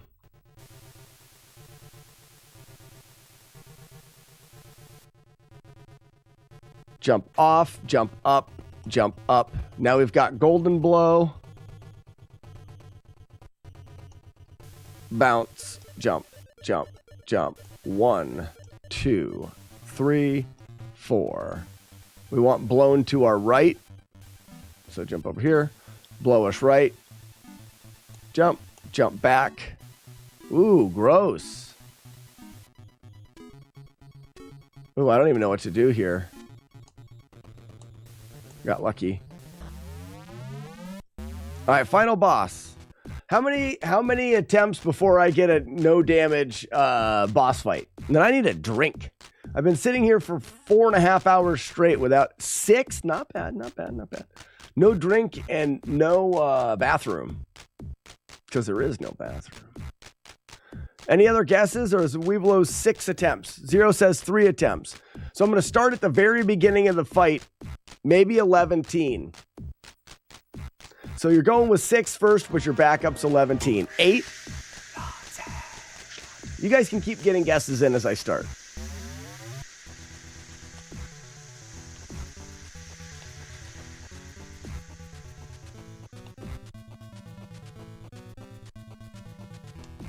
Oh, all right, that's 1.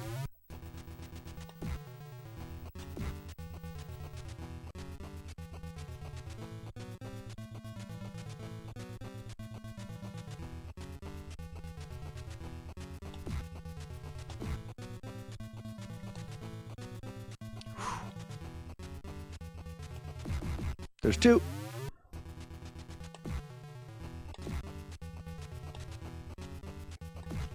There's 3.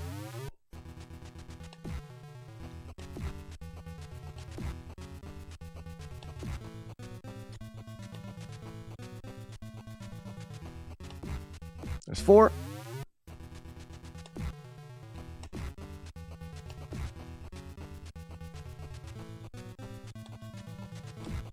There's 5.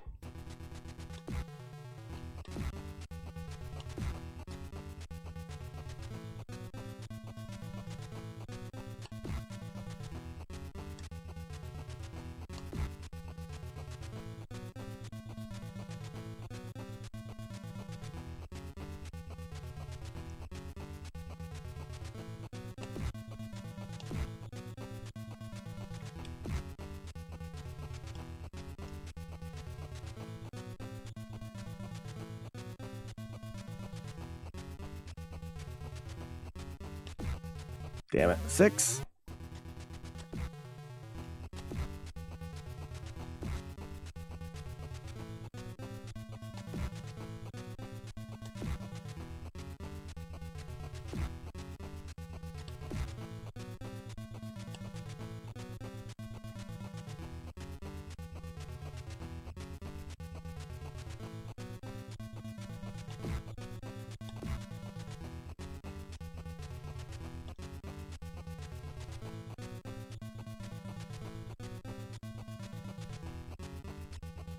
Can't risk it.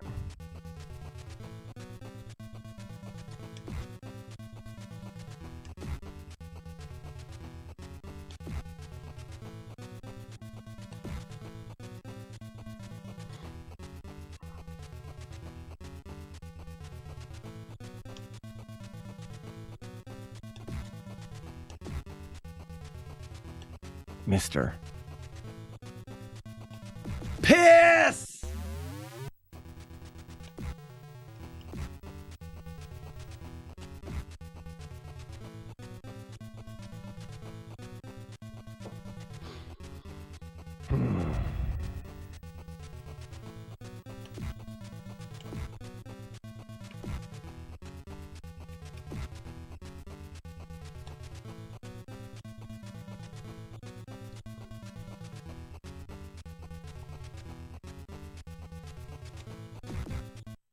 That was stupid.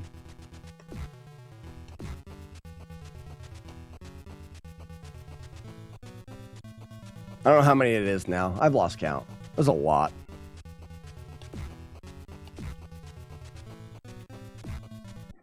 Another one. Like 8.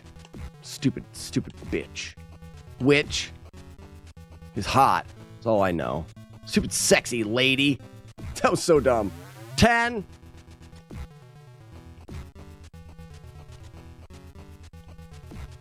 $11. Weeblo's guest right here. Oh, already got hit. 12.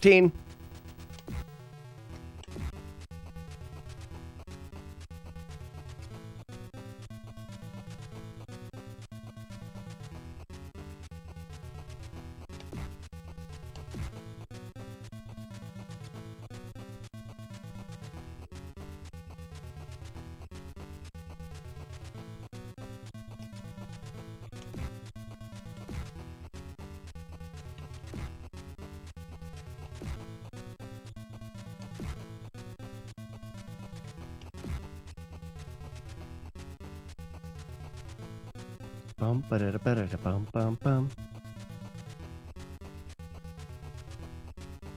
Can't trust her.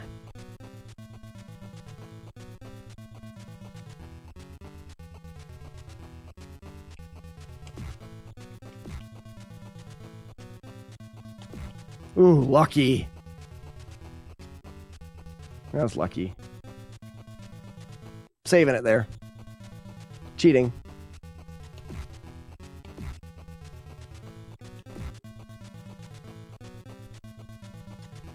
Ah, crap! Damn it! That was so stupid! Why? Why would I even attempt? So I can't even do it. Major fail, folks. Major fail. Stay back.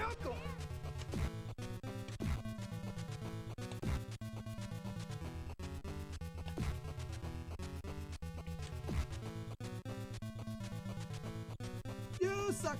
You suck. You suck. You suck. I suck. Not bad. You can butt her bottom of her tornado. Yeah. It's just a timing thing. Great Designs. It compared to, I've had a couple no damage fights of her now, and compared to yesterday, oh my gosh, so much better. And when she jumps and she's too close to one side or the other, like, you do have time to jump over her. So I could jump over her. That time, not really. Yuck. So that you don't get that hit that we talked about. Like right here, I don't trust the corner hit, but I can get that one and drive her this way.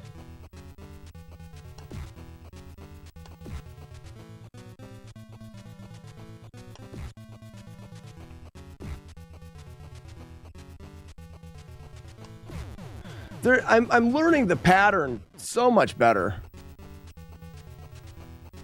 I always jump over her when she lands. Okay. I'm not going to do that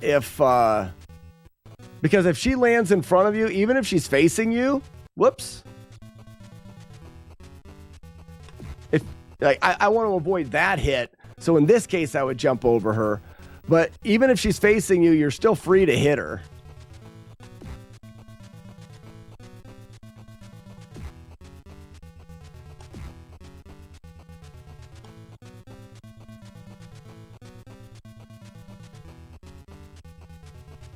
Like here, you can still hit her there. Too risky. Well, maybe I'll eat my words, but As long as you don't ram early, I don't normally get hit there. Maybe I will, and I have a lot of practice to get to. But what I've noticed is when you hit her and she tornadoes, she has this generalized movement that she floats into where you should be able to, with good timing,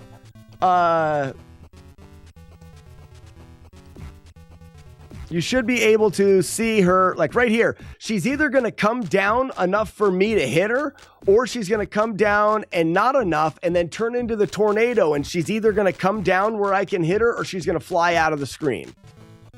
I could hit her. She comes down. Nope. Tornado down. I could have been in a better spot there. Let's try again.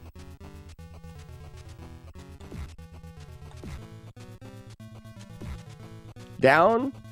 Nope, tornado down. And I wasn't in a good spot, but I could have hit her there. There's a down. There's an up, tornado down. I could have hit her if I was in a better spot. So she's good. That's my fault. And if she lands and instantly starts spinning, you gotta pray she doesn't charge you.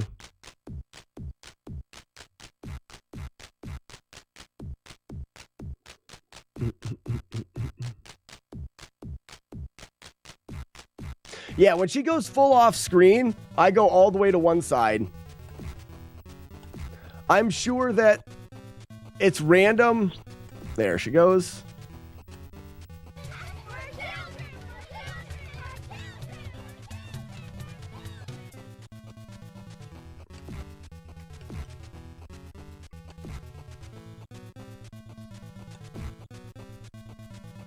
Mister. Coming down. Okay, full off. Oop, not yet. There's the loop. When she goes full off a screen, if I'm thinking, I mean, she's got a chance of being in all of the positions. You just choose one and hope, and I go all the way to one corner. Which corner, Grand Designs?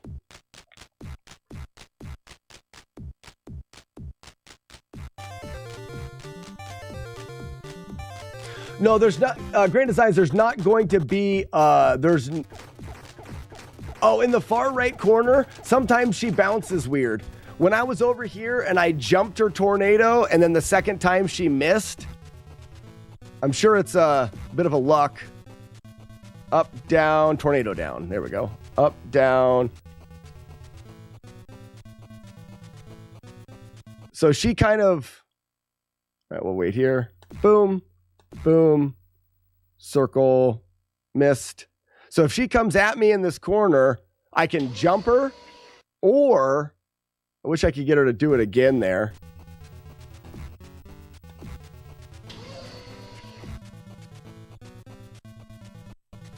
See if she does it. So she hit me there. And hit me there. Sometimes maybe it depends on, like, I want to see if I can get her to come into the corner.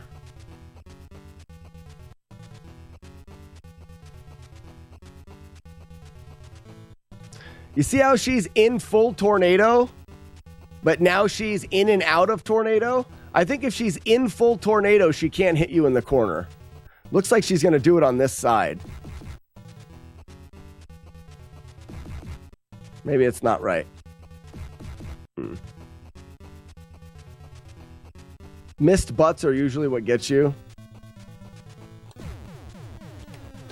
I tell you what, I'm getting much better at it. The more I recognize her pattern, the more I'm going to be able to get it. Today has been really great for that last fight. And for I was thinking this morning that last fight was going to be the end, going to be the hardest part of the game. I feel like skill can get you so far in that last fight. So far. If you're skilled and you're able to recognize the patterns.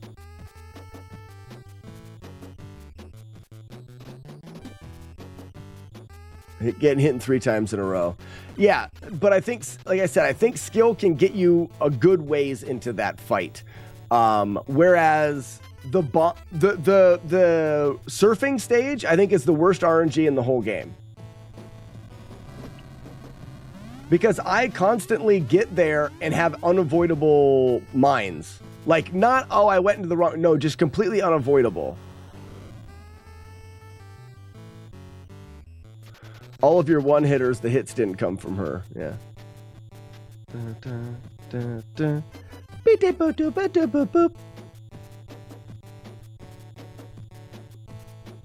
I hope I don't have a Dark Link moment on her soon. That would stink. I need to get a drink, everybody. 4.5 hours is too much without a drink. Be right back. 1 minute. This is stupid. Link to the Past is a much better game. This game is the dumbest.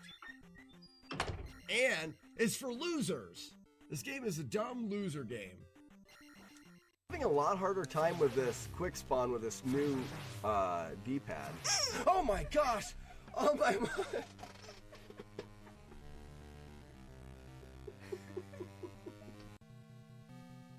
We turned around.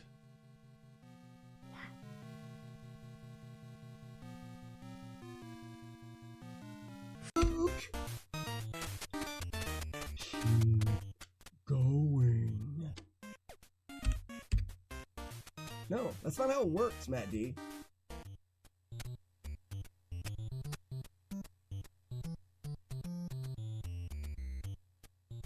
What did I just do?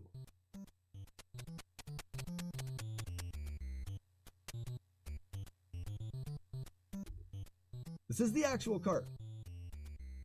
What did I just do?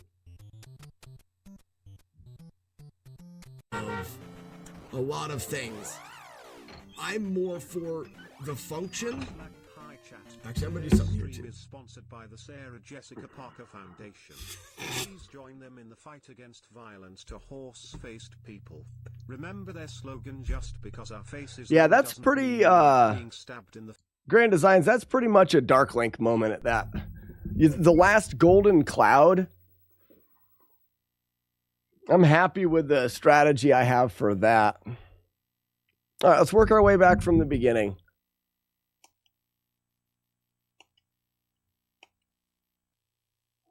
Well, and by beginning, I mean Go-Go Speed Racer.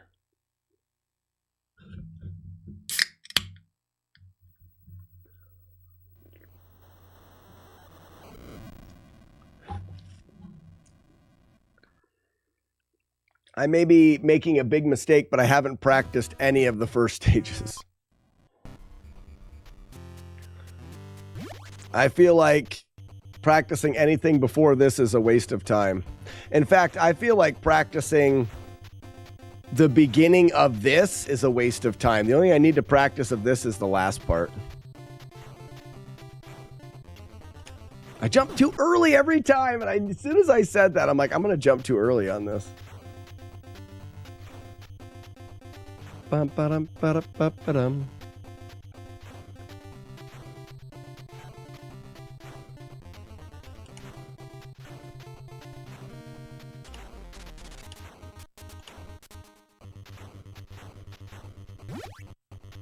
Step one.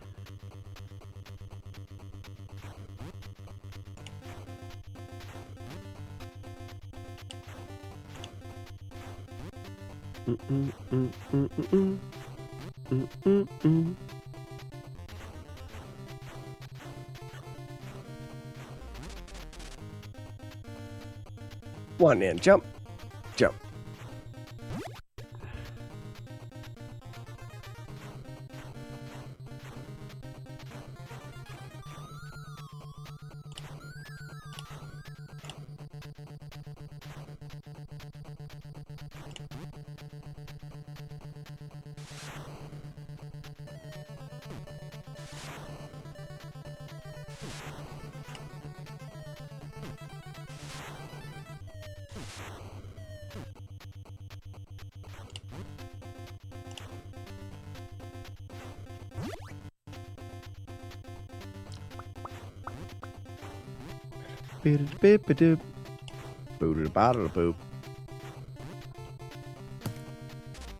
blur, blur.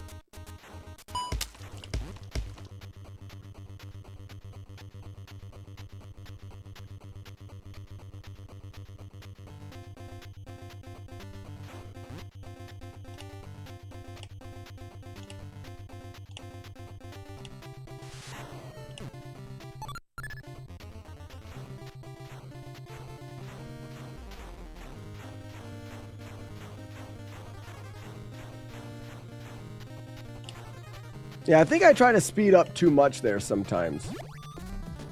Beep-a-da-boop-a-da-boom. All right, there we go. Go Speed Racer.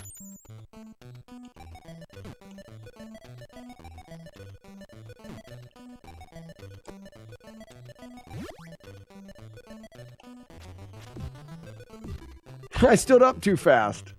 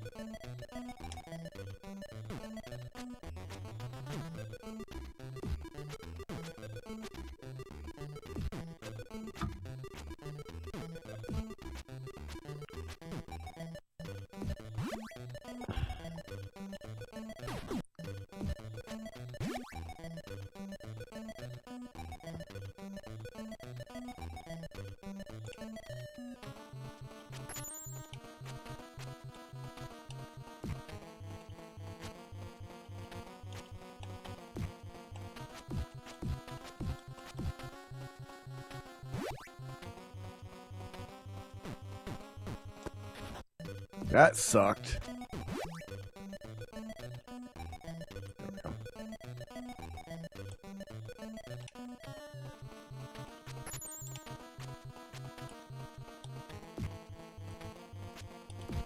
Oh, I ducked the first one. That's my fault. Duck one. The first one needs ducked. Tap, turn, tap, wait, tap, go, tap, smash, tap, jump, duck, jump, jump. And then this one, I wonder if I should run. Yeah, that gives me a lot of time. I should run at the beginning. Beep-a-doop, boop, ba-doop, beep-a-doop, ba-doop, ba-doop. Whoops.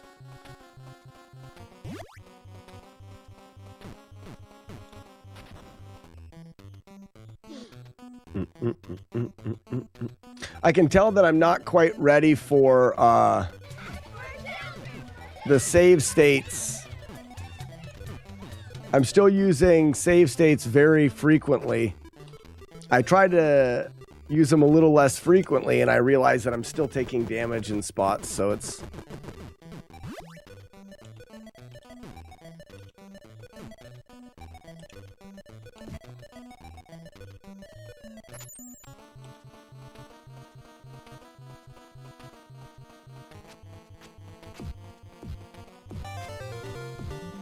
So, that part kind of sucks.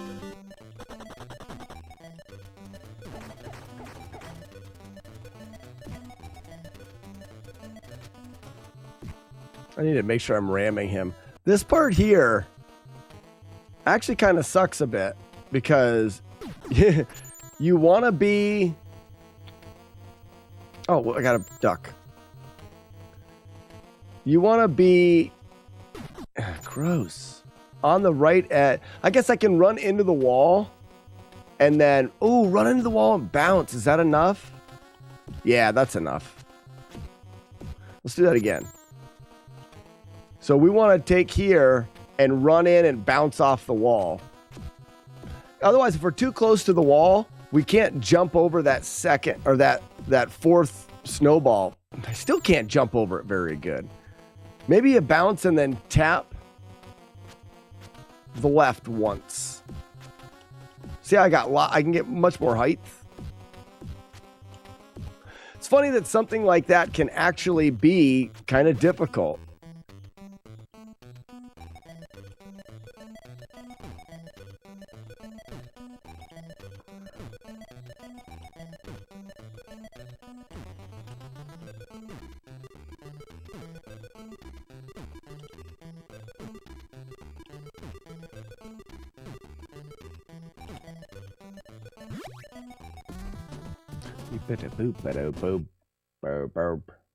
Skeep it a boop a deep it a scoop boop boop.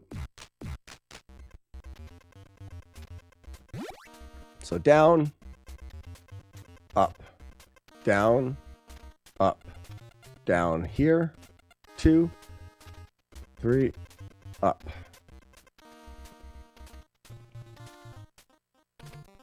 I think this is going to be my least favorite stage.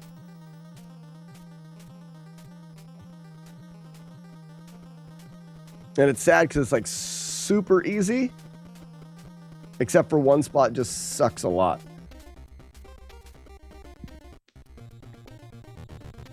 Oh, I forgot where I was at. Gross. I gotta do that again.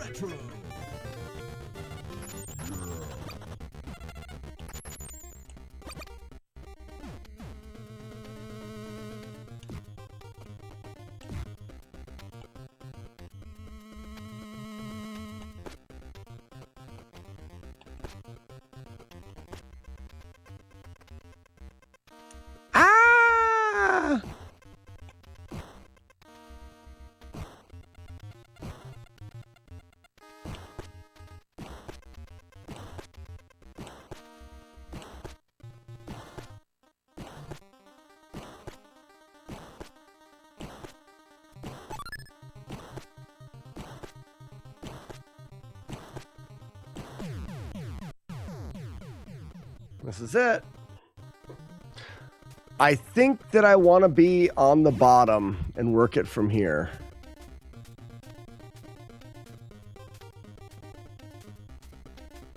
Going up to evade if I need to.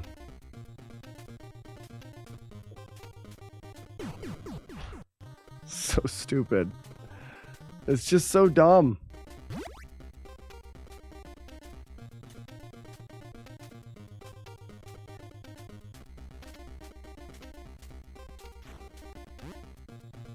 That makes no difference to me, Grand Designs. Mentally counting spikes makes no difference to me. I don't ever have a problem getting back to the center. The problem is getting into a spot where you literally cannot avoid them. Sections, that makes nothing.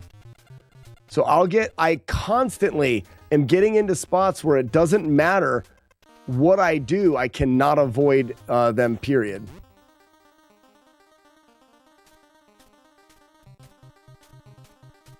If you get good spawns, you're fine. You have time to avoid. I don't mind the evading and stuff. The part that gets me is the game will spawn them in a way that you cannot avoid them. I will simply physically count spikes. Yeah. 1, 2. I'll show you what I mean again.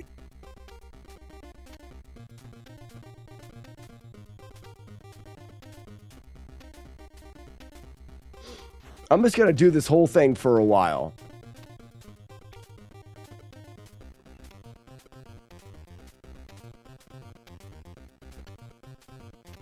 I want to know where in the code the game pulls the spikes location.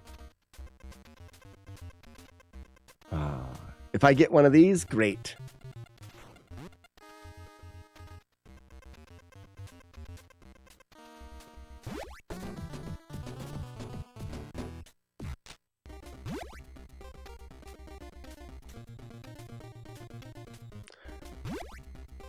So I get 1, 1, 2. 1. Okay, I got a lower one. 1, 2. But they're still at the same spot. So I'm going to land, bounce, and at the top of my bounce, I get a spike. Top of my bounce, I get a spike. But that spike is going to be at the bottom. Bottom. Bottom. Bottom.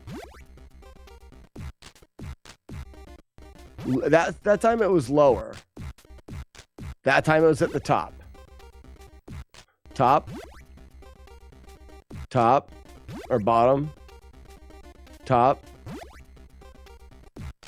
But it's always there. So 1, 1, 2. 1, 1, 2.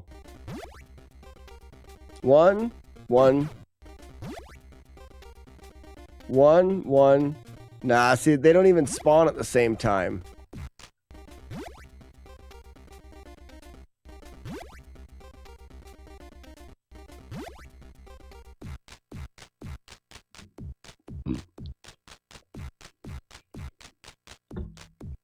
So, in Grand Designs, it could be that a combination of my lack of practice and skill in combination with maybe getting a little bit unlucky a couple times in a row, it seems to happen quite often.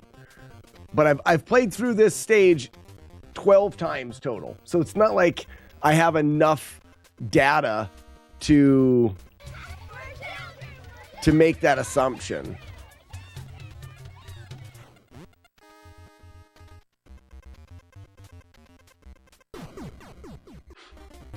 I was moving fast enough where that guy was. I wouldn't have mattered if I what would I do there?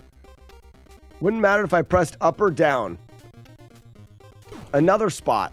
I couldn't have been in there's 3 of them right in a row.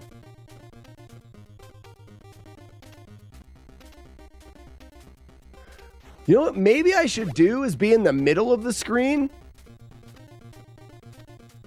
so that if you get into a spot like that, you can also hold backwards. No, it's too close. You can't react. That was my fault. I was looking at chat.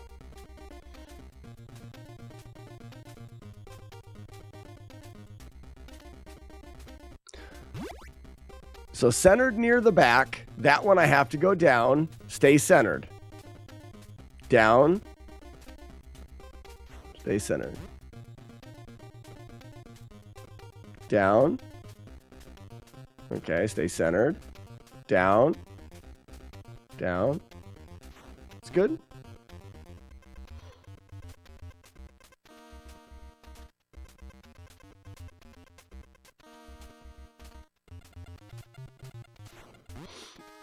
The only thing that I would say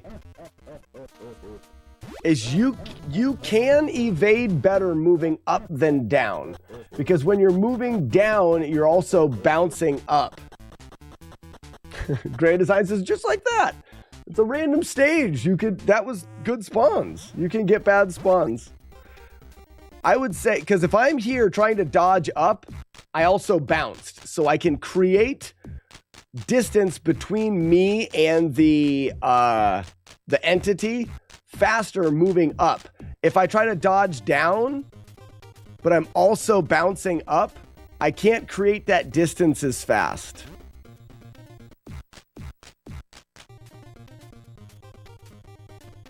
I fail to see the problem with everything being covered in chili. Grand Designs, I bumped up and then I recentered right into one. So I don't know if centering makes sense. And obviously you've got it to work a lot, but I'm going to go with your theory. Okay, center.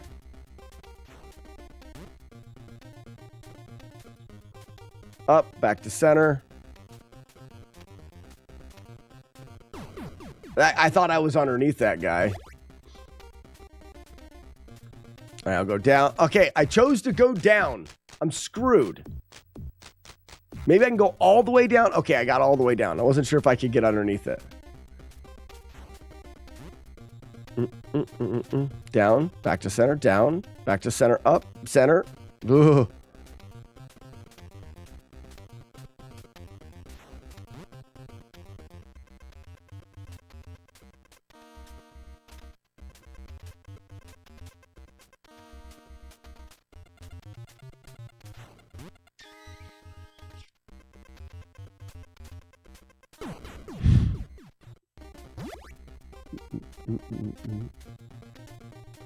Is this the run 6? Is this the run 6? Is this the run 6?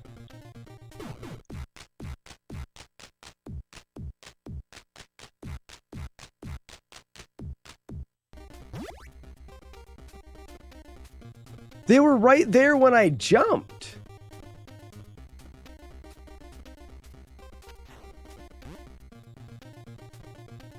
They were right there when I jumped. That was so weird.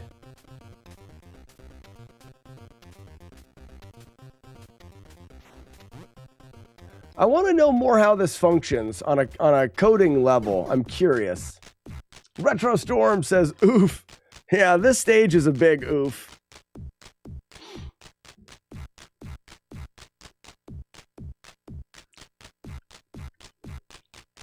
Welcome, Retro Storm. I am learning. I'm learning Battletoads in a very silly way. I'm learning to play through Battletoads without taking any damage.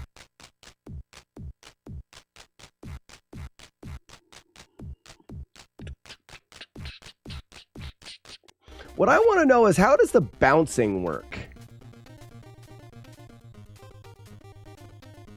And why can I do different things on the board?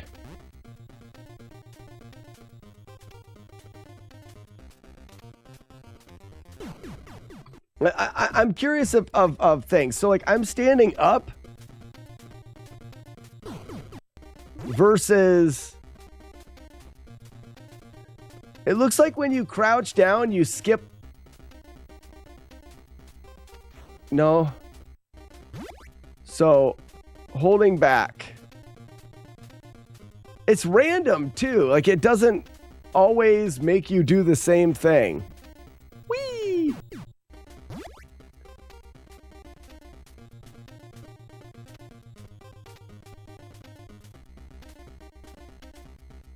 So, Grand Designs, when you say it's in your own error, are you saying, oh, you moved up and you didn't have room to move back down?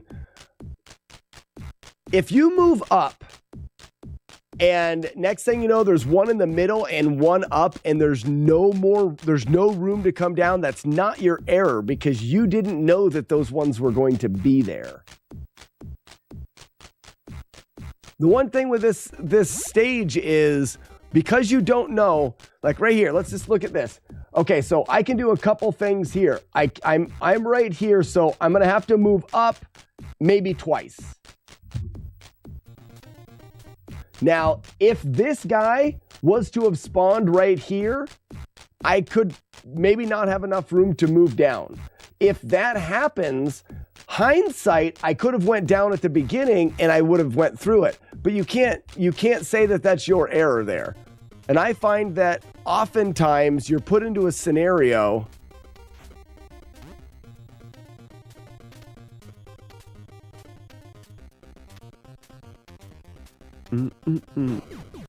that was unlucky. I was below him, but I bounced.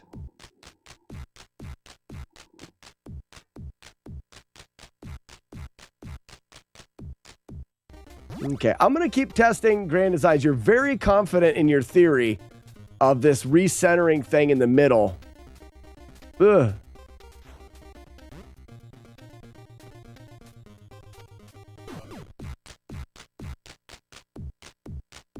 So in that case, I tried to recenter and I couldn't get back to center because of the guy there. If I would have stayed low, I'd have been fine. Oh my gosh. So how about that? How about what just happened there? I hit the guy on the top. There's two guys in the middle. I could have went low, maybe, and made it through.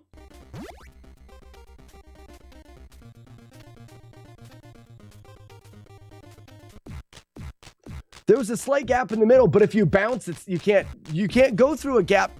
You can't go through a precise gap guaranteed because you don't know about the bounce. I went down. That's my fault. I should have stayed at the top.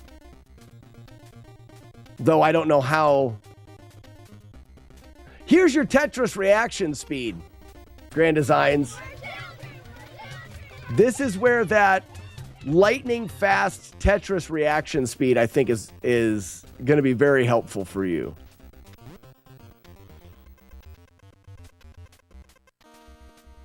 Because you're used to seeing things and making split-second adjustments.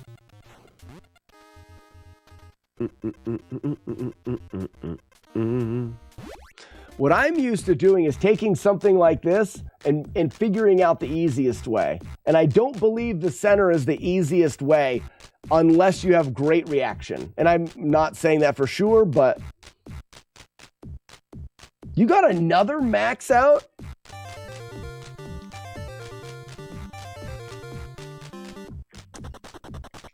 I still like the live max out video.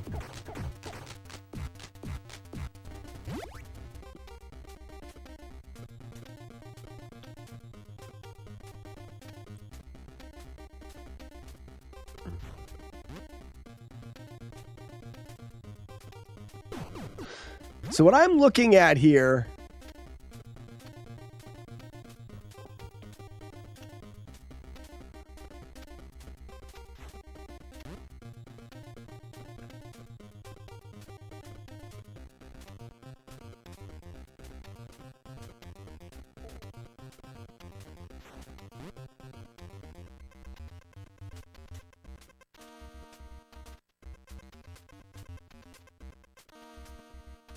Okay, I should have stayed. I should have went up.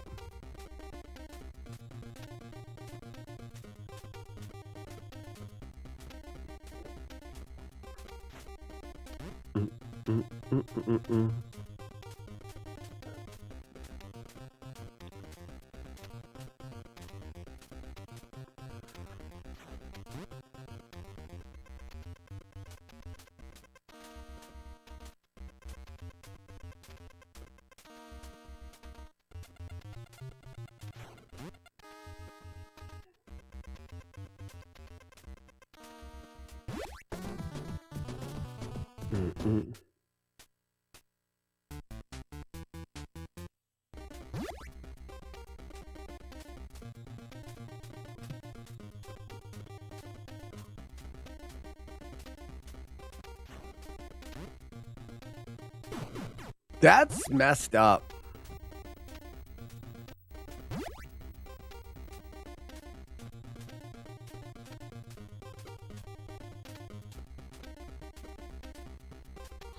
I usually don't like staying full down like in Fire Zone.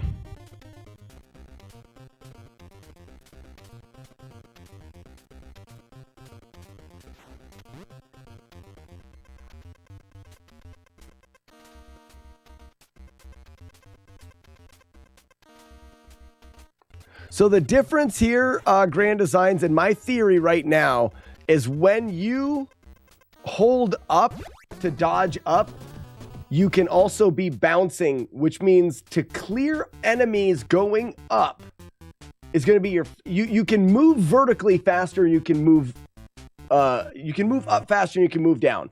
Because as you're moving up, you're also bouncing. So you're moving up while you bounce, and you're able to gain vertical faster. Not overall, because your bounce will always neutralize. So like, let's say your shadow is always going to be going up and down at the same speed. But if you're going up, as your shadow goes up, you're still above your shadow a lot of the time. And if I need to move from 0 pixels to 10 pixels, and I happen to start moving up and he jumps, I'm able to move those 10 pixels instantly, almost. Whereas moving down has the negative effect of that. As I move down, if I'm moving down while the character is jumping, I'm not actually moving down very much. it slows the movement. So the quickest we can react, in theory, and I don't know if this is true or not, the quickest we can react is by moving vertically. If we're all the way at the bottom, we are a lot less likely to... Well, no, we wouldn't be less likely to get spawns at the bottom. So we can go up. I went up too high. Up out of the way. Move back down. We're good. So we go down. We're underneath this guy. Up quickly. See how quickly we moved up? That was a perfect example.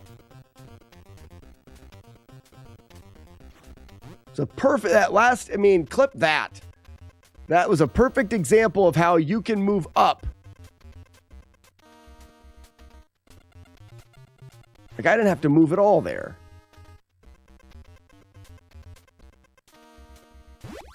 I can't think of any time I've ever sat in the center and never had to move.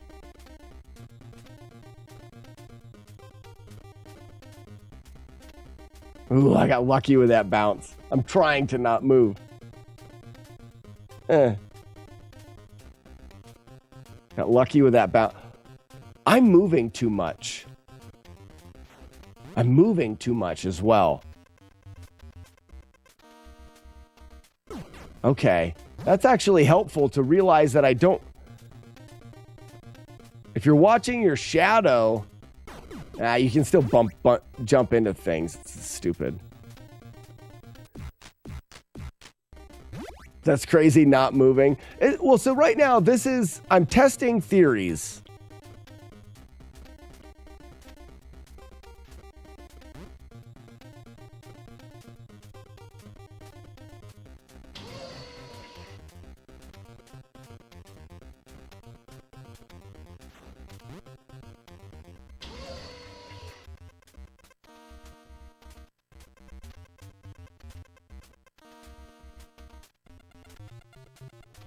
Okay, one of the things that I'm doing much differently right now, and I'm curious to what Grand Designs does. Grand Designs, where are you focusing? When you're doing this, where are you focusing? So what I'm finding is if I focus at the right side of the screen and I see a bomb, and I'm like, there's a friggin' bomb, I'll press up. But because I'm focusing on the bomb and not my character, I don't quite know exactly how far to press up. So this last time, I'm focusing on the far left of the screen at my shadow. So I can see the top and the bottom of the water, and I'm focusing on my shadow. And then out of my peripheral, I can see a bomb, and I can say that bomb is not on my shadow or on my shadow. And then I can say, okay, that one is, and I just move my shadow down a little bit. It's keeping me from overcompensating. So watching my shadow, I'm clear. Down a little, up a little. I'm screwed. Nope, okay. Watching the shadow.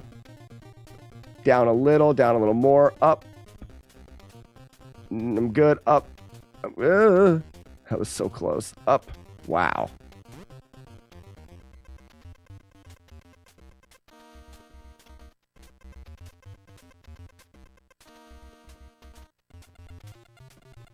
Still sucks. Nothing there. All right, I'm going to count how many times I have to move in the middle.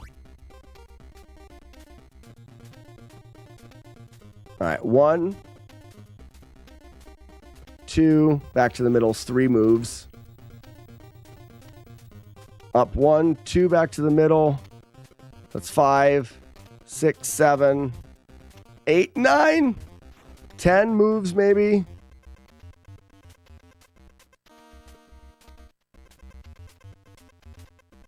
Oh, that's very nice. 11, 12, 13, 14. 15, 16, 16. You'll need to move a lot more than if you're at the bottom, but it's much less risky than the bottom because of the risk of getting pinned. Well, see, and that's where I'm not sure. So nothing at the bottom. I can move up, back down. I'm trying to think of a scenario in which you can get pinned because you can move directly out of the bottom. If you see something, we're good. We're good. We're good. Back to the bottom. Up.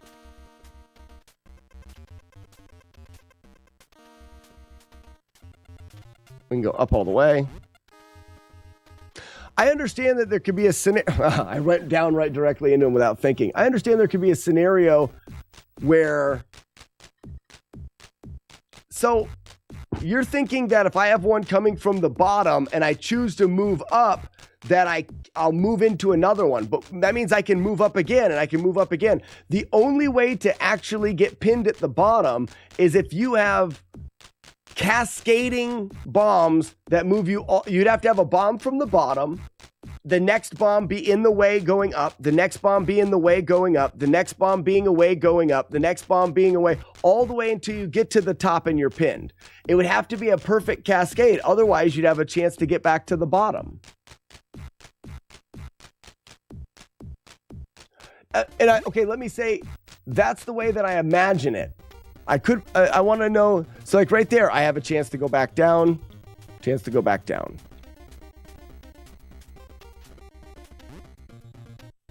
That's slow and I'm not going to worry about it anymore. All right, up, back down, up, stay up, back down. Does that make sense to everybody? I'm just curious. Down, down, not moving. No bottom. There's one on the bottom. Two on the bottom. So bottom is safe. If one is on almost at the bottom and the next one is on the bottom, you can't move up since you are now blocked by the previous one.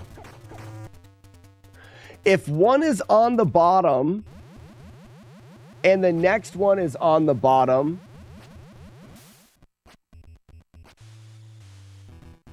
all right, I need to wrap my head. If one is almost on the bottom and the next one is on the bottom, you can't move up because if you can't move up the instance that he's directly above you. Okay, yeah. So I'm going to try to get a situation where that makes sense. You're right. That's what I want to know. So like right here, if the next one was right here, if it was right here, I potentially couldn't get up because this one's in the way. But I would argue that because you can move up so fast because of the bouncing, like there's not gonna, as you move up, you also bounce. I don't think there's gonna be a spot that they're that tight together. That's what I mean by getting pinned. Okay. Let's just see it for a while.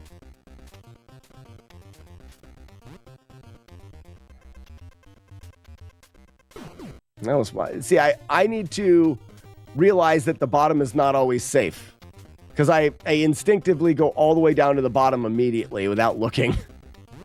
So like right here, you need to assess the bottom. There we go. See, it seemed like I would be trapped there, right? Like that was a scenario where it looked like it could have been bad. When you're pressing up and you hit a jump, you move 30 pixels immediately. So they would have to be like right beside each other. And if they're right beside each other, you can see them early enough to go above them both. Like right there. They were close, but I could still move up fast enough. Now I'm out of I couldn't get back to the bottom. So is the bottom safe? No, now it is. Wait. There's an up, back down, up. Is the bottom safe? Yes. Oh, I couldn't get there quick enough because going down is slow.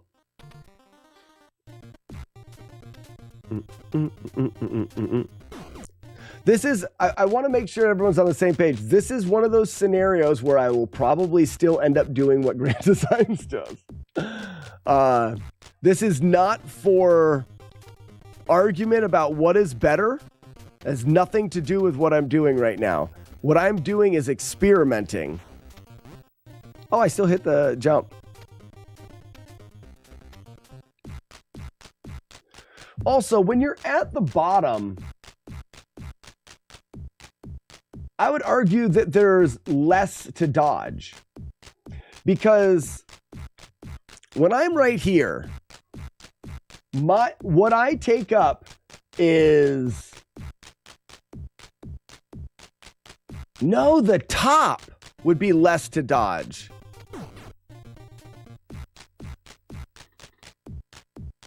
Because on the top, you are either taking up... Where's someone on the top?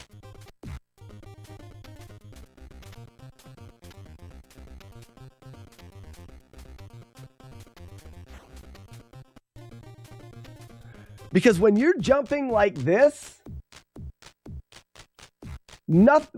basically nothing can hit you. When you're on the top is the only time you can be invincible. Because if you bounce high enough, you would go over everything. The downside to the top is we can't move down fast enough.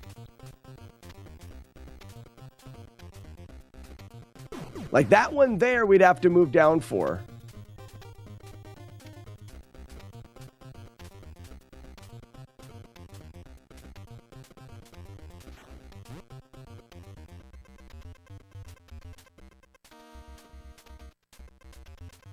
See what I mean?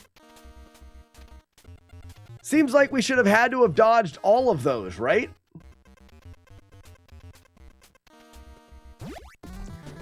Here's my second theory. I would like to let this play through with me at the top of the screen, never moving 100 times. How many times do you make it through it? How many times do I make it through it just sitting at the top? Ooh, there's one.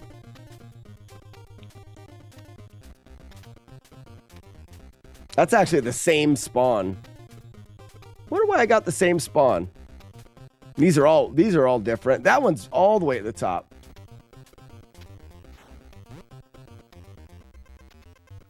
I'm not going to sit through it now, but all right. What is the boundary box there? And is there any way to get myself any extra high?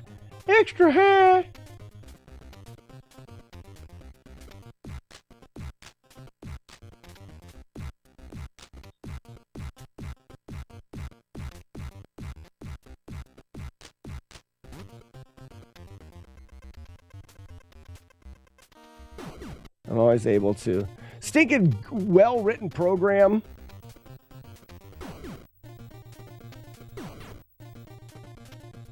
And it doesn't look like your jump is affected by forward or backwards. You can't affect your jump. The amount that you bounce is all just random.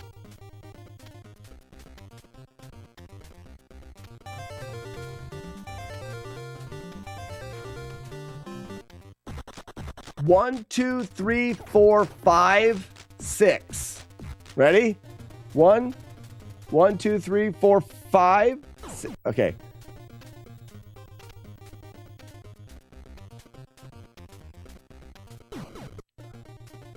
Strike to claim it. A strike to claim it. Nope.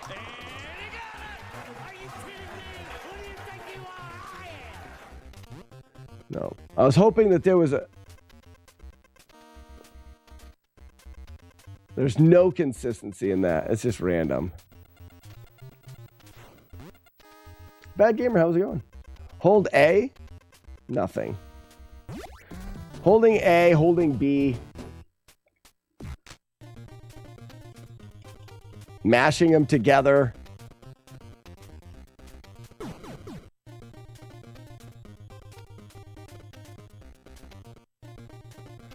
But doing what Grand Designs does, watching the middle, moving up and back to the middle. Oh my God, there's a trap. That was a trap right there I couldn't get out of.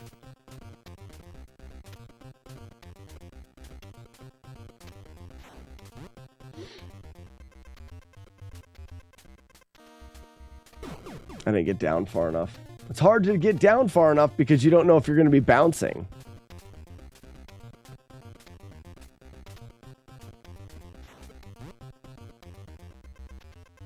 Oh yeah, there's a couple spots with RNG in this game.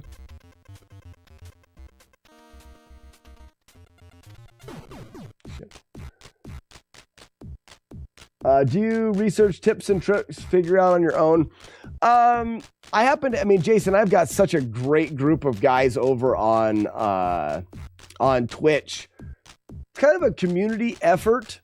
One of the things that I don't immediately do is like go through videos and like look for someone else routing. I find that one of the things that you'll do is you'll get stuck in this is the way that you should do it. And I find more blindly experimenting. I see it takes the blinders off. When you've got this tunnel vision, like, okay, so I go here and this is what I do. Oftentimes it's hard to think outside of the box. So I don't do that first. If something gives me a really hard time, I will.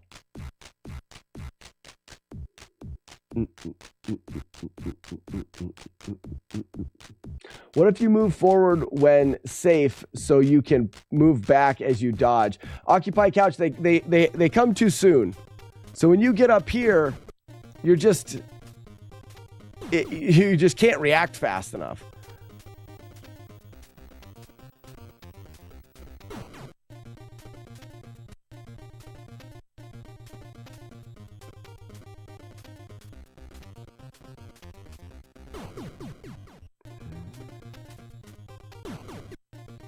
So one thing that if I don't press anything,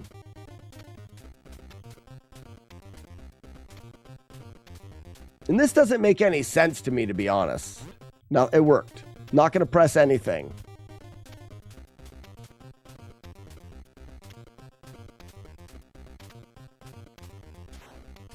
Okay. Why was that different?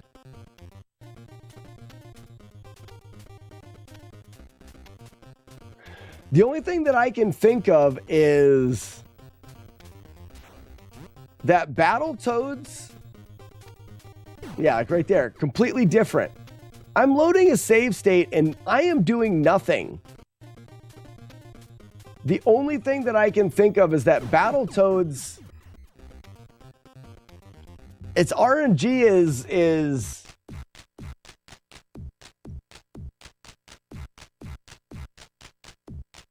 how is that possible? I'm not pausing the game. How is it creating that randomness from a direct save state with the exact same buttons pressed?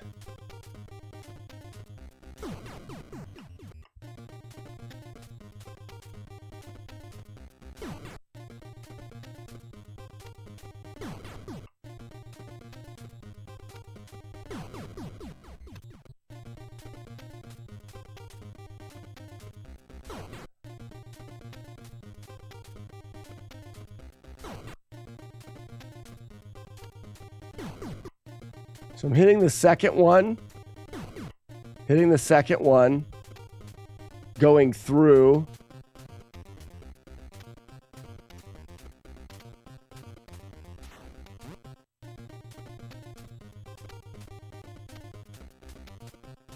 Going through.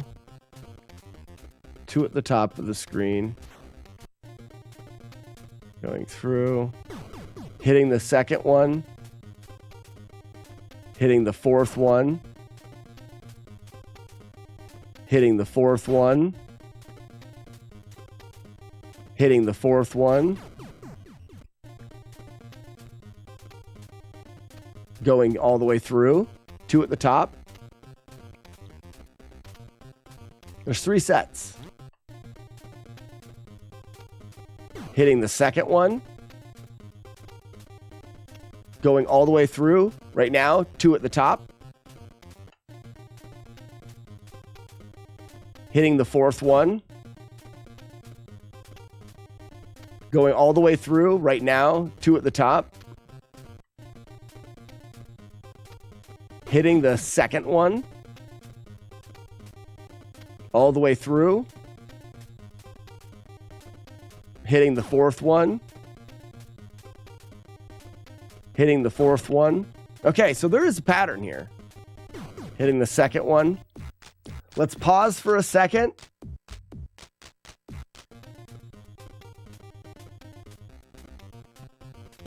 That changed things up. Now, did it change it for good? Or are we still onto this pattern of 4? Or clean? I'm going to get one where I know what's going to happen. So this is a clean one. I'm going to hold backwards. And that changed it. Still worked. So I know that this is a clean one and I get the 2 at the top. Only I'm going to do it. There's a 4. There's a 2. This is a clean one. I'm going to hold backwards. Changes it. I believe that the game is creating randomness based off of every button that you press. So if the game is creating randomness based off of every button that you press, when I'm loading the save state, I'm pressing down and select at the same time. As soon as that save state is loaded, the game is reading my inputs and I'm not frame perfectly pressing select. Let's try that. So if I do a frame perfect down and hold select, that means I'm only pressing down for 1 frame. I hit one right before the end. I'm holding select the entire time. Hit one there.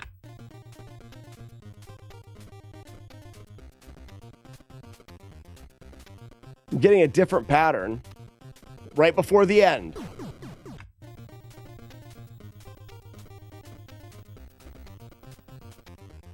Right before the end.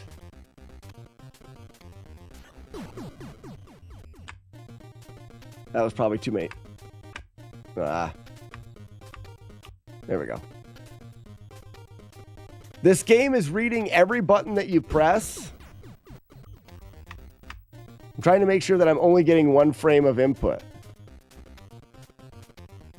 If I get 1 frame, it looks like I'm getting hit right before the end.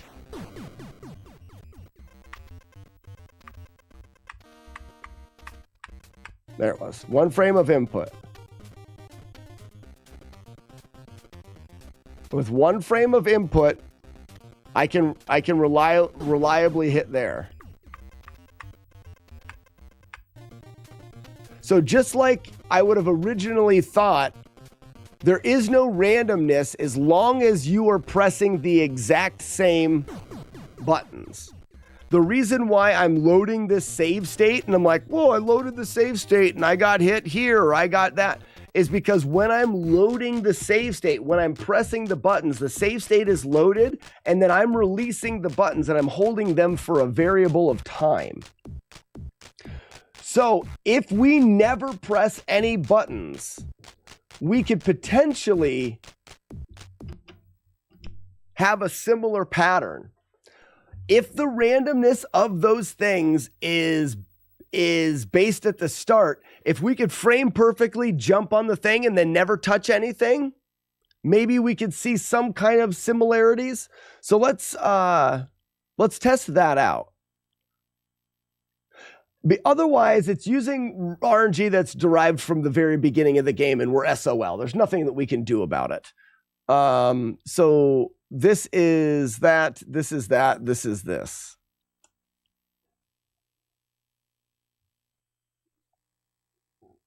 Is it still Swiffering the Nation? Completely.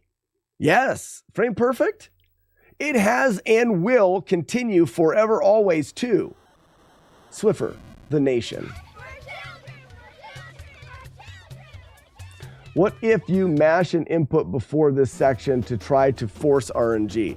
So, Occupy Couch, I wouldn't want to mash an input. But like I said, let's say that the game doesn't create those enemies until we get on that final board. That's a new section.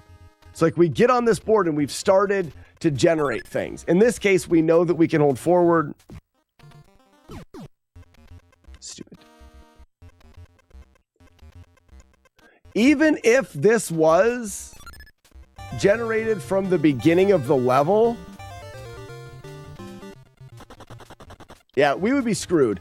We're not going to be able to be frame perfect from the beginning of this level. I don't think so. Because we have to move up, and we'd have to let go of the up buttons. And then we also have to kill the rat. Like, we're not going to be able to do this frame perfect. So we have to hope that whatever's creating randomness changes.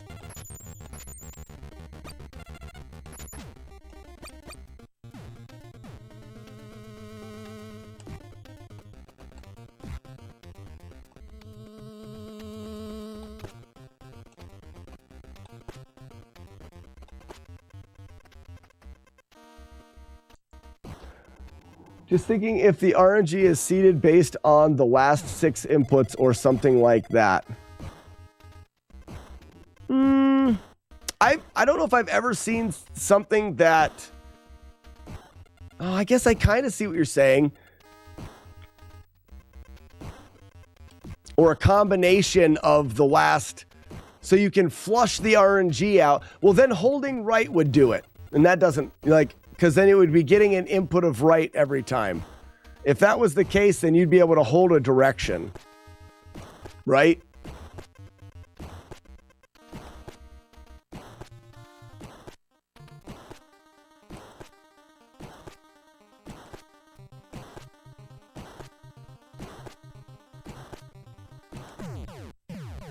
All right, I saved it right there.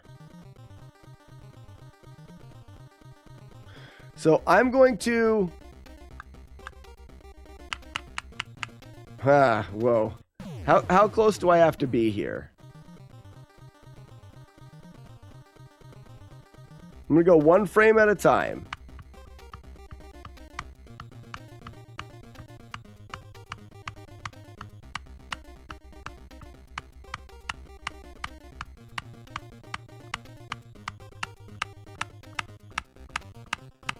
So it looks like you have to hold the right button for more than 1 frame to get them to move. Ooh.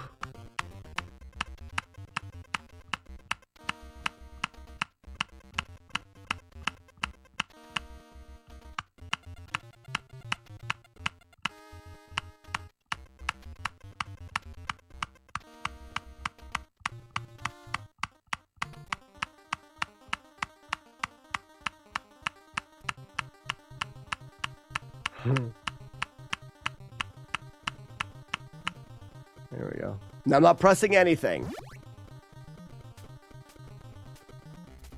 We run into nobody. That's nice. We run into like the 3rd one on that stage.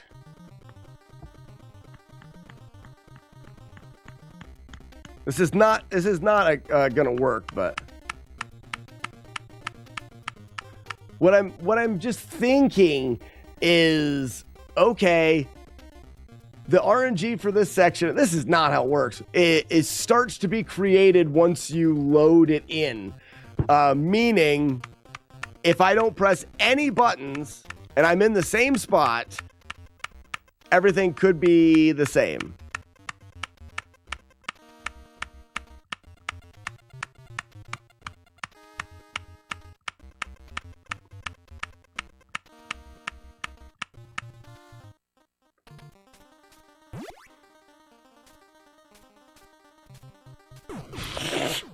Not even near the same.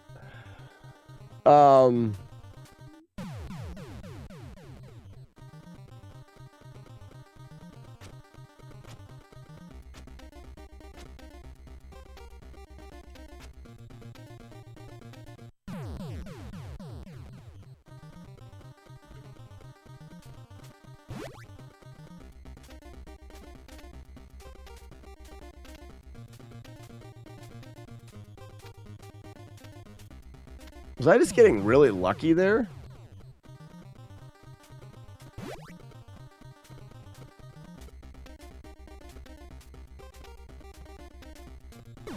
Yes.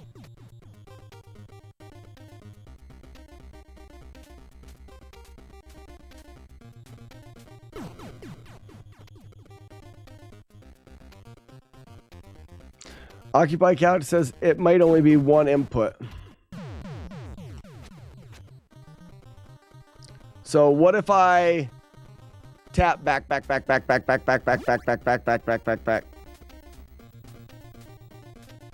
We get a pack of 3.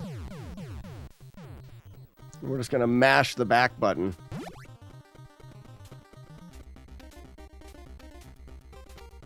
It's a similar pack of 3.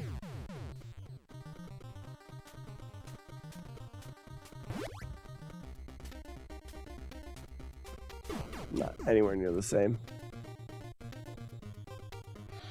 So Occupy Couch, I've never seen anything like that. Normally it's every input. We'll add a binary to the string of RNG. So an input will add a 1 or a 0. But it'll be based off of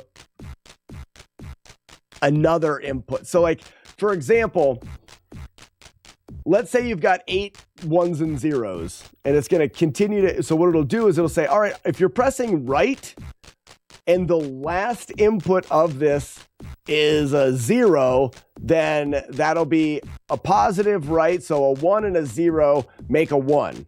But if it's left, it'll be a 0 and a 0 make a 0. Or a 0 and a 1 make a 0.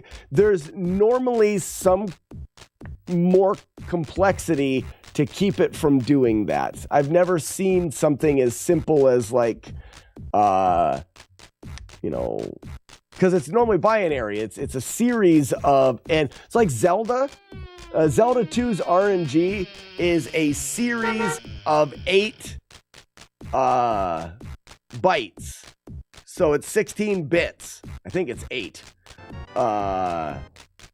And every frame it adds another 1 or 0 and it loses the 1 from the end.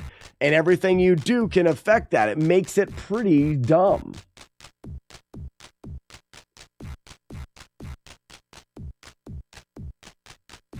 Oh, friend's got bed bugs. That's terrible. Gross. Well, we'll be here tomorrow. If not, Chainsaw will be here back on Monday. Doot-tee boop beep boop beep.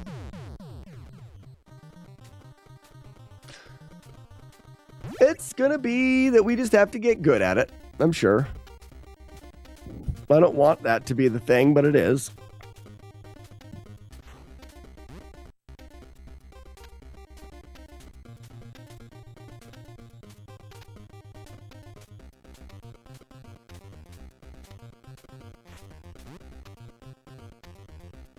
You know what would be great? If we could find out. Yeah, I don't stream on weekends. Saturdays and Sundays, I'm with the family hanging out. It's a Monday through Friday morning is the streams. It would be great if we could find out how this guy chose to be in this spot and what number this guy chose to be in that. What number? I mean, it's RNG, random number generator. There's RNG that determined this guy to be in this. Whoa, what did I do? Oh, I double clicked on it and I didn't like that. This guy to be in this spot. Now, we may not be able to we may not be able to control RNG completely. Like, we may not be able to make it do the same thing all the time, but is there something that we can do that says, well, if we do this, then the number he grabs is always going to be 6, 8, or 9, which is always the top of the screen. Can we do that? Can we have a series of inputs that manipulate the RNG in a way that keep those from ever spawning in one spot?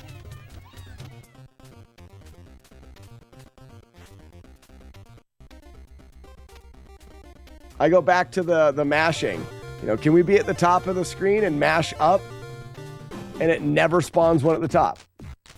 What we need to do is we need to, if we want to look into something like that, which could be fun, we need to look into, that's the end, guys. We need to look into what creates randomness in Battletoads. I would be surprised that no one has dove into it. I'm sure that some have dove into it. They may not have a complete understanding of RNG, but we really can't do much. I went through the steps of what I go through.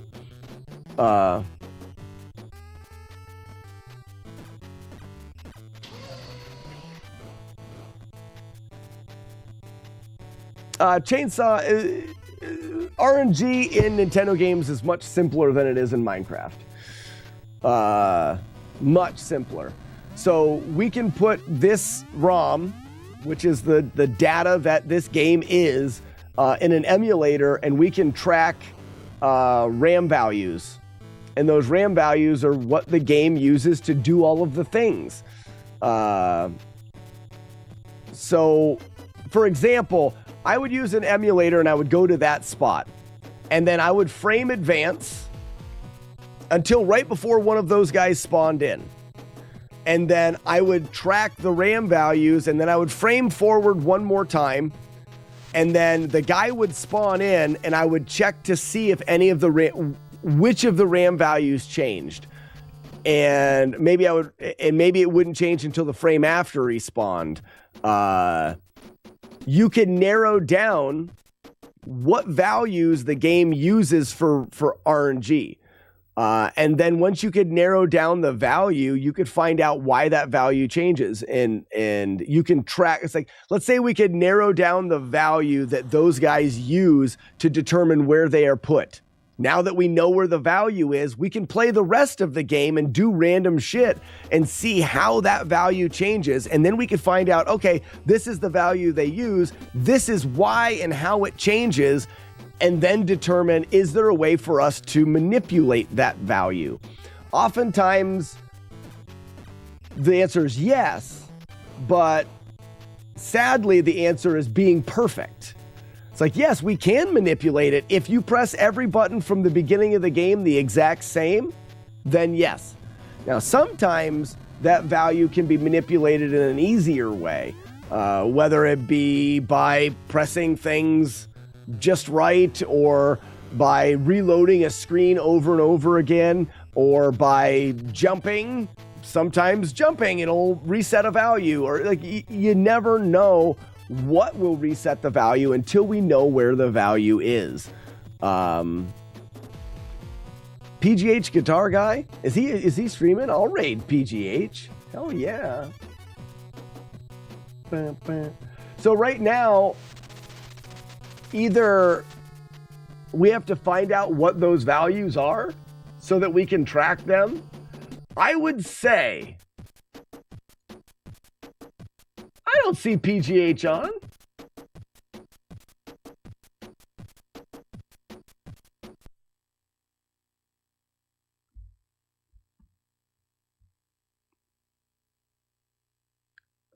It's the first cart with a quantum particle chip controlling RNG.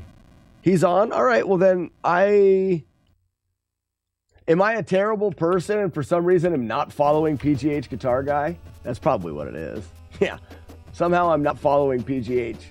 That can't be true. I've rated PGH before. This is dumb. Ready for the first full run? Sweet Thunder, I'm not very far off. Pretend I'm like Beavis and Butthead and I'm too stupid. Well, Chainsaw, it's hard to explain and it's just as hard to do. It's a lot of trial and error only with numbers, as opposed to what I'm doing is trial and error by pushing buttons. Absolute terrible person. He's playing Iron Sword, which is good. His camera looks all messed up. Is that part of his overlay to do that? It looks like it is.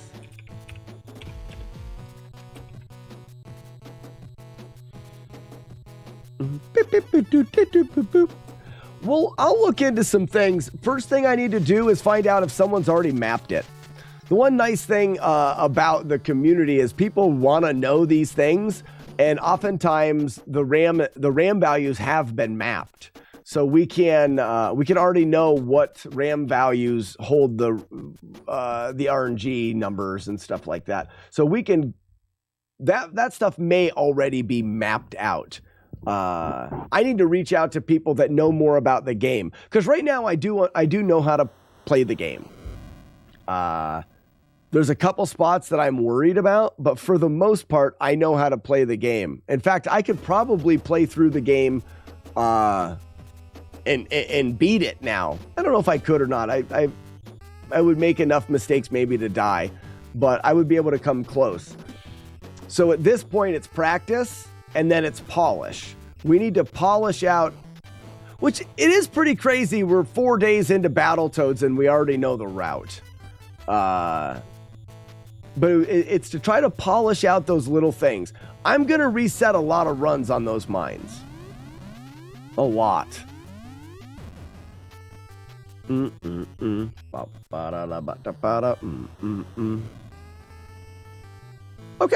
well, I'll do a little bit more research, but until then, ladies and gentlemen, we are going to, do you use, Neo, I do use Audacity, yeah. That is what I use for the stuff. But until then, guys, we are going to raid PGH Guitar Guy. He is playing a great classic game. This is Wizards and Warriors 2 Iron Sword. This is the one that I played a lot. PGH Guitar Guy is a fantastic human being. So if you've got the Slack Pack Wolf, be sure to drop it in the chat and wish him luck. I am going to be back tomorrow, and we're going to be doing more Battletoads. Tomorrow will be another full day of practice. And then Monday and Tuesday, so we'll probably start the week off. Maybe at the end of the day tomorrow, we'll do the splits and we'll set up the timer. We'll add Battletoads to the top loader and the code and work out some of those things so that on Monday we can do our first preliminary set of runs. How do I get in the raid? I don't know. It should have asked you to join the raid, I think. Maybe you just stick around. Sandman, just stick around. I don't know. Yeah, just stay here. All right, ladies and gentlemen. Bye. See ya. Goodbye. Do, do, do, do.